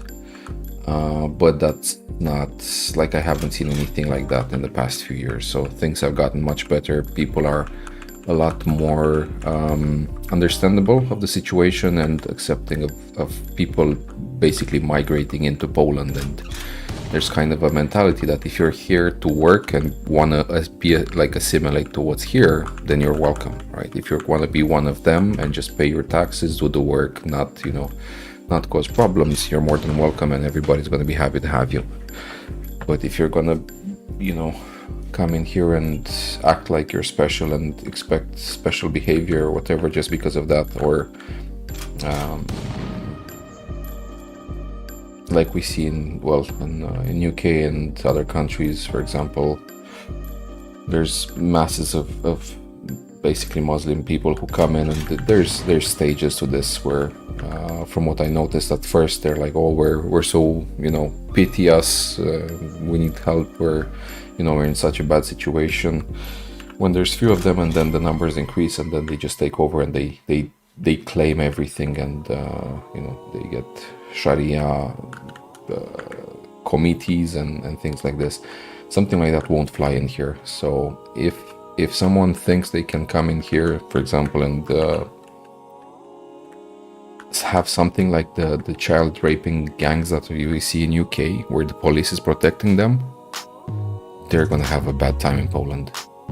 Like, Polish people are quiet until they're not, and once you've pissed them off enough, and you know, it doesn't take a lot. Like, if you're gonna step out of line, you're gonna find out real quick that Polish people get together really fast, and they don't put up for a lot of bullshit. So yeah, it's how to put it, maybe people are not as tolerant here, but I think the values that are here are maybe older, like we used to have a few years back, but I'm okay with that. It's what I'm used to, so yeah, I'm happy to be here.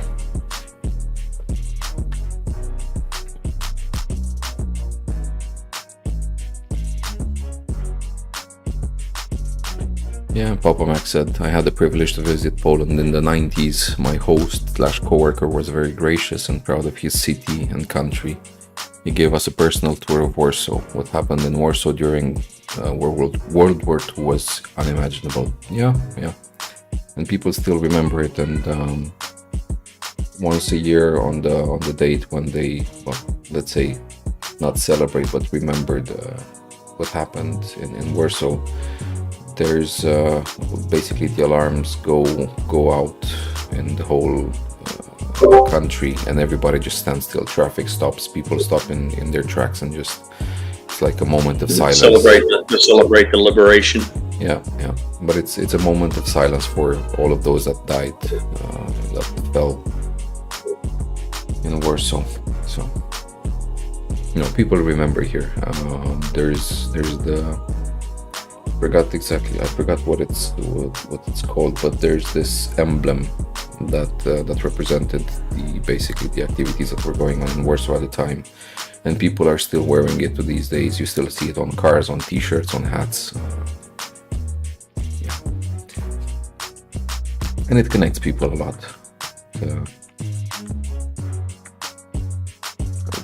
How to put it? Polish people seem very cold. They don't smile a lot. You don't see them walking on the street and being very smiley and friendly. But once you get to know them, they're really good people, and especially if you get some vodka in them, you can't stop them from talking.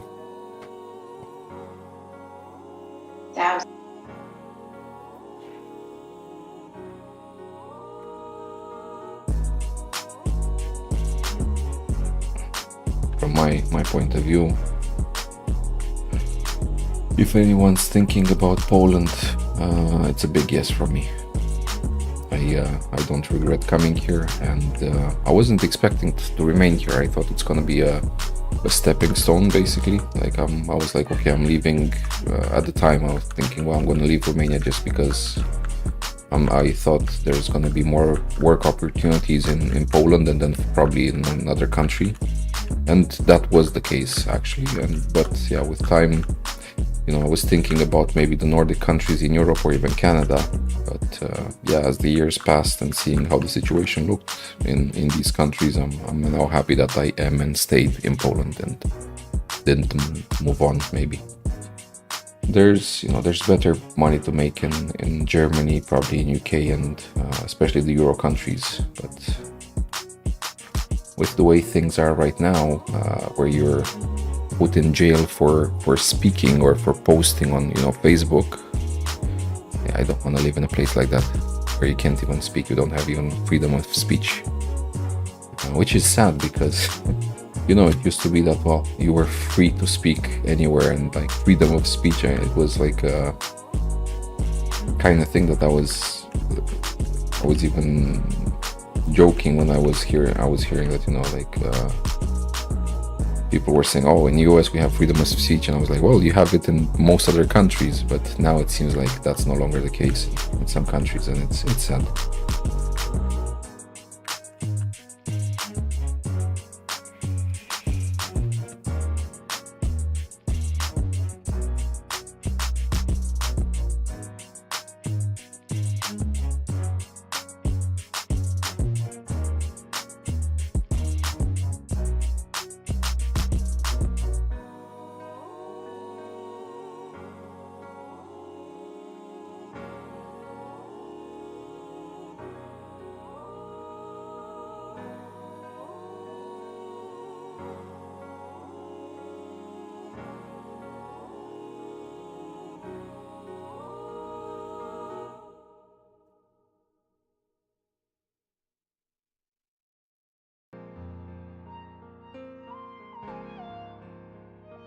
Oh, damn, looks like we're really moving sideways.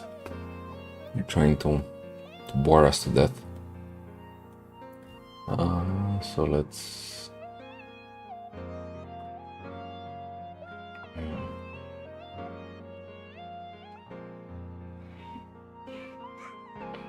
Let's see, so Nvidia currently down to minus 1.2%. Citigroup is up 1.4%. Goldman Sachs, 1.2% up. HYMC, which is good to see, is up 4.43%. So it's $2.12. What else? Well, MOL, I don't know. I think this is a liquidity pool, like a cash cow for the hedges. It's just so volatile. DJT is down. DJT is down, yeah, 8.27%. So in a way, I'm happy I didn't I didn't think further about putting any money in it. But yeah, actually, from where it opened, it's looking pretty flat. Actually, it was a bit of a bump up when it opened, but then it kind of leveled out. So even though it's down 8.30%, if you're looking at the start of the day, and currently it's quite flat. GME down 6.4%, AMC down 3.85%.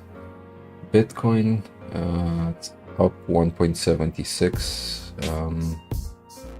Let me see what's the actual numbers on it. So 96,768. Right, yeah, it dipped today to 95,319, and now it's moving upwards.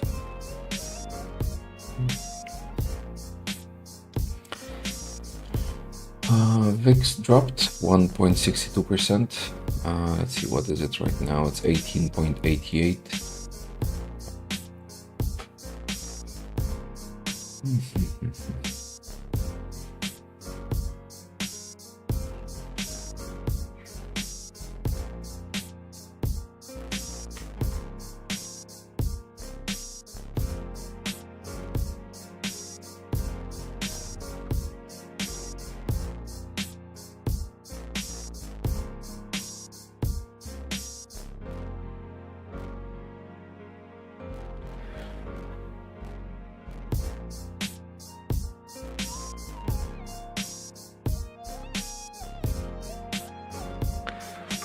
Right, highway throw, because I just saw now that I only read the first part of your question about Poland. I didn't pay attention too much to if there's much crime in Poland. I think, well, I mean, in every country there's going to be some crime, but I believe comparing to the rest of Europe and to many other countries, it's much lower. Like very low. Girls walk at night in the streets with like no fear, because there's nothing for their life. I haven't heard of any girl or woman to be attacked or, God forbid, raped or anything like that. So no, it's not happening here. And that's why I was saying, if a guy would try to approach a girl or to, again, God forbid, rape or whatever, anybody else sees you on the street, you're gonna get your ass kicked. You're gonna get lynched probably for something like that. And that's why I was saying, like, people are relatively cold, you know, like they're not gonna smile at you on the street, they're not gonna be, you know, throwing compliments at you, but they stick for each other. So if you're, I don't know how is it in Warsaw, because the bigger the city it is, the less this togetherness. But you know, in the rest of the cities, and especially in the smaller one, there's this sense of fairness and good and evil, and people are not gonna stand by and just look at someone committing a crime or, you know, hurting someone or stuff like that. So yeah, no. We had, for example, here at the bar, some guy a few years ago, like huge guy. You could see he was in the gym every day, like full of muscles, and just got completely wasted and just started causing a ruckus here on our camping. And of course, you know, myself and my father-in-law, we were trying to get him out of the area. We just got him away from the people and stuff. But our usual customers from the bar just came and helped us to kind of immobilize the guy until the police came and took him away. So it's, you know, I would expect anywhere else people would just be like, it's not my problem, I don't care. But here, you know, people get involved, and we didn't hurt them, we just immobilized the guy. We didn't hit anyone or anything like that, but yeah, no. So from a safety point of view, I think it's, in Europe, I think it's one of the safest countries. And yeah, and look, I'm comparing to US what I see on the social media, which doesn't necessarily reflect what the truth looks like in every state, right? So usually showing the worst cases, but yeah.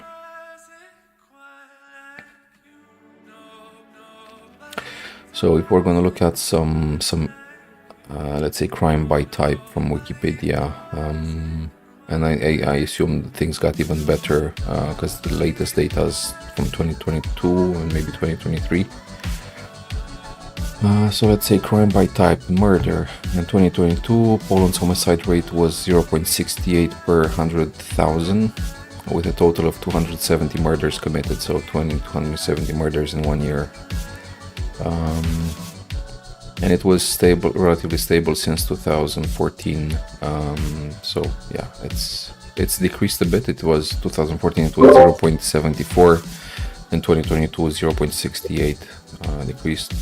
Sexual violence, according to you. They have more murders than that in Chicago on a weekend. Yeah. According to UNODC, the rape rate in Poland was 1.48 per 100,000 in 2022. So yeah, it still happens. I mean, unfortunately, it's not perfect, but down from 1.7 per 100,000 in 2015. So yeah, it's decreasing. So it's getting better, basically. The sexual assault rate also decreased from 1.09 per 100,000 in 2015 to 0.9 per 100,000 in 2022. Organized crime, the Central Investigation Bureau of Police is the law enforcement. Okay. The most well-known the Polish organized crime groups in 1990s were the so-called Pruszków and Wołomin gangs. Okay, but this, we're just talking about gangs. I don't think they're not really saying any numbers. Corruption, according to the Corruption Perception Index. I don't know. Probably we need to look into. Okay, Corruption Perception Index (CPI) is an index that scores and ranks countries by their perceived levels of public sector corruption as assessed by experts and the business executives. The CPI generally defines corruption as an abuse of entrusted power for private gain. Okay, so according to this CPI index for 2015, Poland was ranked as the 29th country with the least perceived corruption out of 168 countries assessed. It is the 11th successive year in which Poland's score and ranking has improved in the index. The law enforcement agency responsible for combating corruption within Poland's public sector is blah blah blah. Okay, but this is 2015, so I don't have anything newer than that. And then there's a list of the cities which are mostly affected by crimes. Sobotka, I don't know it. Chorzów, I've been there once, but not the big one. Okay, I'm not gonna read all of them. Gdansk is the seaside, yeah. I'm curious why there is a Poznan, I think. So it looks like the highly tourist tracked cities. So Gdansk, Poznan, Wrocław. That's Krakow, again, very touristic city. So, but yeah, you have the, let's say, the highest and then the lowest. For example, at Białystok. So Białystok is the largest city in northeastern Poland and the capital of the Podlaskie voivodeship. Is the 10th largest city in Poland, second in terms of population density and 13 in area. So this is basically the safest city in Poland, Białystok. Tychy is the fourth from the bottom as safest. So the Tychy is like right next to me here, basically. So yeah, I must say I do live in an area that's almost crime-free. I don't remember seeing anything. I did hear about some people, having some stuff stolen. Like a guy had his car stolen about a year and a half ago in the area. And I've heard about some others where some people would just, go in and steal. But yeah, after the pandemic, I think the number of, let's say, robberies, not violent, just robberies on people who are on vacation or away from home, might have increased, because a lot of people also lost their jobs with the pandemic, and the financial situation, of course, worsened in the country. Okay, then we have crime dynamics, but okay, so one thing is crime in Poland is lower than in many countries in Europe. Newer studies, but this is 2009, report that the crime and victimization rate in Poland is constantly decreasing, and in 2008 Poland was at a low end of 25 among 36 European countries listed. Okay, but these are really old sources, so don't wanna, but yeah, basically if you're planning to visit, I highly recommend it. There's plenty of nice places to see in Poland. And my local town, Papa Mac, if I remember, I didn't check recently, but last time I was talking with someone, it's around 8,000 people. It's very small, and we're at the very edge of that city. So we have a lake on one side, a forest on the other, and like a few houses spread out. Like it's a very kind of a rural area. So yeah, nice, quiet, peaceful. The only thing is that some of the houses still use the coal heating. So in the winter, in some areas of the town, when you pass by, it's just that smell of sulfur from basically the coal ash. The only downside over here. But if you're visiting in the summer, spring, autumn, there's nothing like that. So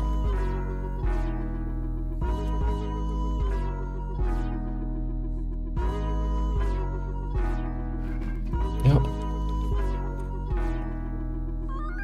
So if any of the 18 or 17 people watching right now ever plan to visit Auschwitz, let's say, let me know, because I'm in the area, so we can grab a beer or something.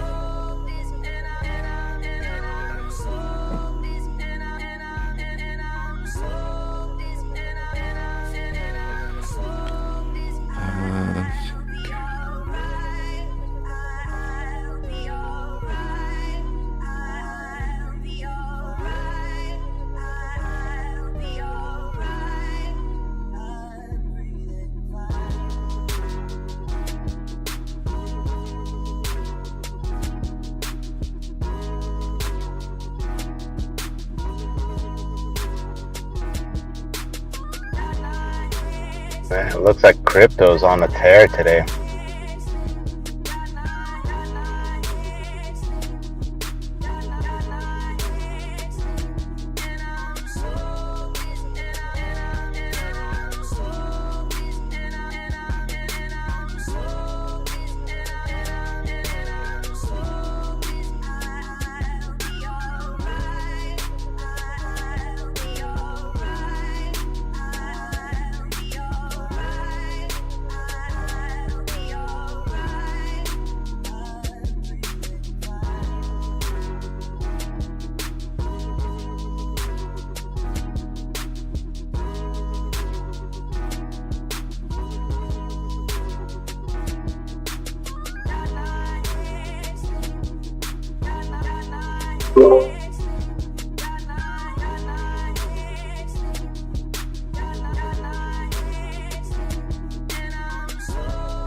Well, it looks like they're wrapping up the committee for the confirmation of Pete Hegseth.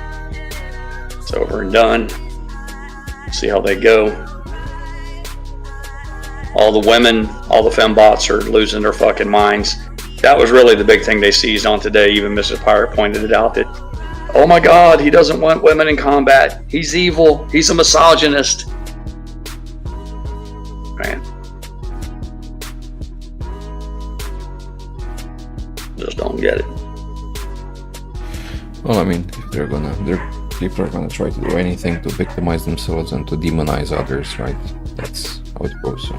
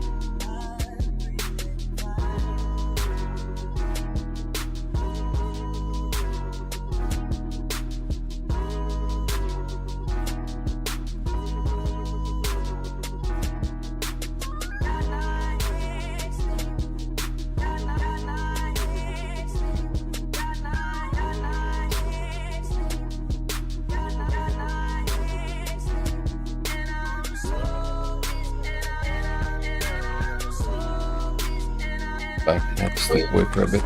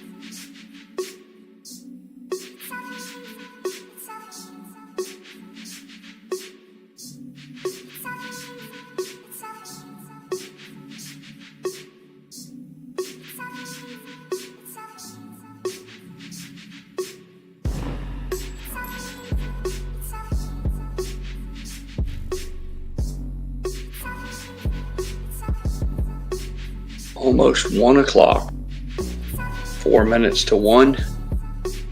Pirate time, Panhandle of Florida, it's $3.37 on elevated volume for AMC at the moment,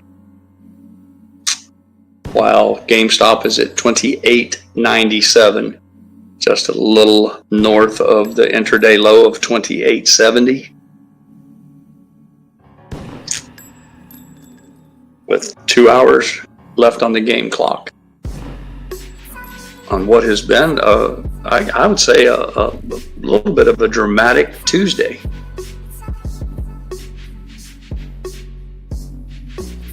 Yep.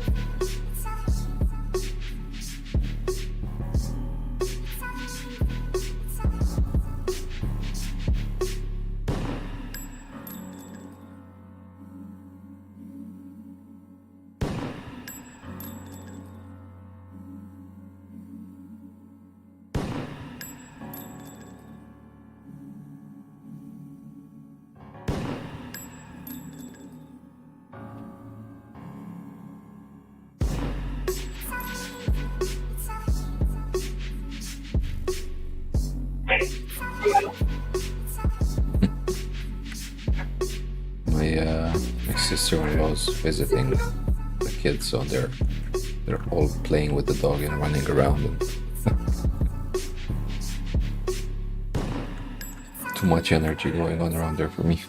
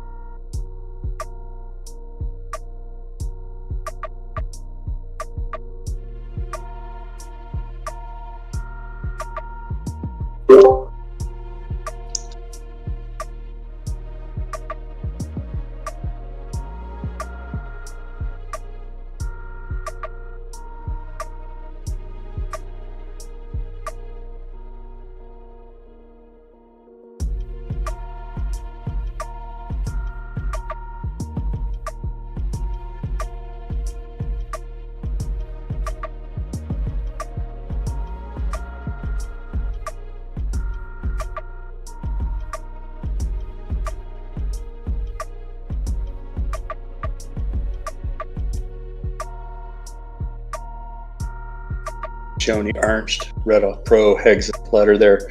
She got the fucking message though, because she was holding out her support, like pretending she wasn't going to support him, and they lit her up like a birthday cake with candles on X. Essentially told her that she would be the #1 target for primary if she didn't fall in line and support him. All this horse shit of I'm not sure. They're like, let's get it real straight.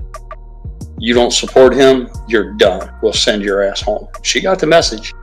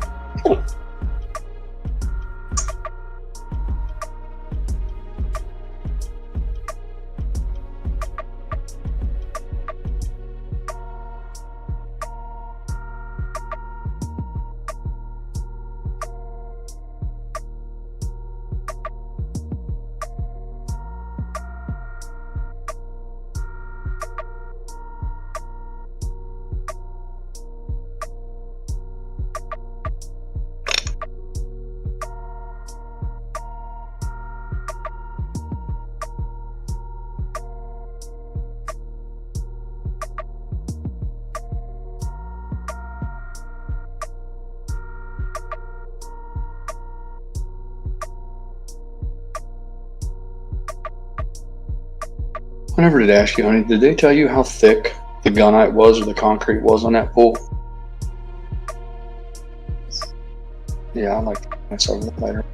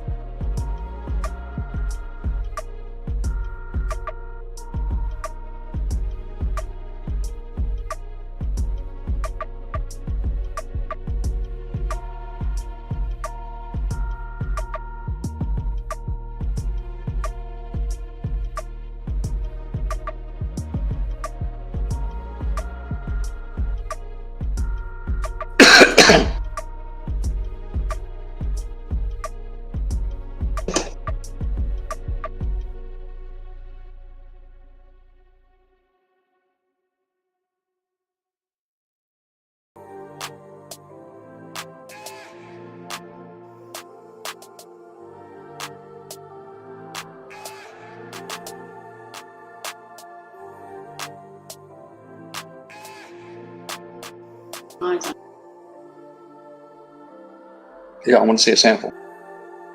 What is 2P?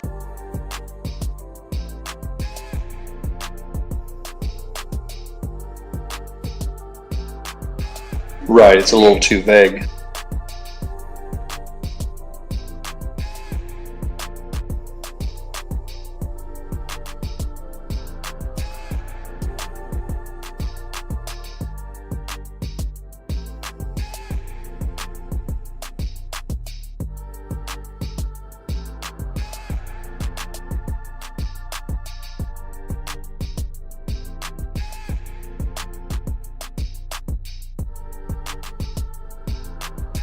Well, I'm certain that now that he knows you're ready to pull the trigger on it, that he won't mind dedicating a little bit more time as far as samples and stuff on it. You know what I'm saying?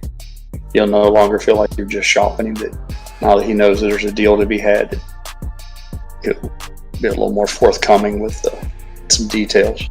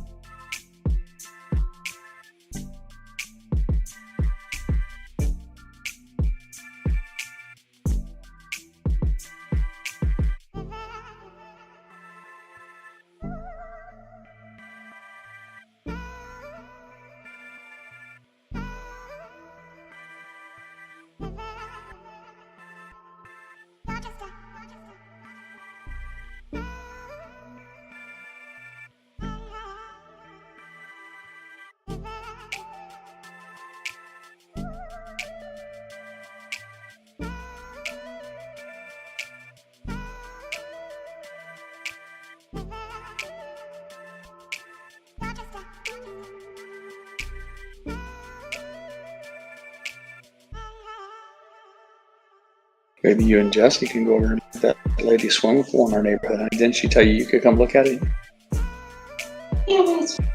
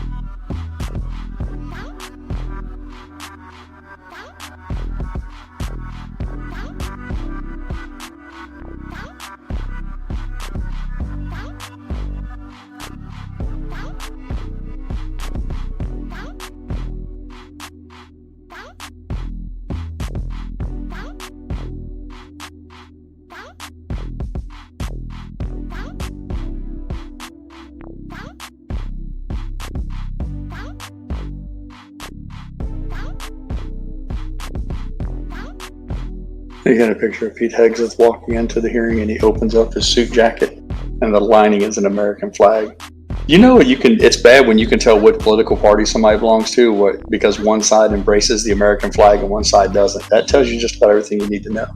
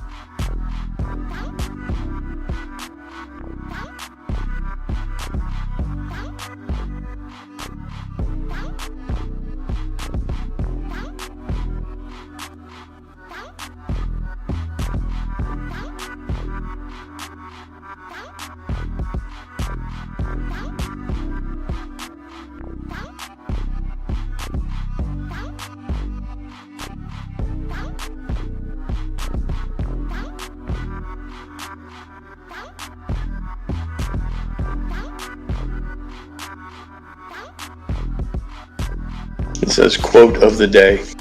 I guess Hegseth today said, if you're a rifleman and you lose your rifle, they throw the book at you. If you're a general and you lose a war, you get a promotion. Oh, this thing's going to get spicy. It's going to get nice.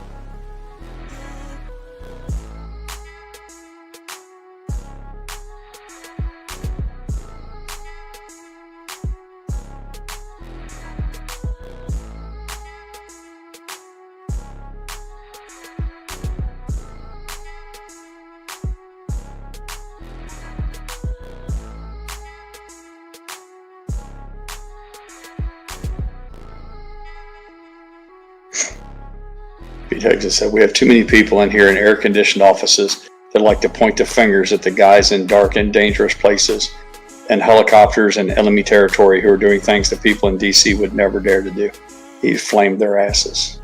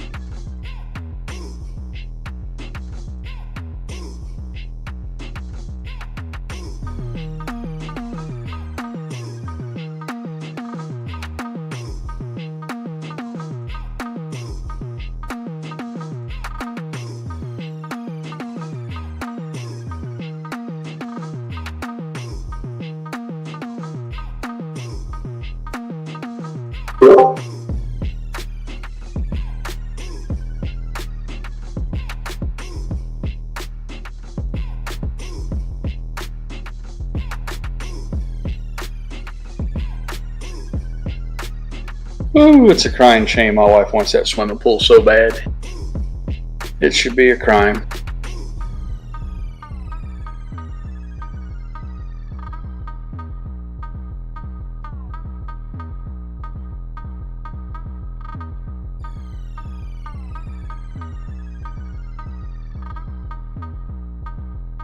Just made the new intraday low. Well, it tied the intraday low, $3.33 that was set a few hours back.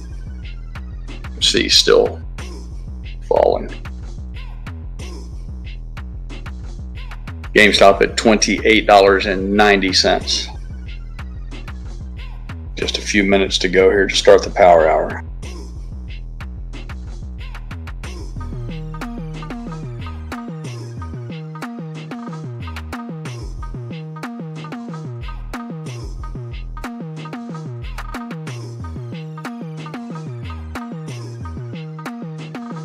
Chuck Blackmore, what's your strike price to buy more?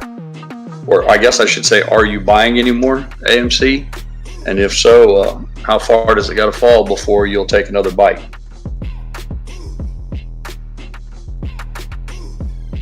If you don't mind sharing, no pressure. Obviously, it's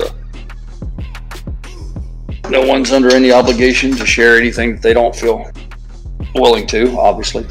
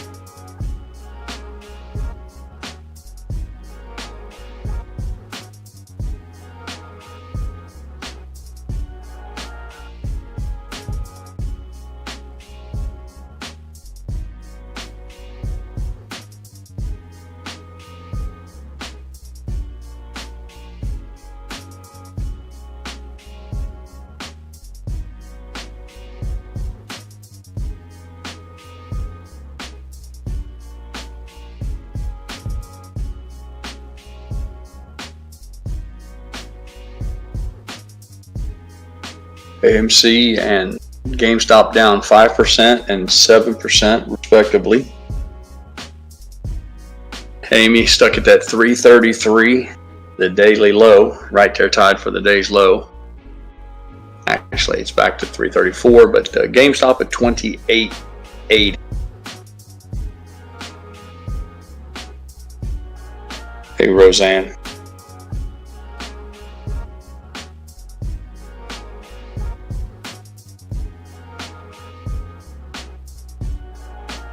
Hey, Roseanne. Welcome back. By the way, Pirate, I'm around just a lot of child activity in the area. I don't think anybody wants to hear all that. No worries, mate. No worries at all, bud. Listen, you're kind enough to stream, and that's enough. You're under no obligation to entertain anybody.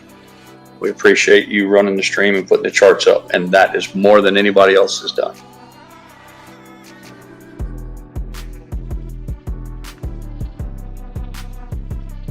Yeah, well, I'm trying to be a good host. And Yep.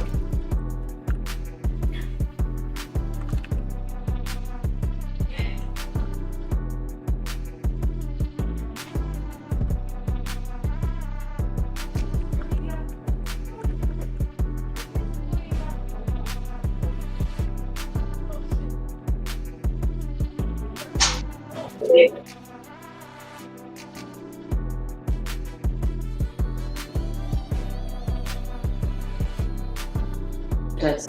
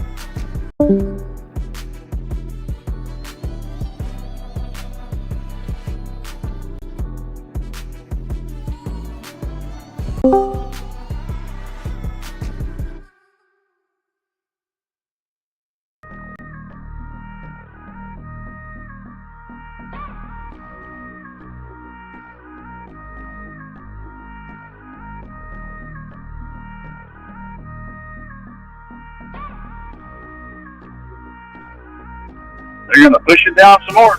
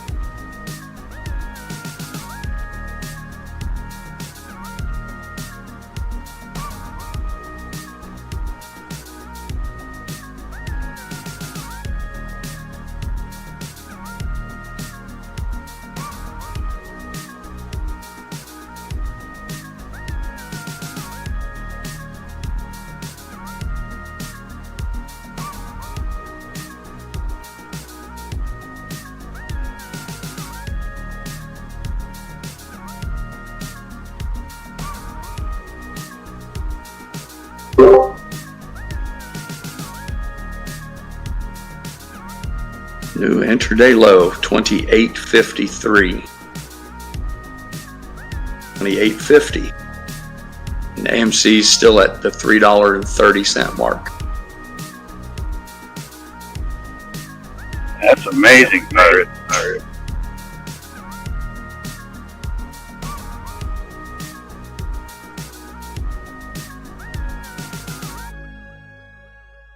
One hour left on the game clock. Tuesday, January 14th. 6 days till Inauguration Day.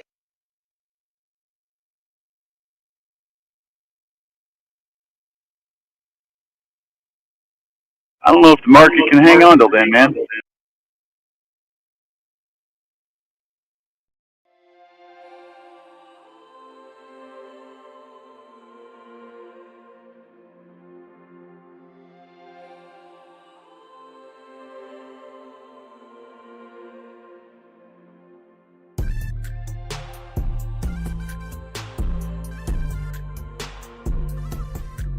Says only 2 House Democrats voted to protect the women's sports. They're trying to put this, these laws through to prevent these men, these transvestites, from competing against these girls and just crushing them. And I just love to see all of those Democrats who have daughters. I'd like to have them explain that to me. How you can have a little girl or a young daughter, young woman who participates in athletic events and have her want to go up to what is essentially a biological man with all the advantages that comes with. Bigger bone structure, lung capacity, everything. The lunacy of it is just, I understand their need to want to stay in power, but is there anything they're not willing to do? How do they look at their daughters and their wives when they say this kind of shit? It's beyond me. 28.41. 8 inches minimum. How thick is it? That's good. It's real good.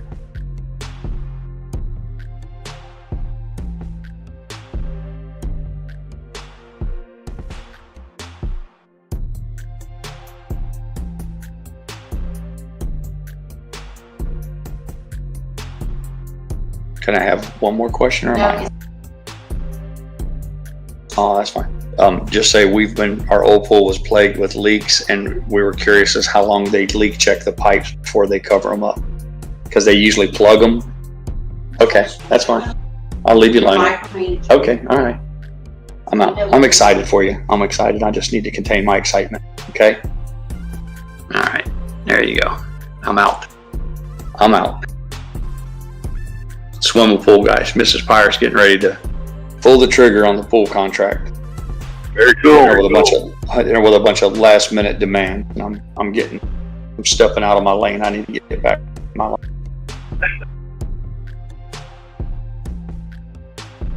They gave us a contract and it had a lot of specifications on there, but they never said how thick the concrete was going to be. Concrete an inch thick is one thing. Anyhow, he said 8 inches. That pleases me a great deal to hear, because that's going to be plenty strong enough.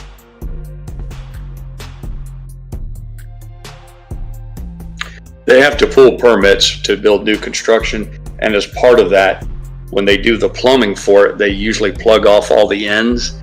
They pressurize it and put a gauge on it, and it has to hold that pressure, I think, for 24 hours. And that's to ensure that there's no leaks, because the last thing you want to do is spend all that money putting the fill back in and paying the pavers. Everything's finished, and then find out that 6 feet down in the ground you've got a leak somewhere. So I'm a little bit paranoid, but that's okay.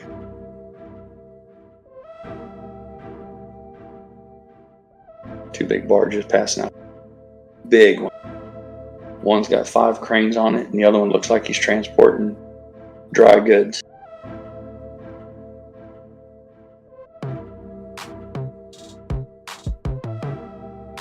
$28.36 for GameStop. Amy, it's $3.30, $3.31.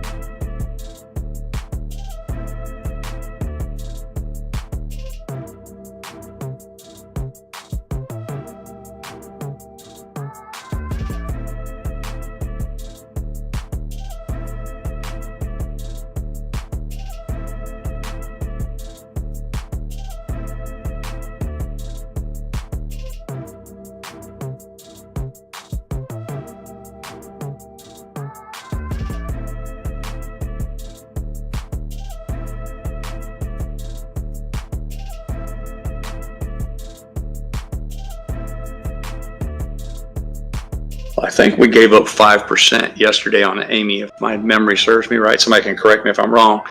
And if it pukes up another 5% today, that's kind of the event that I've been looking for some time. I would have preferred to see it fall like 12 to 18% in a single trading day.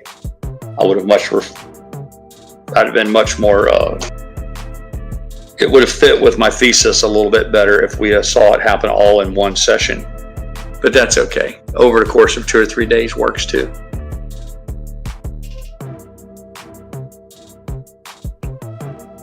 They seem pretty brave today. Well, it's in keeping with what I expected. I mean, I don't have any magic ball, and I don't know any more than the next guy. I just give you guys my thoughts and what leads me to my conclusions, and it's all based on logic and how I would expect it, how I would play it if I was on the other side of the table on this, and this is all in keeping with that.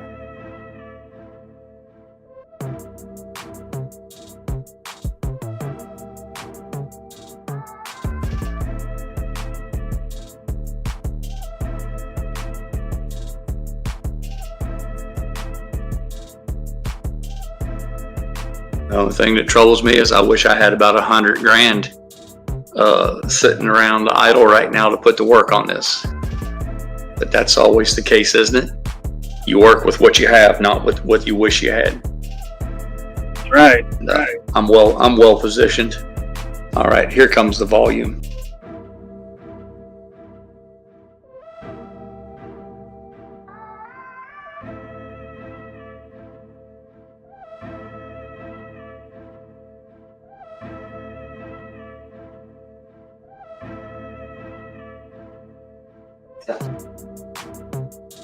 What size gloves do I need, Josie?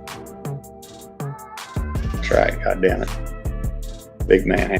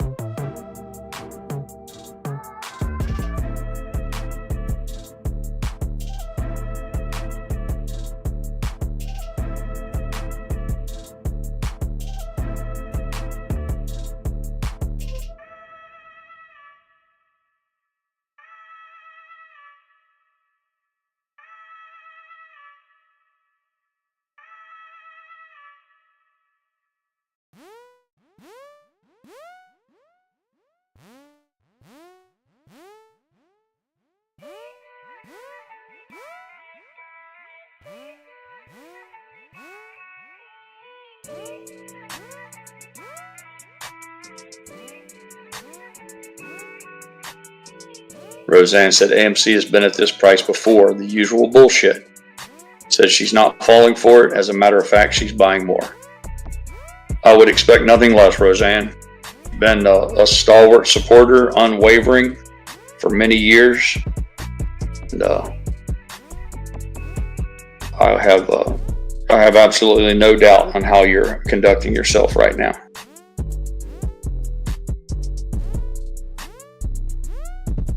$28.26 for GameStop. A little early in the day too. I mean, normally you think this sort of bullshit would happen at like 245, 250.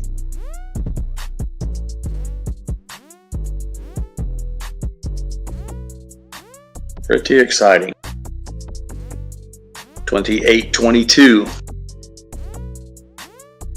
Volume still increasing.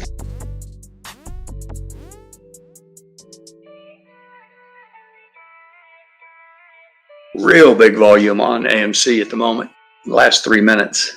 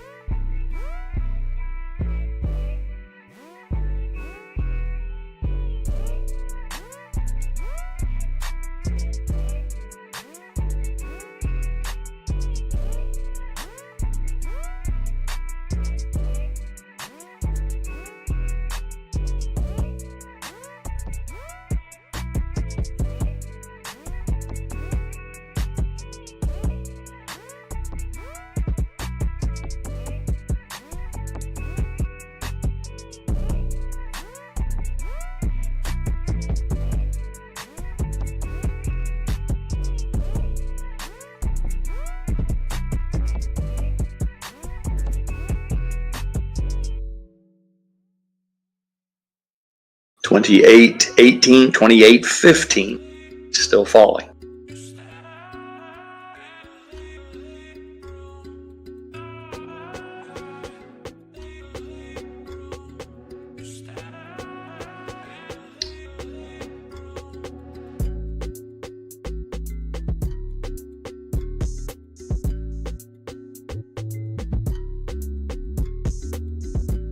$28.14 for the second time. No signs that the volume is letting up.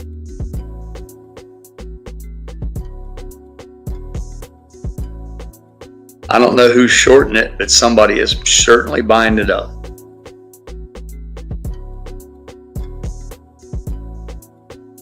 $28.12. AMC steady at $3.27. Excuse me, $3.28.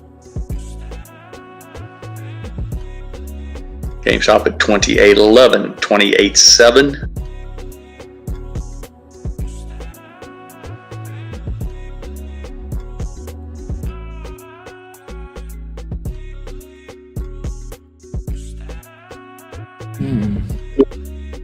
But yeah, Pirate, if it helps you in any way, I also got some AMC earlier today, and watching it drop now, I'm thinking how many.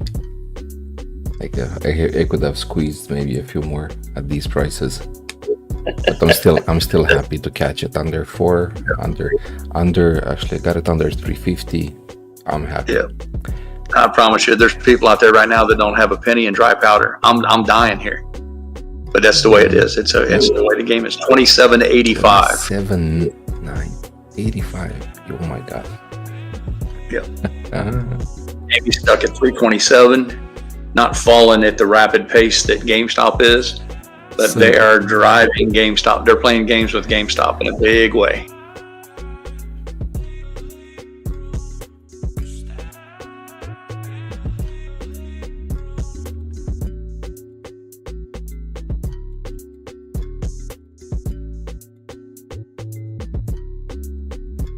$27.83.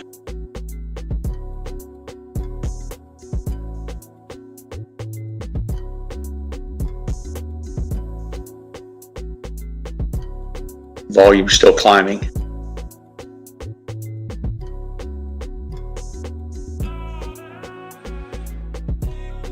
Yeah, Candies would hold the line, and actually, I'm planning to watch. I don't know when, but this week I'm planning to watch Braveheart. So hold.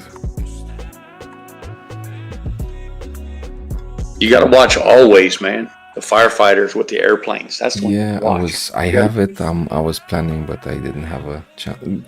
That's the thing. By the time I'm done with the market, it's like past 10 p.m. when I close the stream. The wife and kids will like Always a lot better than they will Braveheart. Yeah. Just I didn't have a chance over the weekend, so. Oh.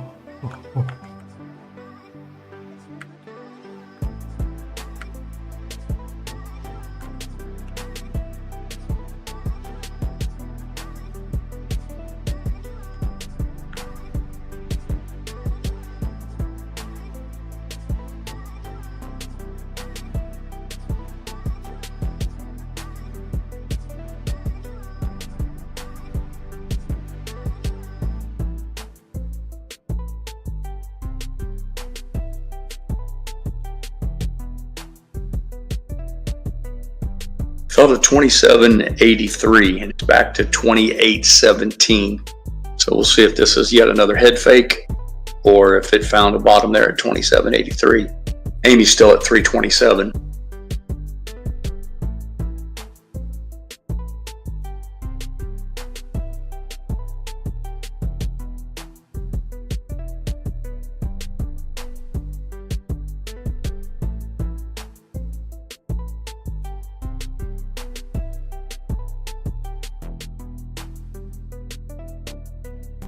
$45 minutes left on the game clock.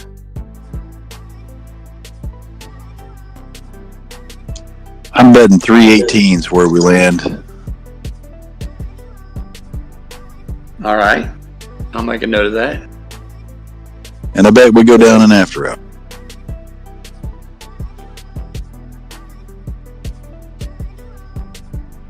And I think these guys are setting this up to where when it does break, they're just going to walk away from it, man.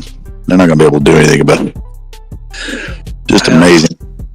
I didn't think we would fall below 335, 338. I didn't think we'd fall below that. So I'm surprised that we're at 327.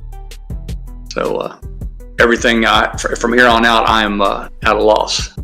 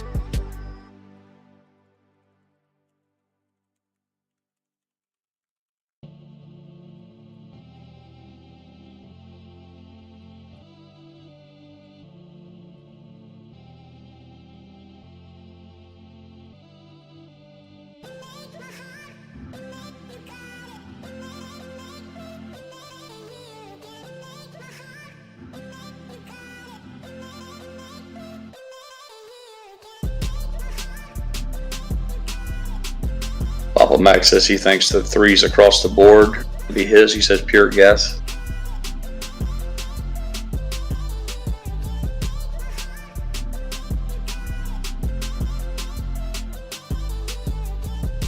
I'd like to see it fall to, now that I'm thinking about it, I'd like to see it fall to 299 because that's another 10% from where we're at right here. That would mean it was a 16% decline in one day.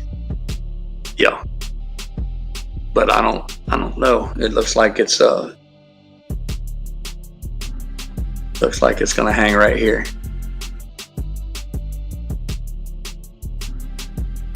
I guess I've said it before, but if it's going to get ugly before it gets better, I want it to be over with. I'm eager to have it done. I said it before, if they want to drive this motherfucker to 99 cents, then do it. Let's do it and get it over with. See how it works out for you. Drive this motherfucker down to 99 cents a share and watch what happens.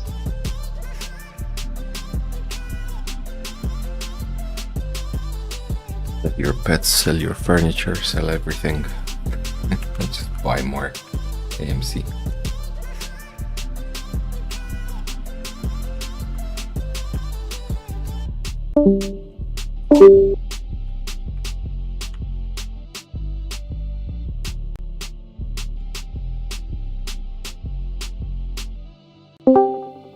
Yes, honey.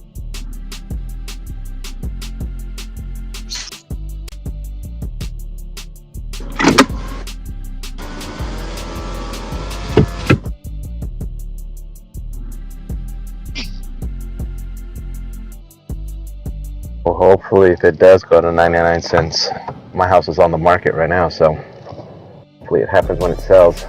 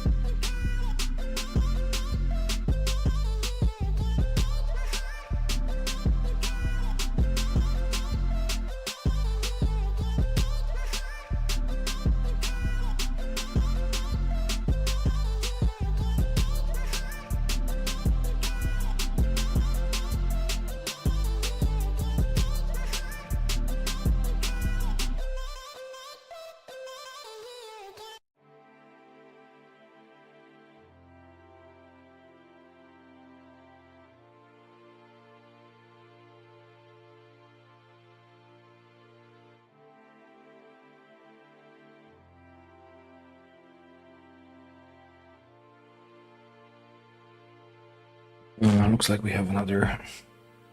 Actually, no, that's a post or a reply of Casey's. So Swiss A posted here's why they want GME below 30, and it's basically a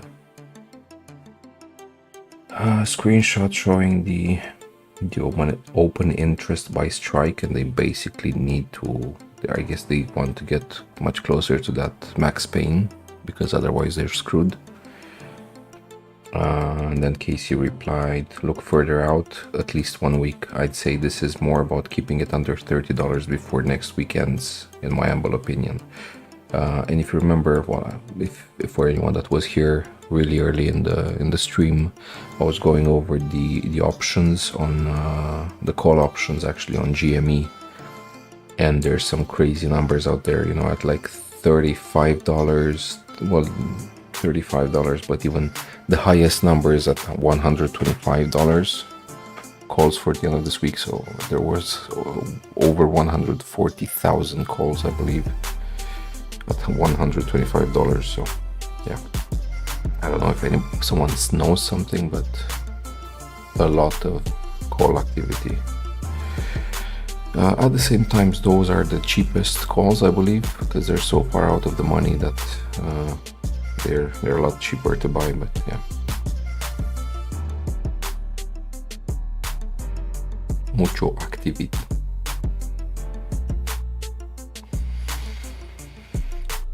But yeah, there is another post from Casey saying for funsies they align, and what, I'm not sure what I'm looking at. It's a chart with a lot of indicators. US government bonds 2 years yield, but there's also US 1 DY, US, so 10 days, no, 10 years, 30 years, the VIX. And here, so it's multiple indicators. And which ones? I think the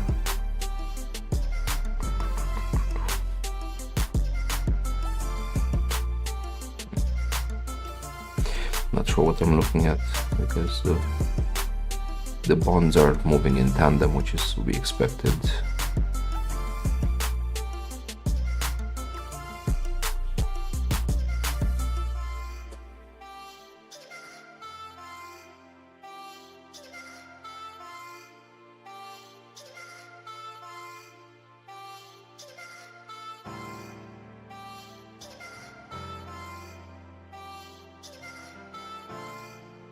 Yeah, there's actually a big spike in the bonds. It might be that we're gonna see a big spike in the VIX. Not sure. That's why I really miss Casey. He had a lot of insight. Like, he could tell us a lot more about these things.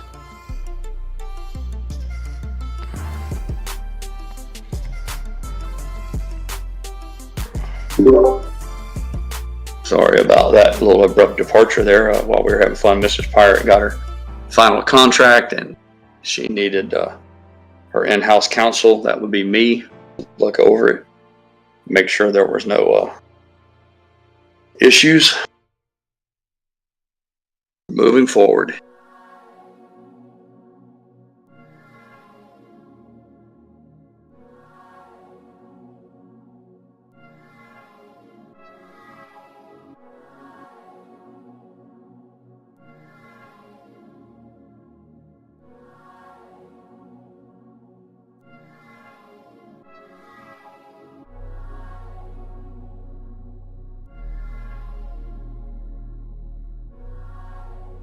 It's crazy. I can't believe they're getting $900 a load to deliver and install dirt.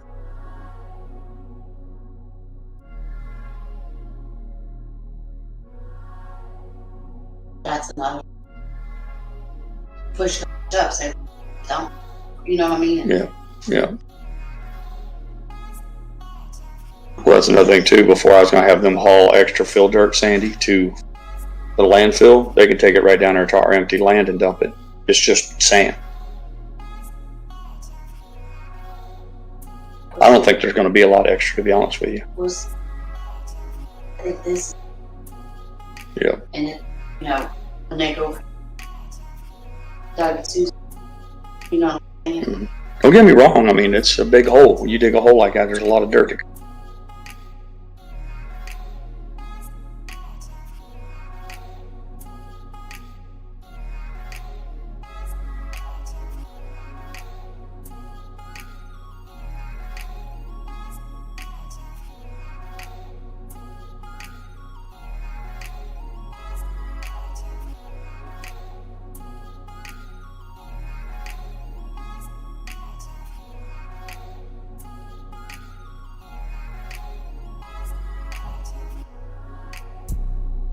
Yeah, Andrew Morgan said, I'm hoping that they drive it down so everyone can get in, get out, and get paid.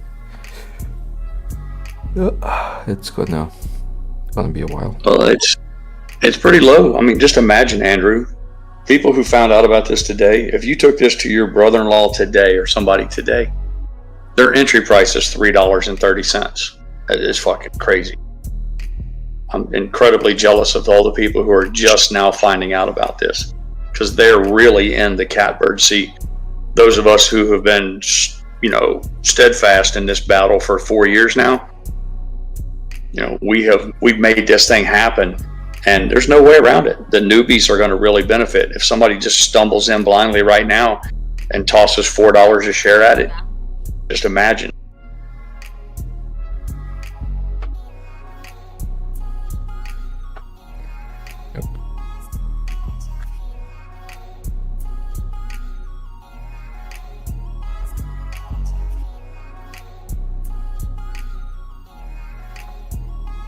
$3.26, new low for Amy. 30 minutes left to go in the day. Yeah.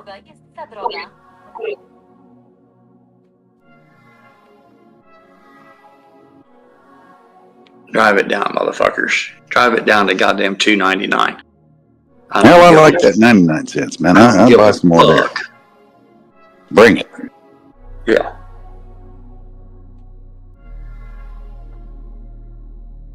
I got enough choked their ass out already, but I'll take some more. Yep.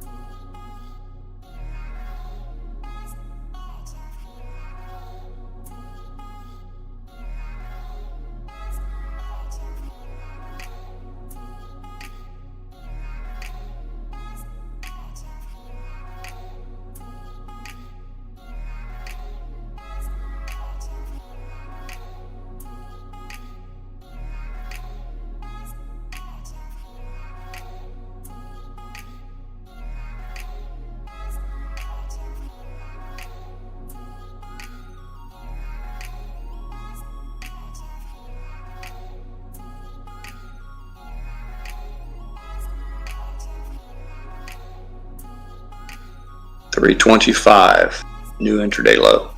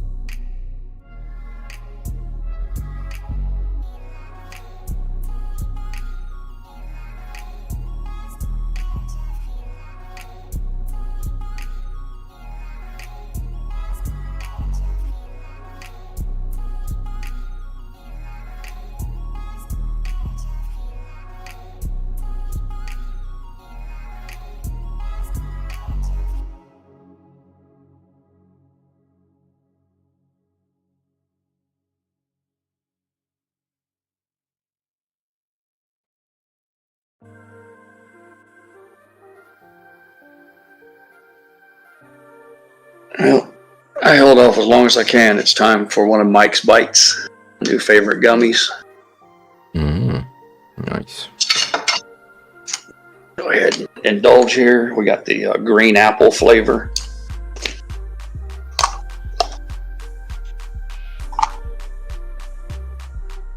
I take it now. It ought to hit just nice in the next 15 to 20 minutes. Thank you for reminding me. I got to stop at the store on the way.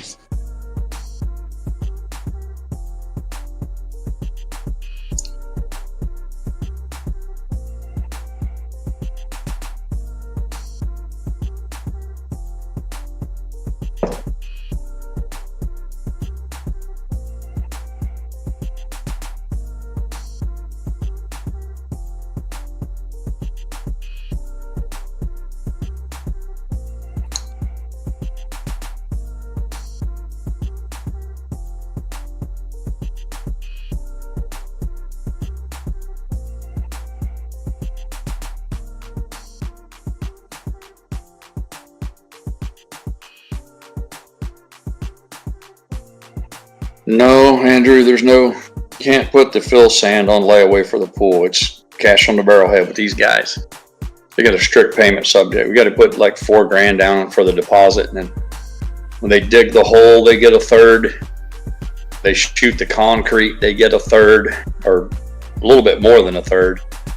And then once they're finished with the pavers and all that, they get the last payment. So, and I get it. I don't blame them. They don't want to build the whole pool and then find out they're not getting paid. Progress payments are nothing new to my world.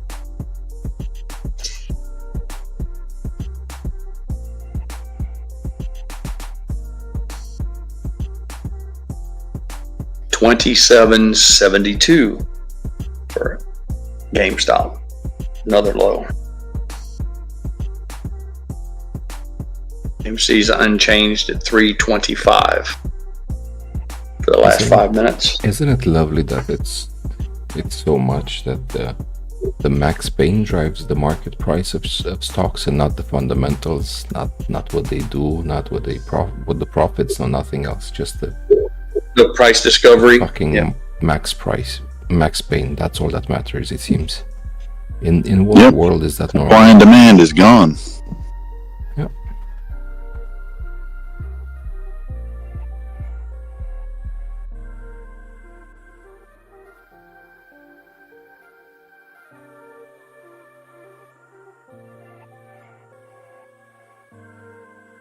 That's why I was saying, unless something very big is gonna change, there's no way I'm bringing money back into the market after the squeeze. Like if things continue like That's this, it, man. I told you, Richard. Real estate, man. Real estate. Buy you a piece of dirt somewhere with an old shitty farmhouse on it. Whatever you got to do, man. Something you can reach down and touch, put your hand on, say, this is mine.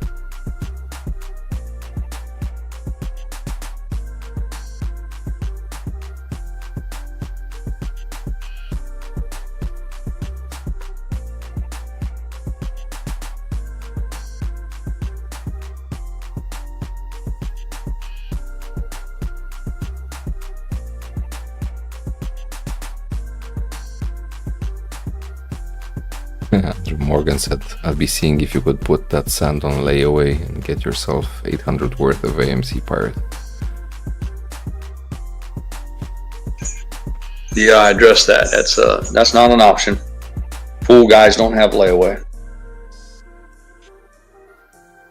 And if you know nothing about me, if you've learned nothing about me the last 4 years, I'm not big on debt of any kind. If I can't pay for something, I go without.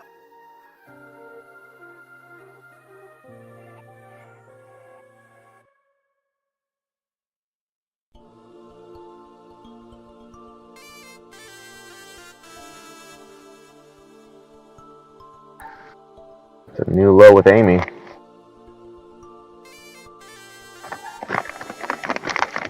$3.25 about seven minutes ago. It's at $3.26 right now.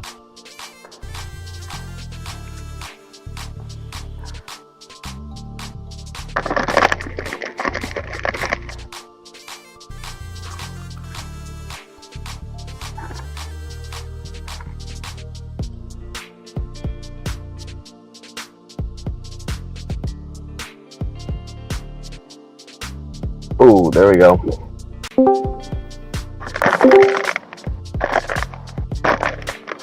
Canadian Club, CC, one of my favorite drinks from Seagram's.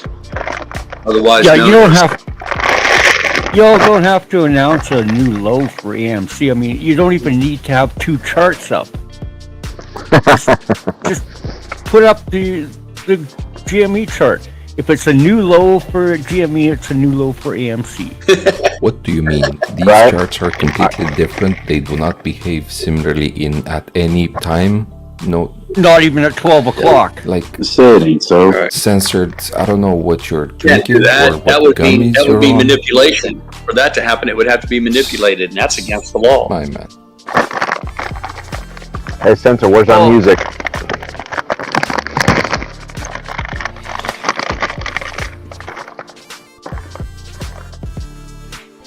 You know what? I just watched what you said on the stream again, so I could hear bullshit twice. You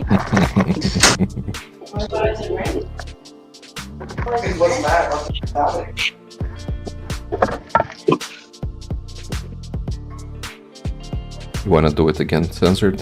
Here we go. I Bullshit never twice.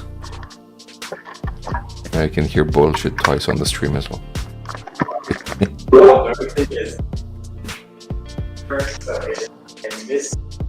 2757.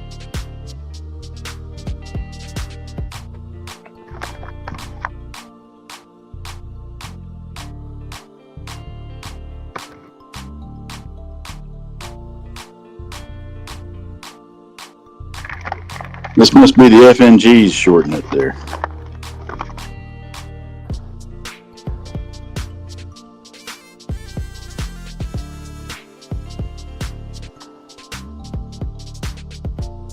Want to see us recover all our losses in like the last 10 minutes?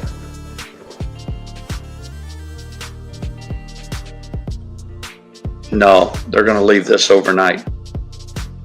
Okay. Be careful, guys. I don't think we're going to see a rebound today. It's Tuesday. We could see more of this tomorrow.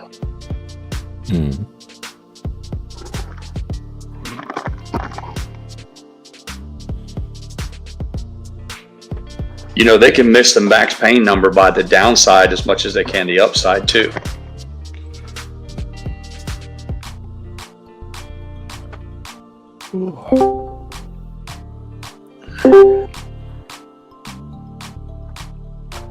The max pain number is artificial anyway. Yeah, it moves. We think it's the max pain, but is it really?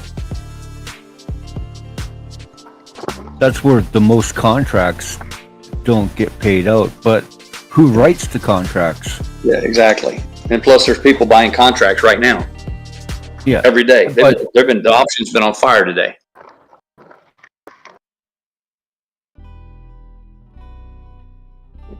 But I don't know, aren't those are those contracts that we're buying from other people that already bought them and they're selling the contracts they have, or are they new contracts that are being created? I think that's both. Yeah, both.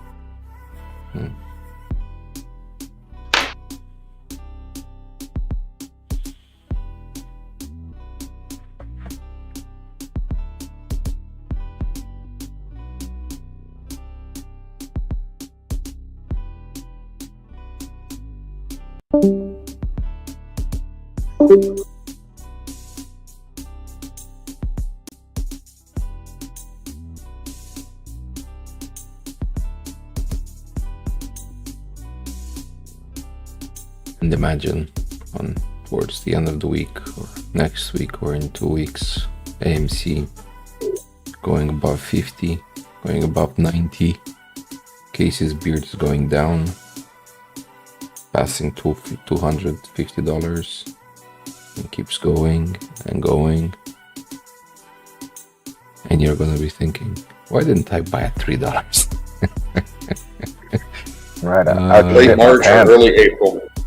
Late March, early April. All you people that have the old-fashioned paper calendar, take out your calendar and write down March 25th. Put a big P on that for pirate, and just draw a line all the way through till April 10th or something. Sometime in that time frame.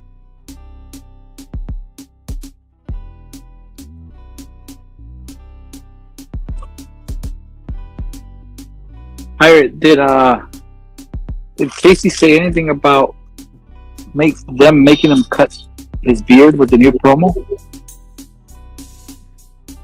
No, he didn't say anything. Okay. No, I'm not fixated with what Casey does with his facial hair like some of you fucking freaks. That's it. I'm moving to Canada. There we go, Sensor. Give it to us.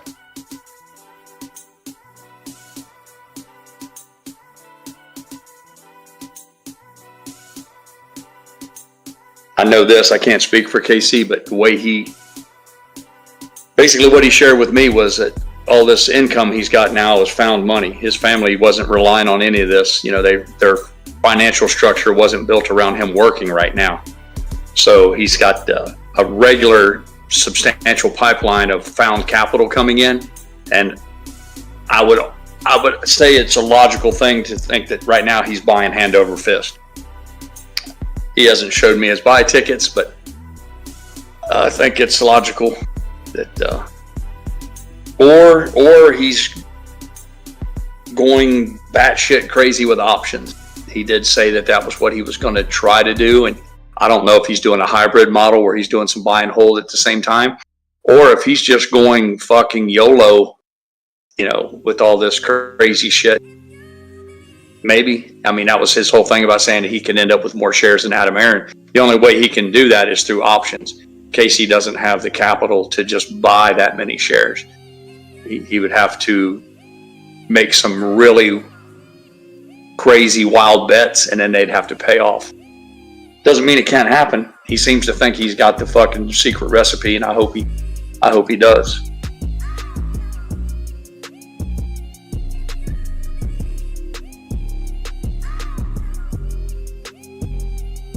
I work too hard for my money to fuck with options. It's enough. There's enough risk just buying the stock and holding it.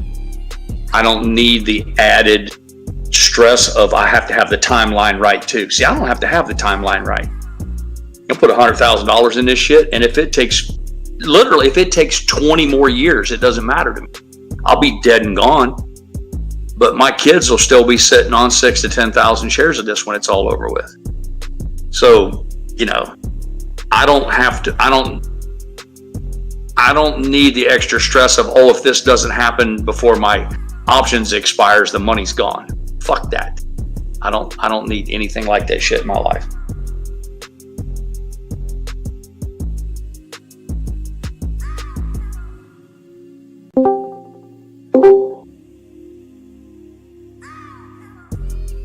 Yeah, John, people change. John W. said Casey said no options. Now he's doing options. He basically said no options, and then he didn't just leave it at that. He said, and his reasoning was that most people lack the skills to do it right. And but for whatever reason, he's had a change of heart after 4 years. More importantly, I think he feels like that he sees something, and he's willing to act on it. But like I just declared, I don't roll like that. I'm 59 fucking years old. I've bled for every fucking penny I've got my entire life. For me, I need almost a sure thing. I don't mind a calculated risk, or I don't mind some risk, an element of risk, but I need to know that the odds are heavily tilted towards me winning. And the last thing I need is something that has a time frame, because that's the one thing that can be manipulated. You can be right, but if you're not right by the end of the month, you lose. Fuck that. I need to know that I'm right no matter how long it takes. My family will see their money, and I still believe in that. But I don't sit in judgment. Casey's a grown man. We're all grown adults. You know, people are allowed to change. They're allowed to evolve. But yeah. The main opposition to options is the fact that most people don't exercise them. I mean, Right, they're exactly. they're very effective, and his plan is to use some of them to gain exercise. cash to exercise some of the other ones, the same way that Ron Exactly. Kitty did.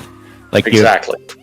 you bury He's yourself just not deep. buying himself. Yep. Go ahead. I'm sorry. Go ahead. You bury yourself deep in the options, like buy 8 times as many as you intend to exercise, and 7 out of 8 of them you just cash out for cash, and then you use the cash to exercise. Get the last 10%. Use their money to buy shares. More shares.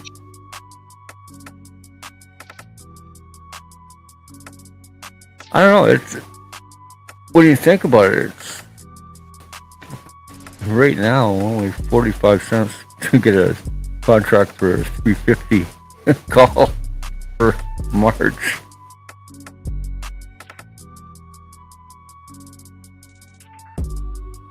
Congratulations, Beacon Hill.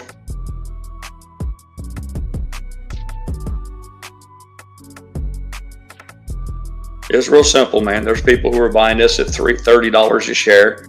If they're not willing to buy it for $3 a share, what's that, 90% off, 90% discount? Then they've decided that it all is lost. That's the only argument I can think of why somebody would somebody would buy something at one price, and then when it's reduced by 80 or 90%, refuse to buy anymore.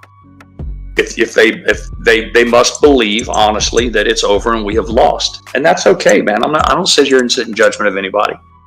You know, I mean, I'm sure there's some people who just say, I'd like to dollar cost average down, but I don't have any more. And I've tried to be as transparent as I could in an effort to help our friendships grow. I stopped buying AMC because I have far more in it than what I was willing to lose to begin with. But I'd like to think that I have a really substantial position. So before anybody would judge me and say, well, Pirate, how come you're not buying anymore? I'd say, well, when you've bought as much as I have, we can talk. But I don't want to sound elitist or like I'm somehow better than anybody else. I'm just saying there are certain situations where people can say, that's all I can do. Even despite dollar cost averaging, I've reached the limits of what I'm willing to risk on this investment. And I've reached that limit and then gone past it a couple times. So if I'm done buying, I've got enough that if this thing works out, it'll make my wildest fucking dreams come true. And if it loses, it's going to sting, but I'll live. GameStop is another story. But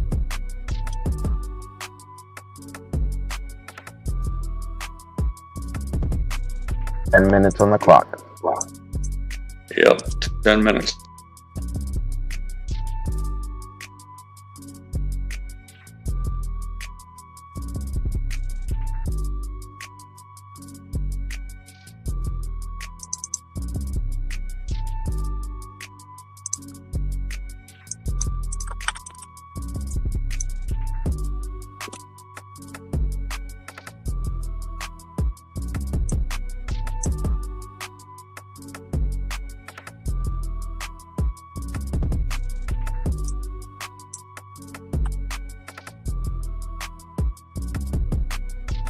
John W., this was never guaranteed from the beginning, too. There's a possibility that we lost. I've never denied that. And it's probably not a good topic to bring up on a day when we're down 7%. But this is grown-up shit. It's been said many times. This isn't Sesame Street. This is Wall Street. It was never guaranteed from day one, from the very fucking beginning, even before GameStop shot up to $500. It was never a guaranteed thing. There's no such thing. There was a possibility that it wouldn't happen, or it wouldn't happen in a time and enough time to make a difference for people. And that's never changed either. This is. Sorry about that. I don't think we're there. I'm still a believer, but. That's why the victory will be all the sweeter,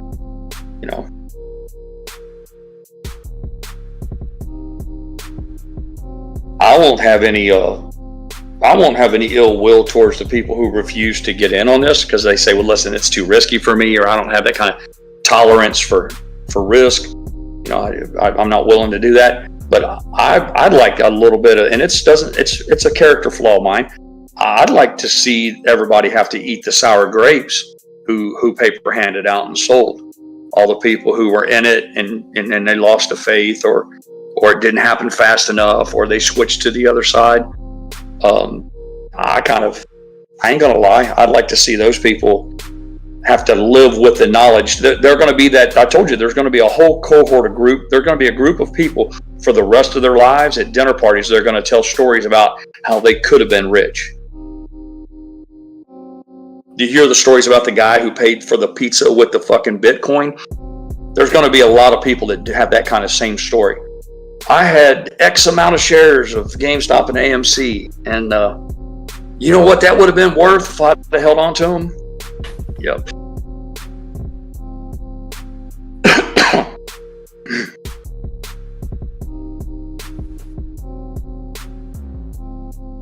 I don't know. That's all long-term shit. Short-term, I think I'm fucked because I think my family is headed in the direction of a Lowe's, and I got a sneaky suspicion they're coming home with a fucking wheelbarrow and gloves, and that's not good for me this afternoon.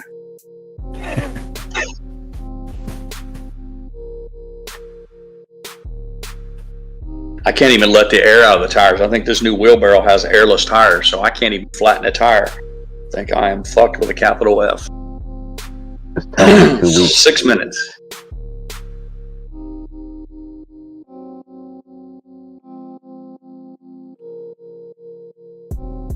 Sorry about that. Every time I'm muted, and every time I get a call, it unmutes me when I hang up.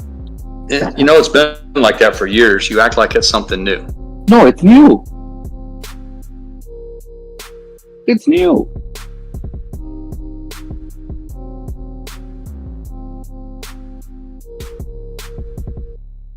Because I'm on my phone. You're not on your phone. You've been streaming on your computer or your tablet, Pirate. Yeah, but you always used to say that you would put it on mute, and then if you answered a phone, it would unmute it. You said that for a long time now. Oh, then I'm senile. Damn it. I'm losing it, Pirate. You can deny it, but you've said that for, I don't know, at least a dozen times.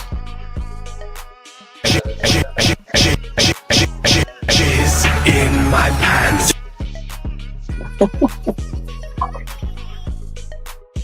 Is the fires put out there, man? No, I know it's supposed to get windy. we have It's supposed to get windy again. New fire. We have a new fire in Ventura, Oxnard. Where are you at, man? Are you Southern LA? No, I'm not. Well, yeah, you can consider South. Yes.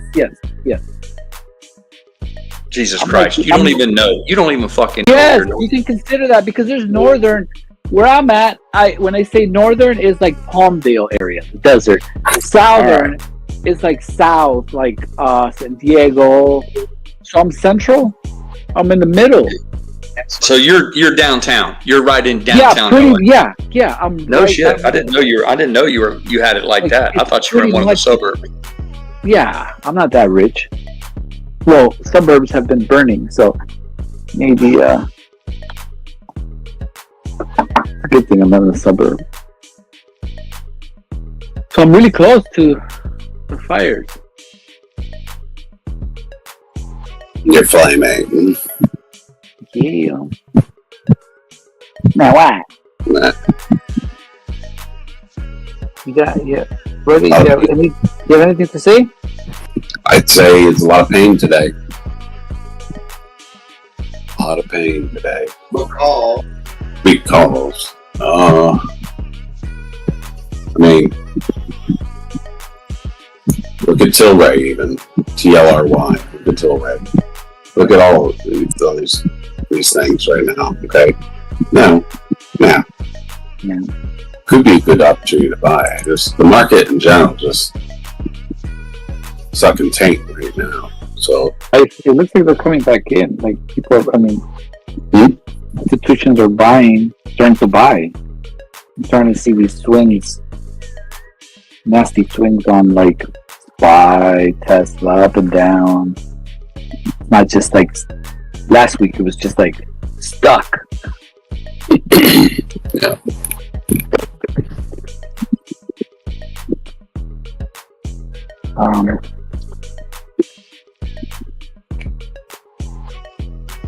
My wife and son were shopping at Walmart last night, or as I like to call it, Fight Club. And they finished up the groceries and they were getting ready to leave, and my son's phone got an alert where he does those deliveries for Walmart, and it was a good, what he calls a good one. It was like, paid like $70 to get a grocery cart full of shit. So I look up and Mrs. Pirate comes through the door. She's got all the groceries, and our youngest goes and helps unload the car. And I said, where's Jesse at? She said, he's still at Walmart. I was like, what do you mean? She's like, he picked up a delivery while he's there. Perfect. I'm like, you're kidding me. She's like, no. So she brought our groceries home, then went back and picked his ass up, and then they did the deliveries on the way home. I'm telling you, my family they're nuts. They're absolutely fucking crazy. Yeah, she got half the commission. She got half. That's why I asked her. I said, is he cutting you in on this shit, or you guys got a partnership deal going, or what? Yeah.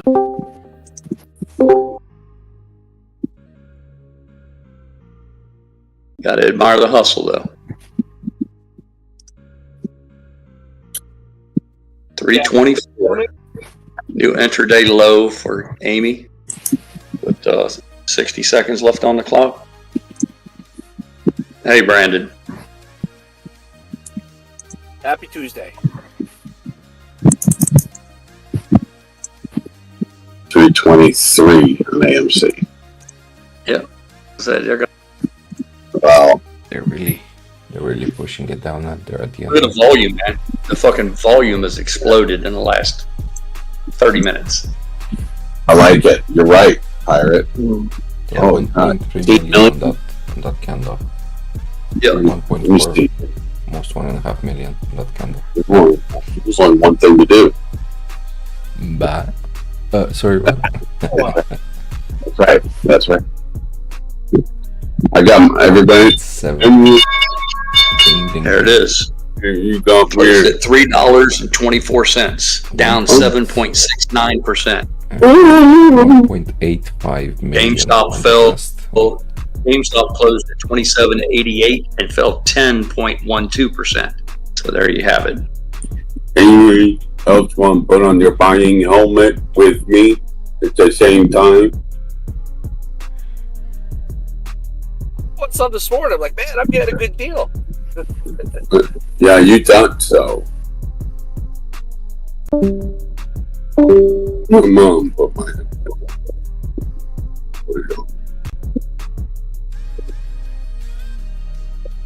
That's where you got Lieutenant Dan on the top of his sailboat saying, "Is this all you got, God? Yeah, that's right. Is this the best you can do?" That's right. This market makes me feel like a gambling addict. Like, I just want more. Bless you. Bless you. Thank you.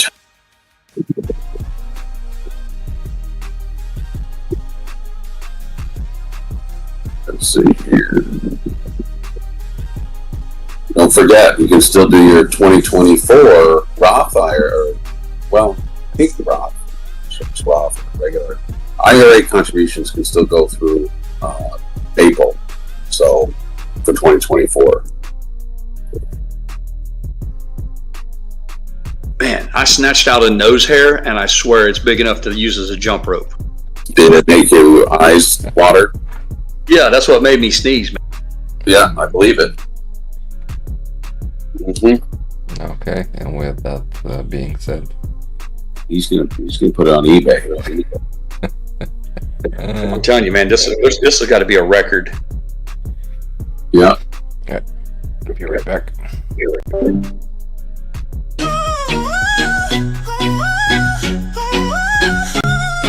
From sap to strength in nature's art, rubber forms a resilient part. From trees it flows through skillful hands, crafted strong for life's demands. It's hitting you like a puck, so swift and tough. In this game of life we've had enough.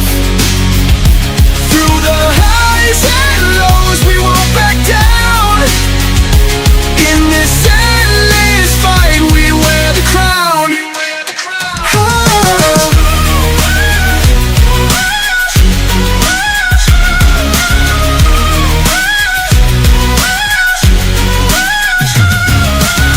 4 years of battles, a fight so near. Two foes collide, the end is clear. In shadows cast, they forge their plans. Now victory's within our hands. It's hitting you like a puck, so swift and tough. In this game of life, we've had enough. Through the highs and lows, we won't back down. In this endless fight, we wear the crown.